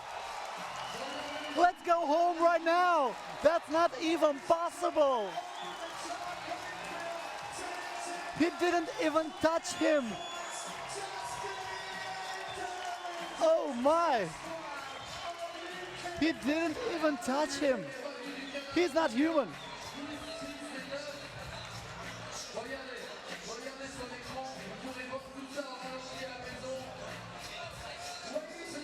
Of course, the praise for Justin Darlington for that dunk were only perfect tense. So, another attempt for Sjur van Filsteren.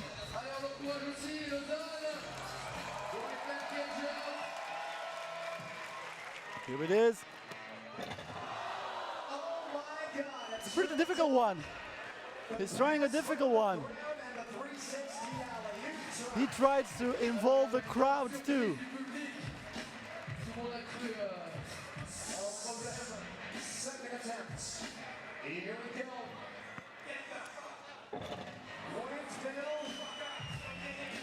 Well, in his defense, he's also tired after 2 very tough days of competition.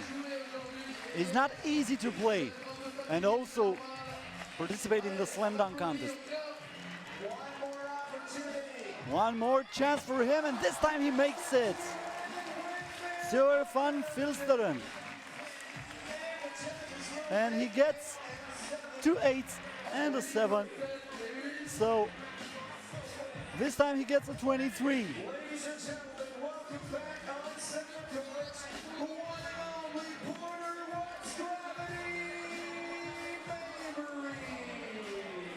So once again, we're going to Porter Maybury. So let's see what he will improvise this time. I mean, to beat Justin Darlington, Porter Maybury is able to beat Justin Darlington only if he can make a really amazing dunk.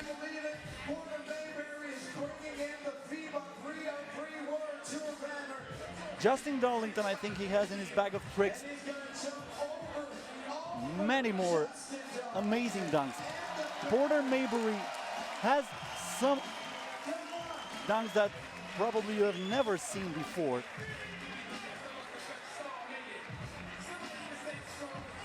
Let's see how he will make it here. What will he do? He has Justin Darlington. He wants to jump over Justin Darlington. Justin Darlington is standing.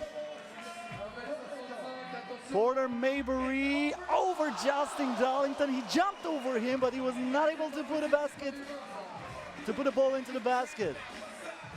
Oh, that was close. That was sick, quick, and nasty. And he's gonna try it again. He's gonna try it again, and the crowd are loving it. That was not the greatest throw.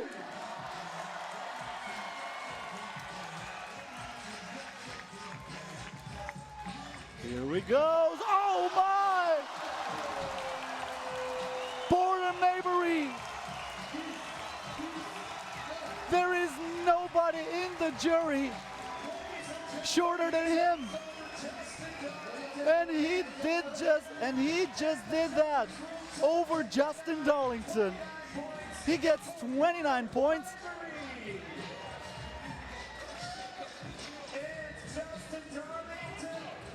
Robert Riblinger giving him 9.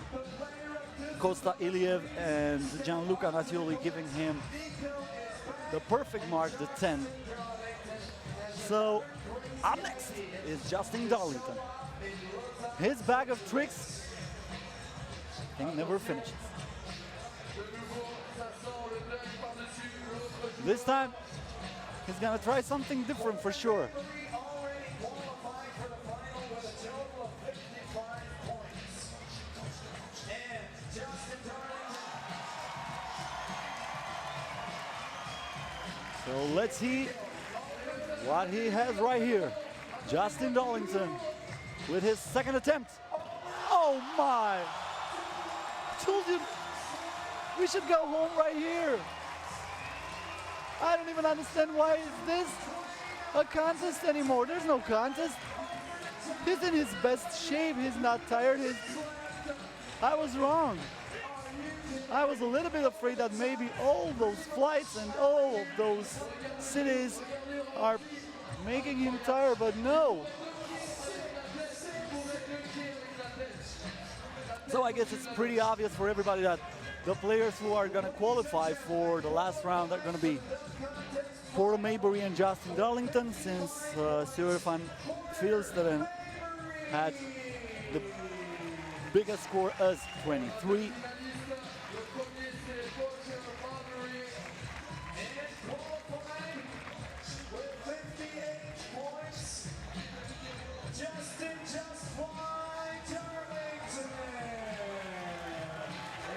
So Justin Darlington had the perfect score, and he will go second into the final. That's the rule.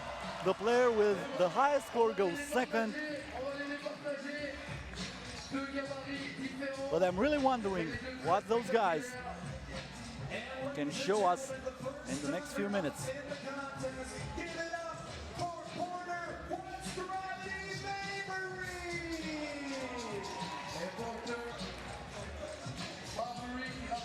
So there it is, Porter Maybury is using an even taller guy, I think, this time. And he will try to jump over him. Of course, he needs the crowd. Also, Justin Darlington had only 58 points. Oh my goodness! Porter Maybury just did that again. And he gets 2 9s and a 10. He gets a 28. Everybody is standing right here. It's pretty much impossible to see what's happening on the court. Not to mention the grades. But right now, Justin Darlington is going to come with something a little bit more different. I've seen this before, and I must tell you, it is nothing but spectacular.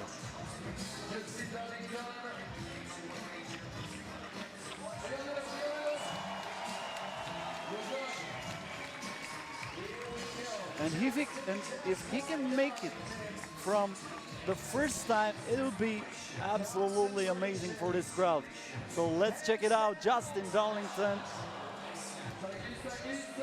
The ball slept this time, but he has a huge smile on his face. I think he's pretty confident. I think he will pretty much know that he will be able to finish this dunk.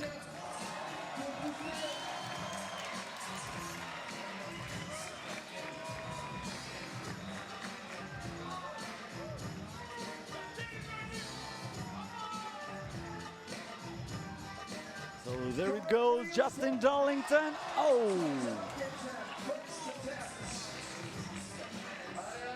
That's not usual for him. He usually makes it really easy.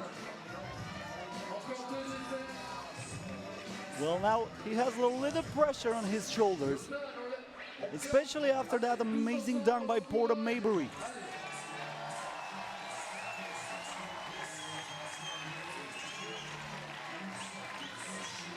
Justin Darlington again. So let's see. He misses again. It was really close, but he missed that.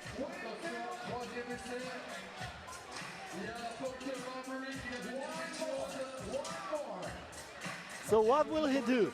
Because he has only one more shot. If he misses this one, he will get a really bad degree. He will get a bad mark from the jury because it's not possible to get a 9 or a 10 when you don't make the dunk. So basically, you're opening the door for Porter Maybury if you miss that.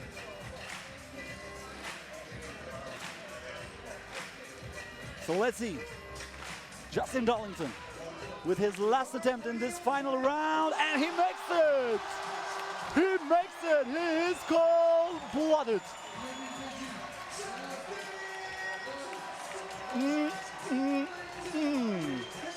You better believe it.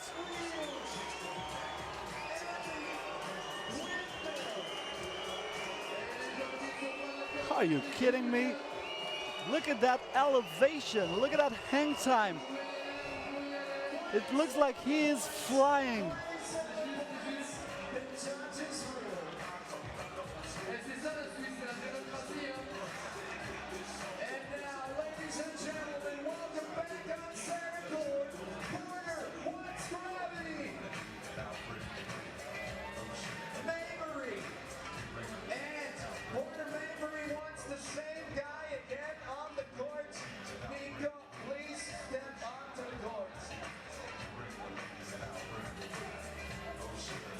So up next is Porter Maybury again.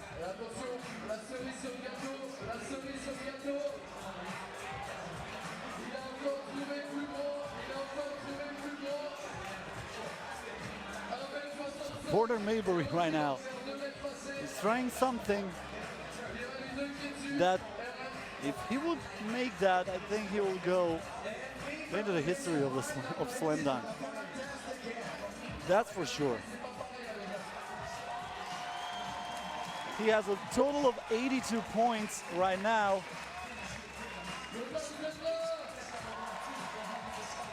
But that guy is really tall over there, Maybury. I didn't say it's gonna be easy, but I think he can make it.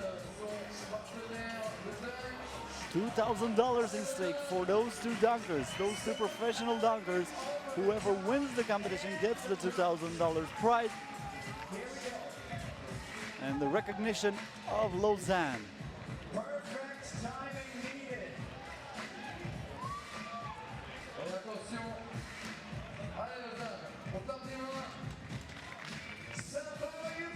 Maybury again.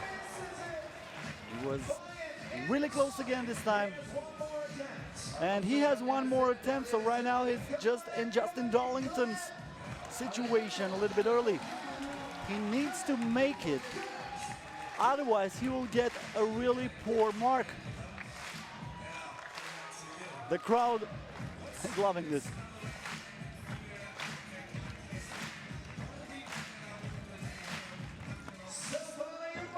Oh my God!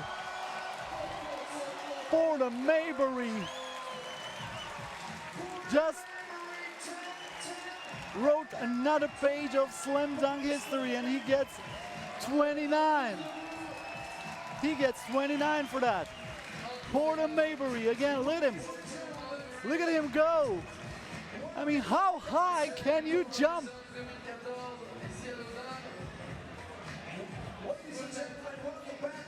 And you people are going to the cinemas to watch Superman and stuff. You better come here to 3-on-3 basketball and watch shows like this. So let's see what Justin Darlington has for us. He really needs something big right here. He wants to dunk it between the legs, jumping over the tallest guy that he was able to find from the restricted area, outside the restricted area actually. It is almost impossible to hit a rider like that, but not for Justin Darlington.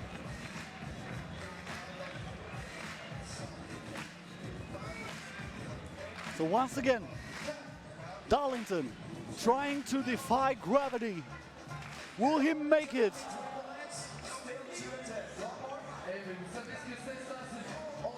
He has one more attempt. One more attempt for Justin Darlington.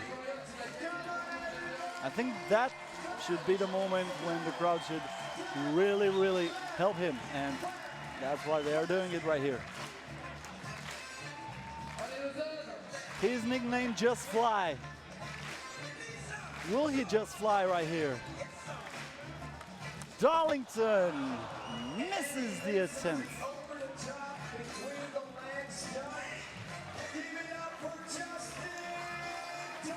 It was pretty hard to make it. But that being said, I think the marks that Justin Darlington will get will not be enough to beat Porter Maybury. So Porter Maybury is gonna be the winner of the slam dunk competition here in Lausanne.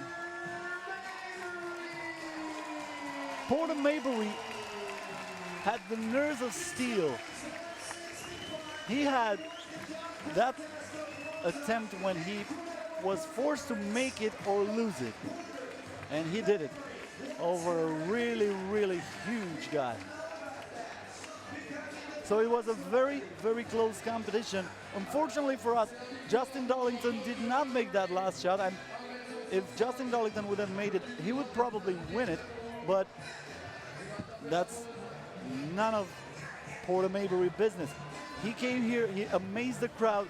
He is an unbelievable dunker. He can jump so high that I've never seen before, especially for a guy as short as he is.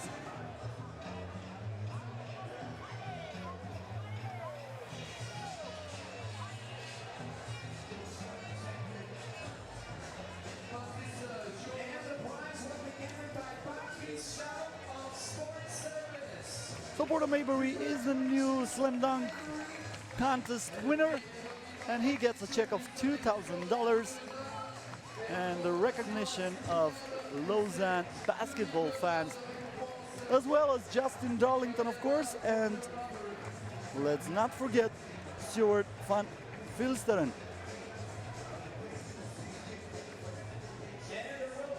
Patrice Schop, the man who's giving the prize to Justin Darlington.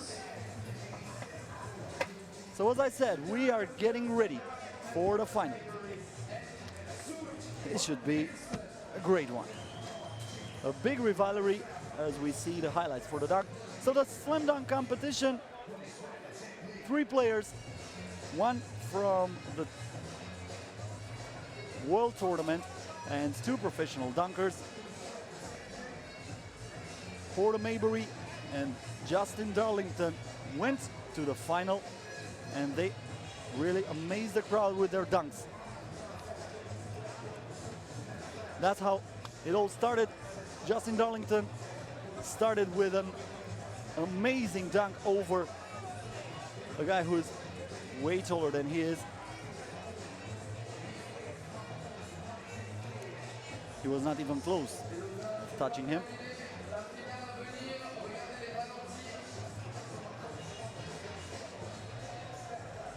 Then the only player from the main competition tried his best to make this crowd believe in him, and he pretty much did. Stuart van Vilsteren had some decent dunks, but you cannot compete with that. Porter Maybury jumped over Justin Darlington.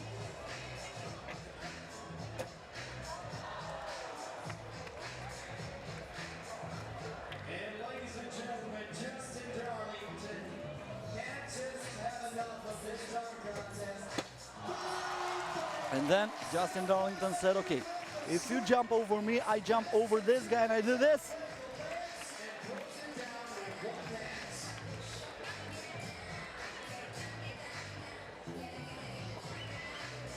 That was another amazing finish by the Canadian.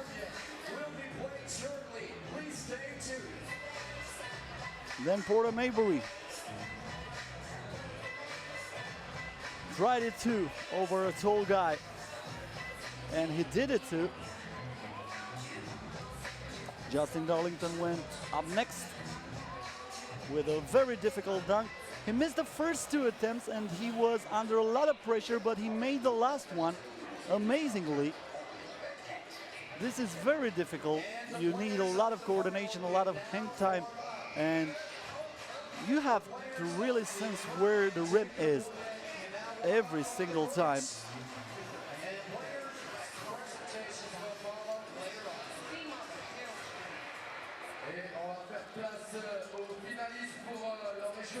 And then Porter Maybury said, okay, give me the tall guy here. I'm gonna jump over him just like that, and he did it. And it was enough for him to be crowned the champion with a total of 111 points. Coming up next from the Center Plaza in Lausanne, we have the final, and as we prepare for the final, we'll look again over the slam dunk contest. Justin Darlington did not get any points for his last attempt. He did not get any more marks from the jury. But as I said, we are preparing for the final, 100% Slovenian final, as teams Trbovlje and Kranj are meeting here on the main court. This should be an amazing one, and as I said, there are lots and lots of rivalries between those players. Team Trbovlje qualified for the Lausanne Masters through the Lugano Challenger here in Switzerland. The other team, Team Kranj, qualified for the Lausanne Masters, by winning the national championship in Slovenia in July. And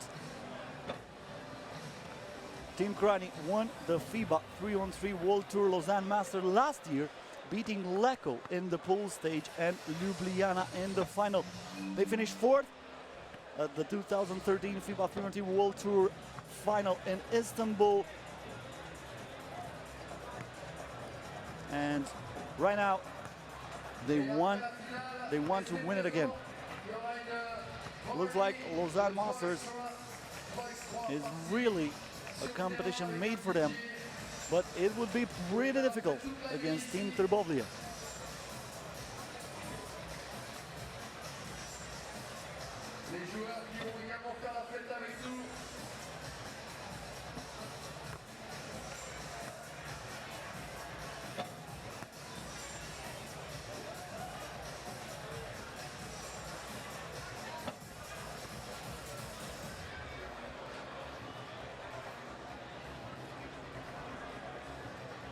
So right now we are seeing some of the greatest moments in this competition.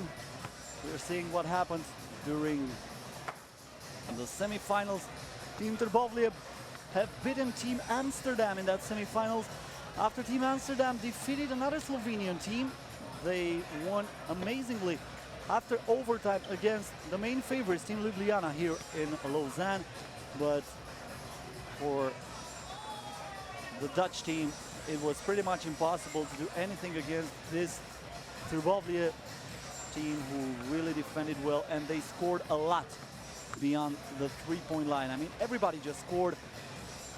They tried to answer with their own triples, like Jesper Jobse, but it was way too much, as you have seen Simon Finsgaard scoring over there. Finsgaard was the guy who basically qualified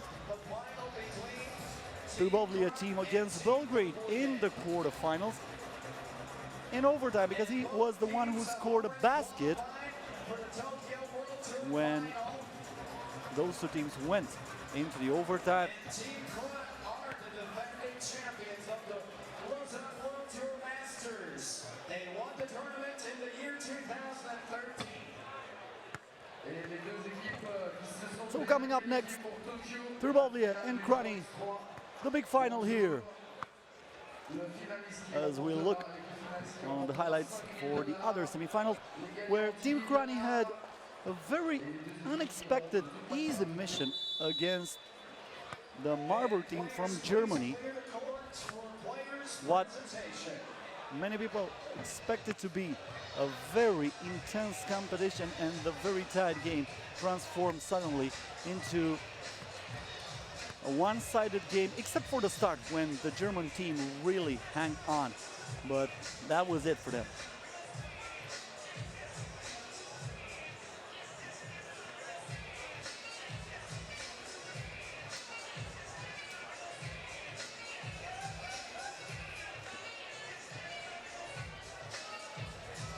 In the end, Marburg team had no chance, and Team Kranj won by 21 before the limit of the game.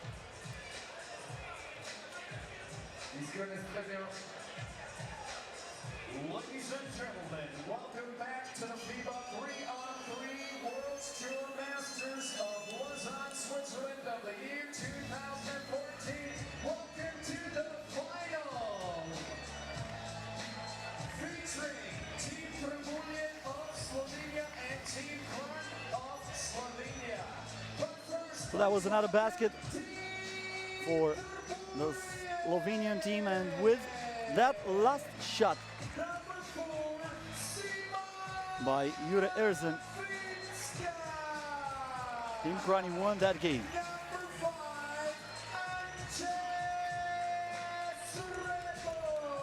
So Team Trbovlje will play in an orange jersey. The announcer is introducing the players on the court. This is Team Trbovlje. As I said, the 7th favorite before the start of this competition. Trbovlje finished 4th in 2012 in the FIBA 3x3 World Tour final. But then they were playing under the name of Ljubljana.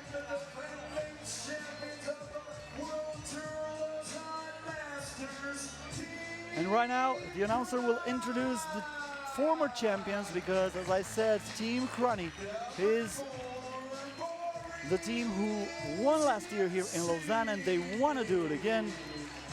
They want to get again the $10,000 check, and why not?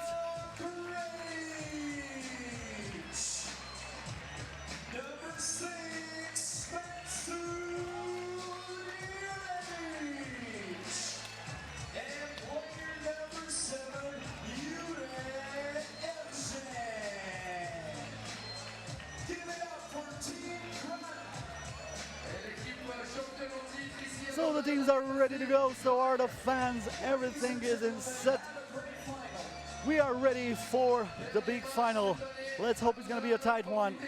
Eventually with an overtime, that would be the best way to end this amazing tournament here in Lausanne. So let's meet the players for the two teams. For Team Trbovlje, we have Kavčić, Finsgard, Trbovlje and Ovnik.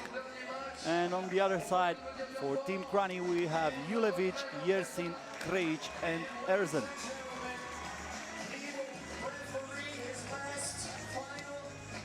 he's retiring. The international referee, Menton. Congratulations for a great career. So it looks like the referee who is in charge for this game will retire after this. So everybody went to him. And the big final is underway, with the Trbovlje team scoring the first 2 points by Kacper Ovnik. He started where he finished in the last game. He was on fire in the semifinals, and he started with a 2-point basket. Here's a mid-range jumper for Jure Erzen, missed, and this is Simon Finsgard. Finsgard gives the ball to Adin Kavčić. Kavčić again for Ovnik. Ovnik again, not this time, but with the offensive rebound comes Hanze Trbovlje. Lots of pushing going on during the inbound, and a check will be given by the referee. Already 3-0 for Trbovlje. It will be an upset if Team Trbovlje would win this game, but we're far from over. We just started right here. A 2-pointer missed and another shot missed by Dario Krejic, but finally Here comes the first basket for the Kranj team. Jure Erzen is the one who scored from under the basket. 9 minutes to go. Simon Finsgaard with the ball. Gaspar Ovnik. Ovnik, and he is fouled. Dario Krejci, the guy who fouled him. Once again, we see that. Sometimes the contacts are even heavier. Oh, what a pass over there, and what a miss. Gaspar Ovnik with a great pass, but Andrzej Trbovlje wasn't able to finish from way under the basket, and he is punished right away. Jure Erzen scores, and we have a 1-point game right away. Finsgaard wide open, Trbovlje for two, an air ball, and Jure Erzen comes down with a rebound. Erzen posting up again. He's fouled way before he was in the act of shooting, so no basket and no free throw for him. As Team Kranj will have possession. Erzen again. Fight with Gaspar Ovnik in the paint. He turns, he shoots, he scores. And just like that, Team Kranj ties the game at 3. Simon Finsgaard, he's called sci-fi. He's a former #1 3-on-3 player in the world, and that's why he can make those shots without even blinking.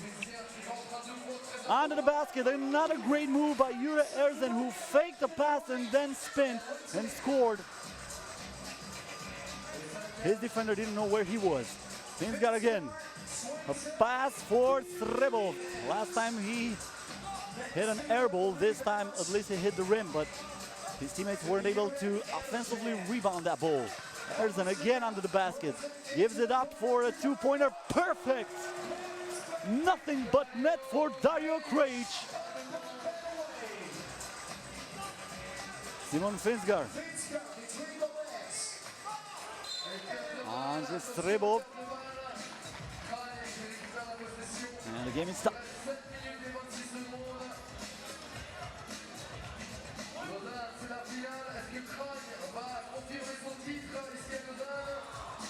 Adin Kapčić. Kapčić again for Andrzej Trbovlje. Kapčić, 3 seconds on the shot clock. He had to rush it. It was a shot by Dario Krejci. Krejci wasn't able to make it, and now we have a two-pointer missed by Adin Kapčić. Under the basket is, and scores again, Jure Erzen. Churi is making his opponents pay in the paint. The same thing I should say with Gaspar Ovnik, who made his opponents pay everywhere today. He scored from beyond the arc, he scored from the paint, and also from the free throw line, where he is right now. One shot for him. No problem for Gaspar Ovnik.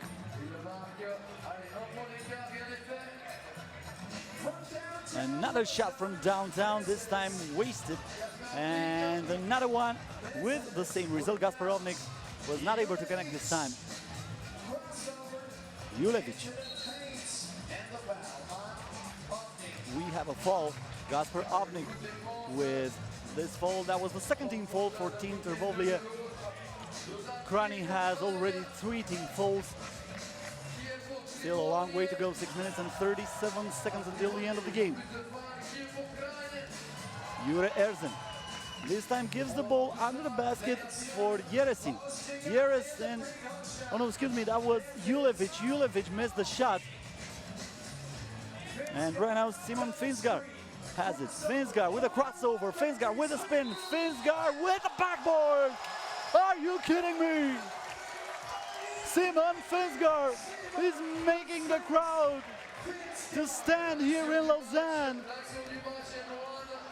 And one for him, and he has the chance to put his team in front, and he did just that. But right away comes a two-point basket scored by Dario Krejci. He wasn't even blinking. He said, give me that ball, I'm gonna put it in right away. Finsgaard for two, yes!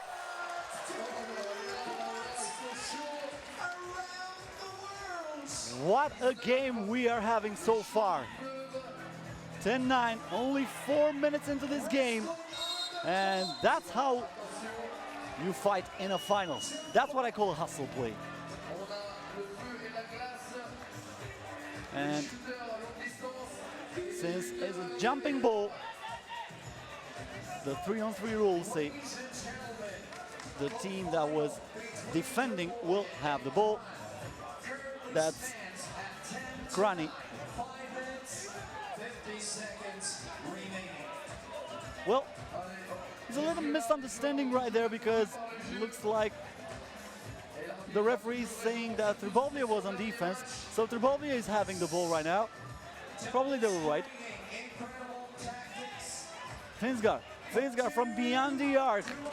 And another shot, and the basket is made, this time for Trbovlje.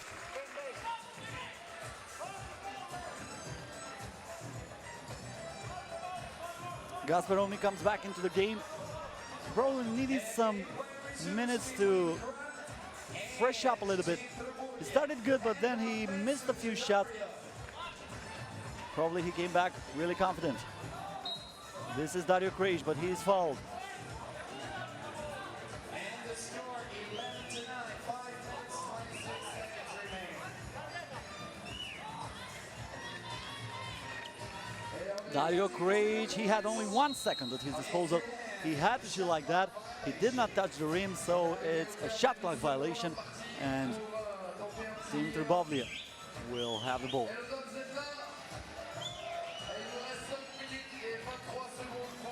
Only 5 minutes and 23 seconds until we will find out who will be the champion here in Lausanne. Will it be a new one? If Team Trbovlje wins, or Team Kranj will defend their crown. They won it last year.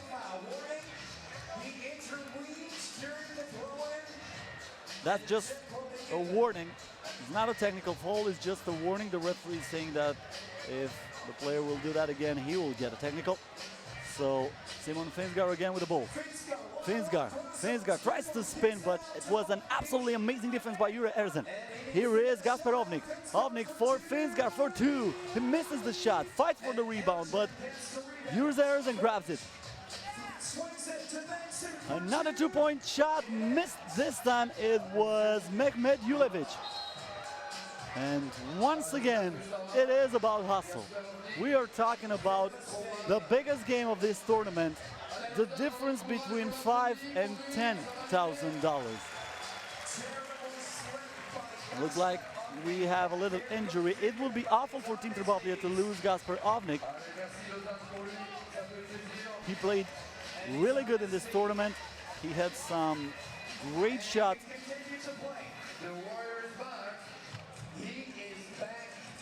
But looks like he will continue to stay on the court. We will have to wait and see if he will be at full capacity.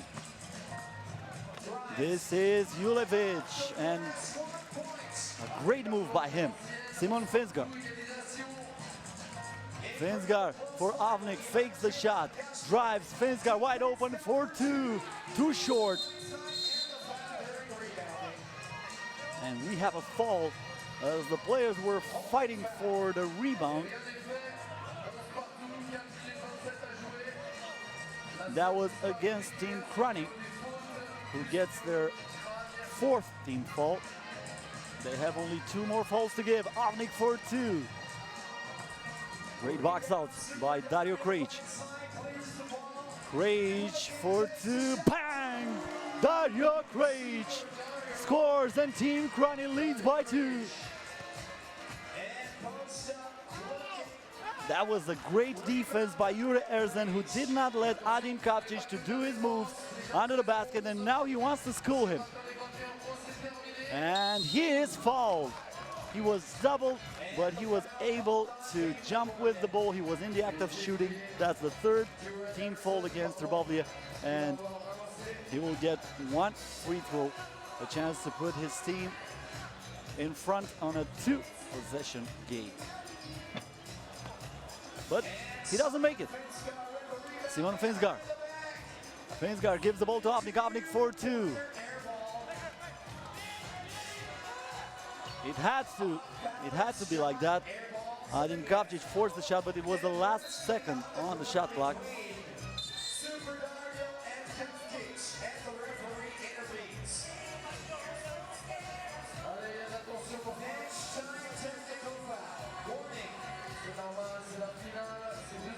Simon Finsgaard again. Ovnik misses the shot, and we have a blocked shot. This time, Mensud Julovic is the one who gets the umbrella and said, it's going to rain today, but it's not going to rain with water. I'm going to block it every single time. Simon Finsgaard. That's Gasper Ovnik. Ovnik for 2 is blocked.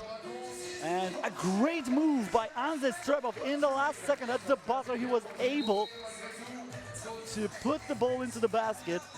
So Team Trbovlje comes to just 1 point behind Team Kranj.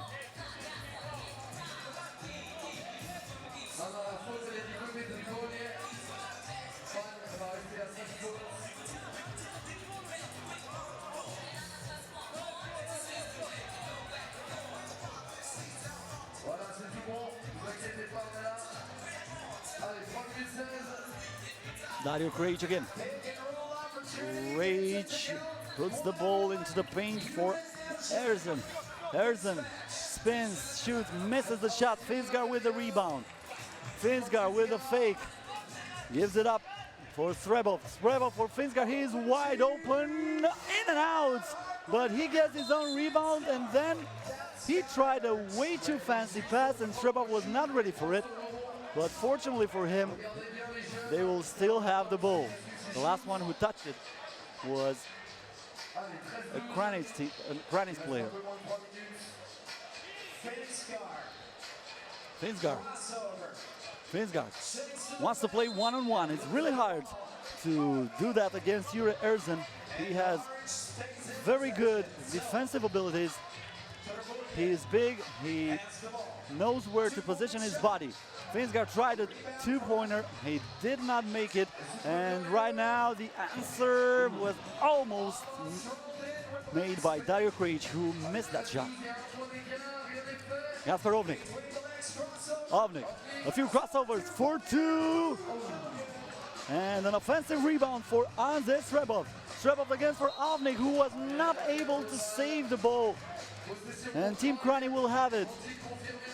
1 point advantage for Kranj.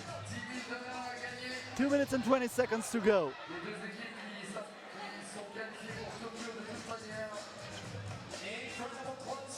Erzen fights with Trbovlje. Trbovlje doesn't want him to get into the paint, and he gets just that. He made a great job over there. Finsgaard right now. Finsgaard puts the ball down where was Kapčić. Kapčić almost misses the pass, but there is Finsgaard. Finsgaard, a very difficult shot. Another rebound by the same Andrzej Trbovlje. And a steal over there. Let's see who has it. It is Kranj's ball. 1 minute 47 seconds remaining in the final between Kranj and Trbovlje. So we have a timeout with 1 minute and 47 seconds into the game. Very hard to determine the outcome of this game. It was an amazing tournament, and it will end with a beautiful final. We will just have to wait and see who will be the new champion, or the old champion if Team Kranj wins it again. That was a very important rebound for Andrzej Trbovlje right there. You have seen it. Team Trbovlje started very good. They had 3-0, but then Kranj went back into the game, and they lead by 1 right now.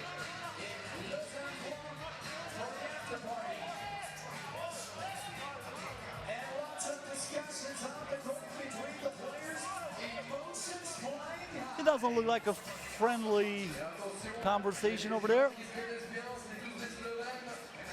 And Finsgaard goes hard to the rim and scores. Finsgaard ties the game at 13. 1.5 minutes to go. Kapčić tries to defend over there, but has no chance against Julevic. Julevic puts it in, and now we have Simon Finsgaard with the ball. Finsgaard gives it up to Anze Srebov. Srebov under the basket, he scores! The game is tied again. This is Krejci. Oh, it was so easy for Mensur Julevic. 52 seconds to go. Finsgaard. Gavnik with a fake. 3 seconds on the shot clock. Finsgaard has to shoot it. He touches the rim, and on the rebound is Anze Srebov, but the referees are saying a foul against number 5 from Team Kranj. That's Dario Krejci. Team Kranj gets into the penalty from now on because that was the 16th foul. So how much will that matter in the outcome of the game? They have 16 fouls right now. If they make another mistake like that, they will be penalized with 2 free throws. And every point counts right now.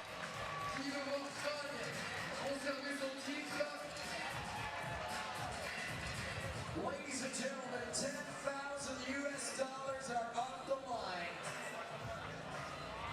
The crowd is really loving it. This game's going down the wire, 15-14. The score in the final between Trbovlje. We have a 1-point game here. 2 Slovenian teams, Trbovlje and Kranj. Kranj, the former champions. Trbovlje, the team who won the Challenger in Lugano. So they also won something here in Switzerland. Finsgaard goes hard to the hole, and he makes it. Tied at 15, 33 seconds to go. Julevic with a spin. Julevic fakes, shot, misses. Finsgaard tries to rebound. Finally, the ball is grabbed by Anze Srebov. Srebov give it up to Gasparovnik. 7 seconds to go, a 9 seconds differential between the shot clock and the game clock. And Gavnik goes hard to the hole, but let's see who has the ball. It was no foul, that's for sure. They will keep the possession, but it will have only 1 second. Oh no. The ball is for Kranj. Yuri Erzen is fouled, but that was a smart foul. That was a smart foul by Anze Srebov because they had 3 fouls to give. Basically, you're not letting Erzen to shoot, and you're forcing them to start again with Dario Krejci. Krejci for the tournament! And we're going to overtime again for the 3rd time today. Dario Krejci was not able to make his shot. He had the tournament in his hands. But right now, we will have to see at least 1 more basket until we crown the new champion. Once again, the rules are the first team to score 2 points wins. It doesn't matter the time anymore. The game clock will be shut off. The shot clock will still be in place, of course.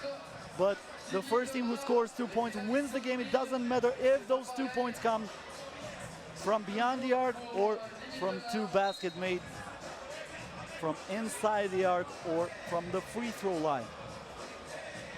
So it could not be more dramatic. This is amazing. Trbovlje and Kranj, the final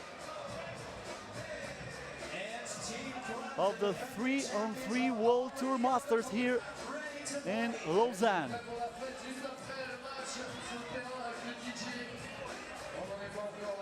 Julevic with the ball. Gavnik in front of him will defend him. Gives it up for Krejci. Kranj with a crossover. Kranj gives it to Erzen. Erzen under the basket. He is blocked, but he gets his own rebound and he scores. Gavnik, will he look for a two-pointer? Probably yes. Gavnik, no, he drives to the basket. Gavnik tried an impossible shot. He's now fighting with the referee, but they have to defend. This is Kranj for the tournament. He misses the shot, but they did not need a two-pointer, and I think this is what Mensud Julevic is telling him. They did not need a two-pointer to win this tournament. Ladies and gentlemen, 16 to 15 in the final between Kranj and Trbovlje. Here we go. Finsgar for the win. He's got it!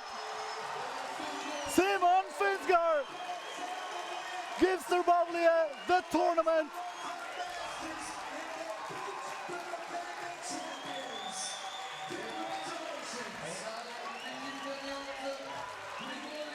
This is how you do it. An amazing shot by Simon Finsgar. And they are the new champions of this tournament.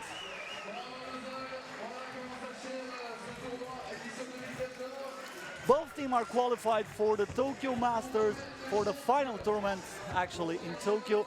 The next Master World Tour tournament will be held in Rio de Janeiro. But the difference right here is $5,000.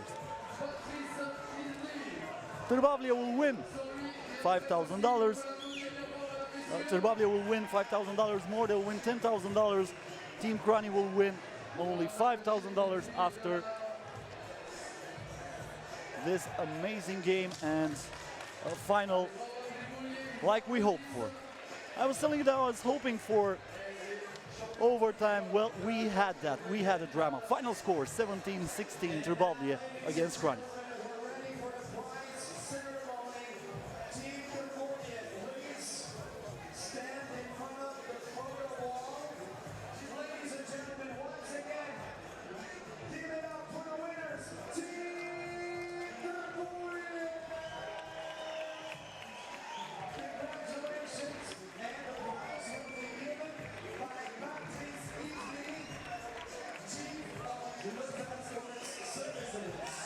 And here are the highlights for the final. We're gonna have that in a few moments. But first, we are looking at the winners and at the losers right now. It is pretty hard to digest a loss like that. Team Kranj was really close. They had the advantage in the overtime, and then came that shot from Dario Kranj. And Simon Finsgar was again the player with the killer instinct. That's the second time today, 2 out of 3 games, when he made that two-point shot in the overtime to give his team the win. And this time it was not only a win, but it was the whole tournament. And they're going back home with $10,000. So basically, it was an absolutely great trip for them.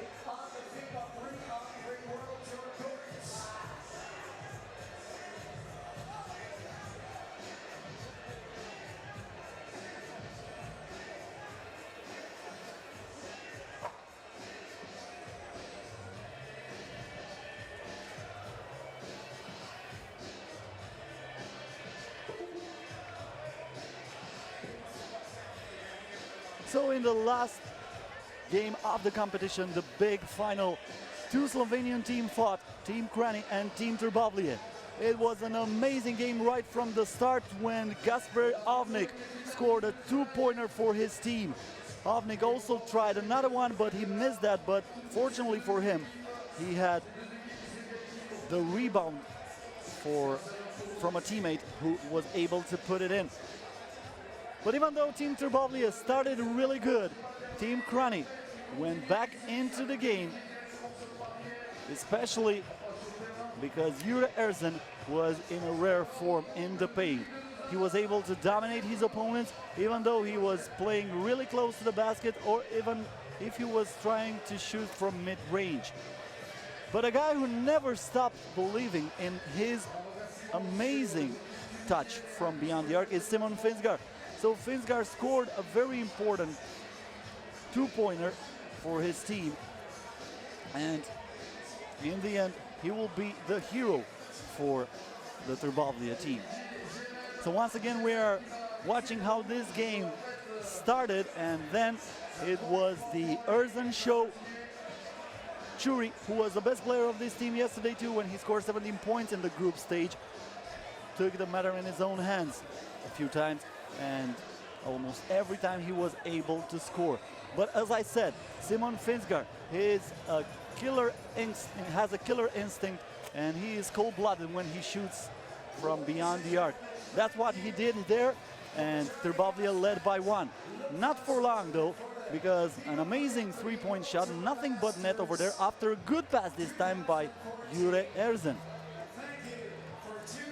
Erzen continued to dominate, as it was pretty much impossible for Adin Kavcic to defend him.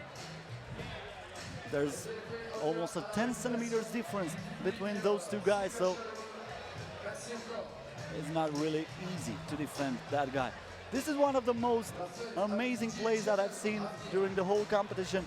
Simon Finsgar did something that really lives up by his nickname. It was absolutely science fiction, and he was able to put it in, and it was fouled. The same Finsgar missed that shot, but for the rebound was there Andrzej Srebov. Buko, like his teammates are calling him, put a basketball in, and his team led by 1. Not for long though. Kranj were absolutely determined to come back, and they did. After they tied the game, Dario Krejic scored a two-pointer, and Kranj led. Then a block and a great offensive rebound from Andrzej Srebov. Srebov scored in the last second of the shot clock. And then another great penetration by the same Simon Finsgar. Finsgar was able to absorb the contact over there when he faced Mensut Julevic, and he put the ball into the basket. Andrzej Srebov here with a spin. No chance for the defender, and the score was tied at 14, but not for long. Kranj took the lead right away after this great penetration. Andrzej Srebov was not able to stop his opponent, Dario Krejic, who went right through the basket. But that did not last very long, because the same Simon Finsgar was determined to tie it again. And with no help from his teammates, the defender was left only looking at Finsgar while he was driving to the basket. Then Erzen missed that shot, but he grabbed his own rebound and put it in. And then Finsgar made the shot of the tournament. A two-pointer in the overtime. You just need 2 points to win. He just brought that to his team, and they're going back home with a check of $10,000, and also with the tickets for the Tokyo, Japan final tournament on 3x3 World Tour. So we had a great tournament here in Lausanne. It started yesterday. 12 teams won it, one of those two places, but the only one who got it were the teams from Slovenia. Thanking you for joining us during this great day here in Lausanne. My name is Cosmin Petrescu. I wish you an excellent evening. All the best. Stay with us.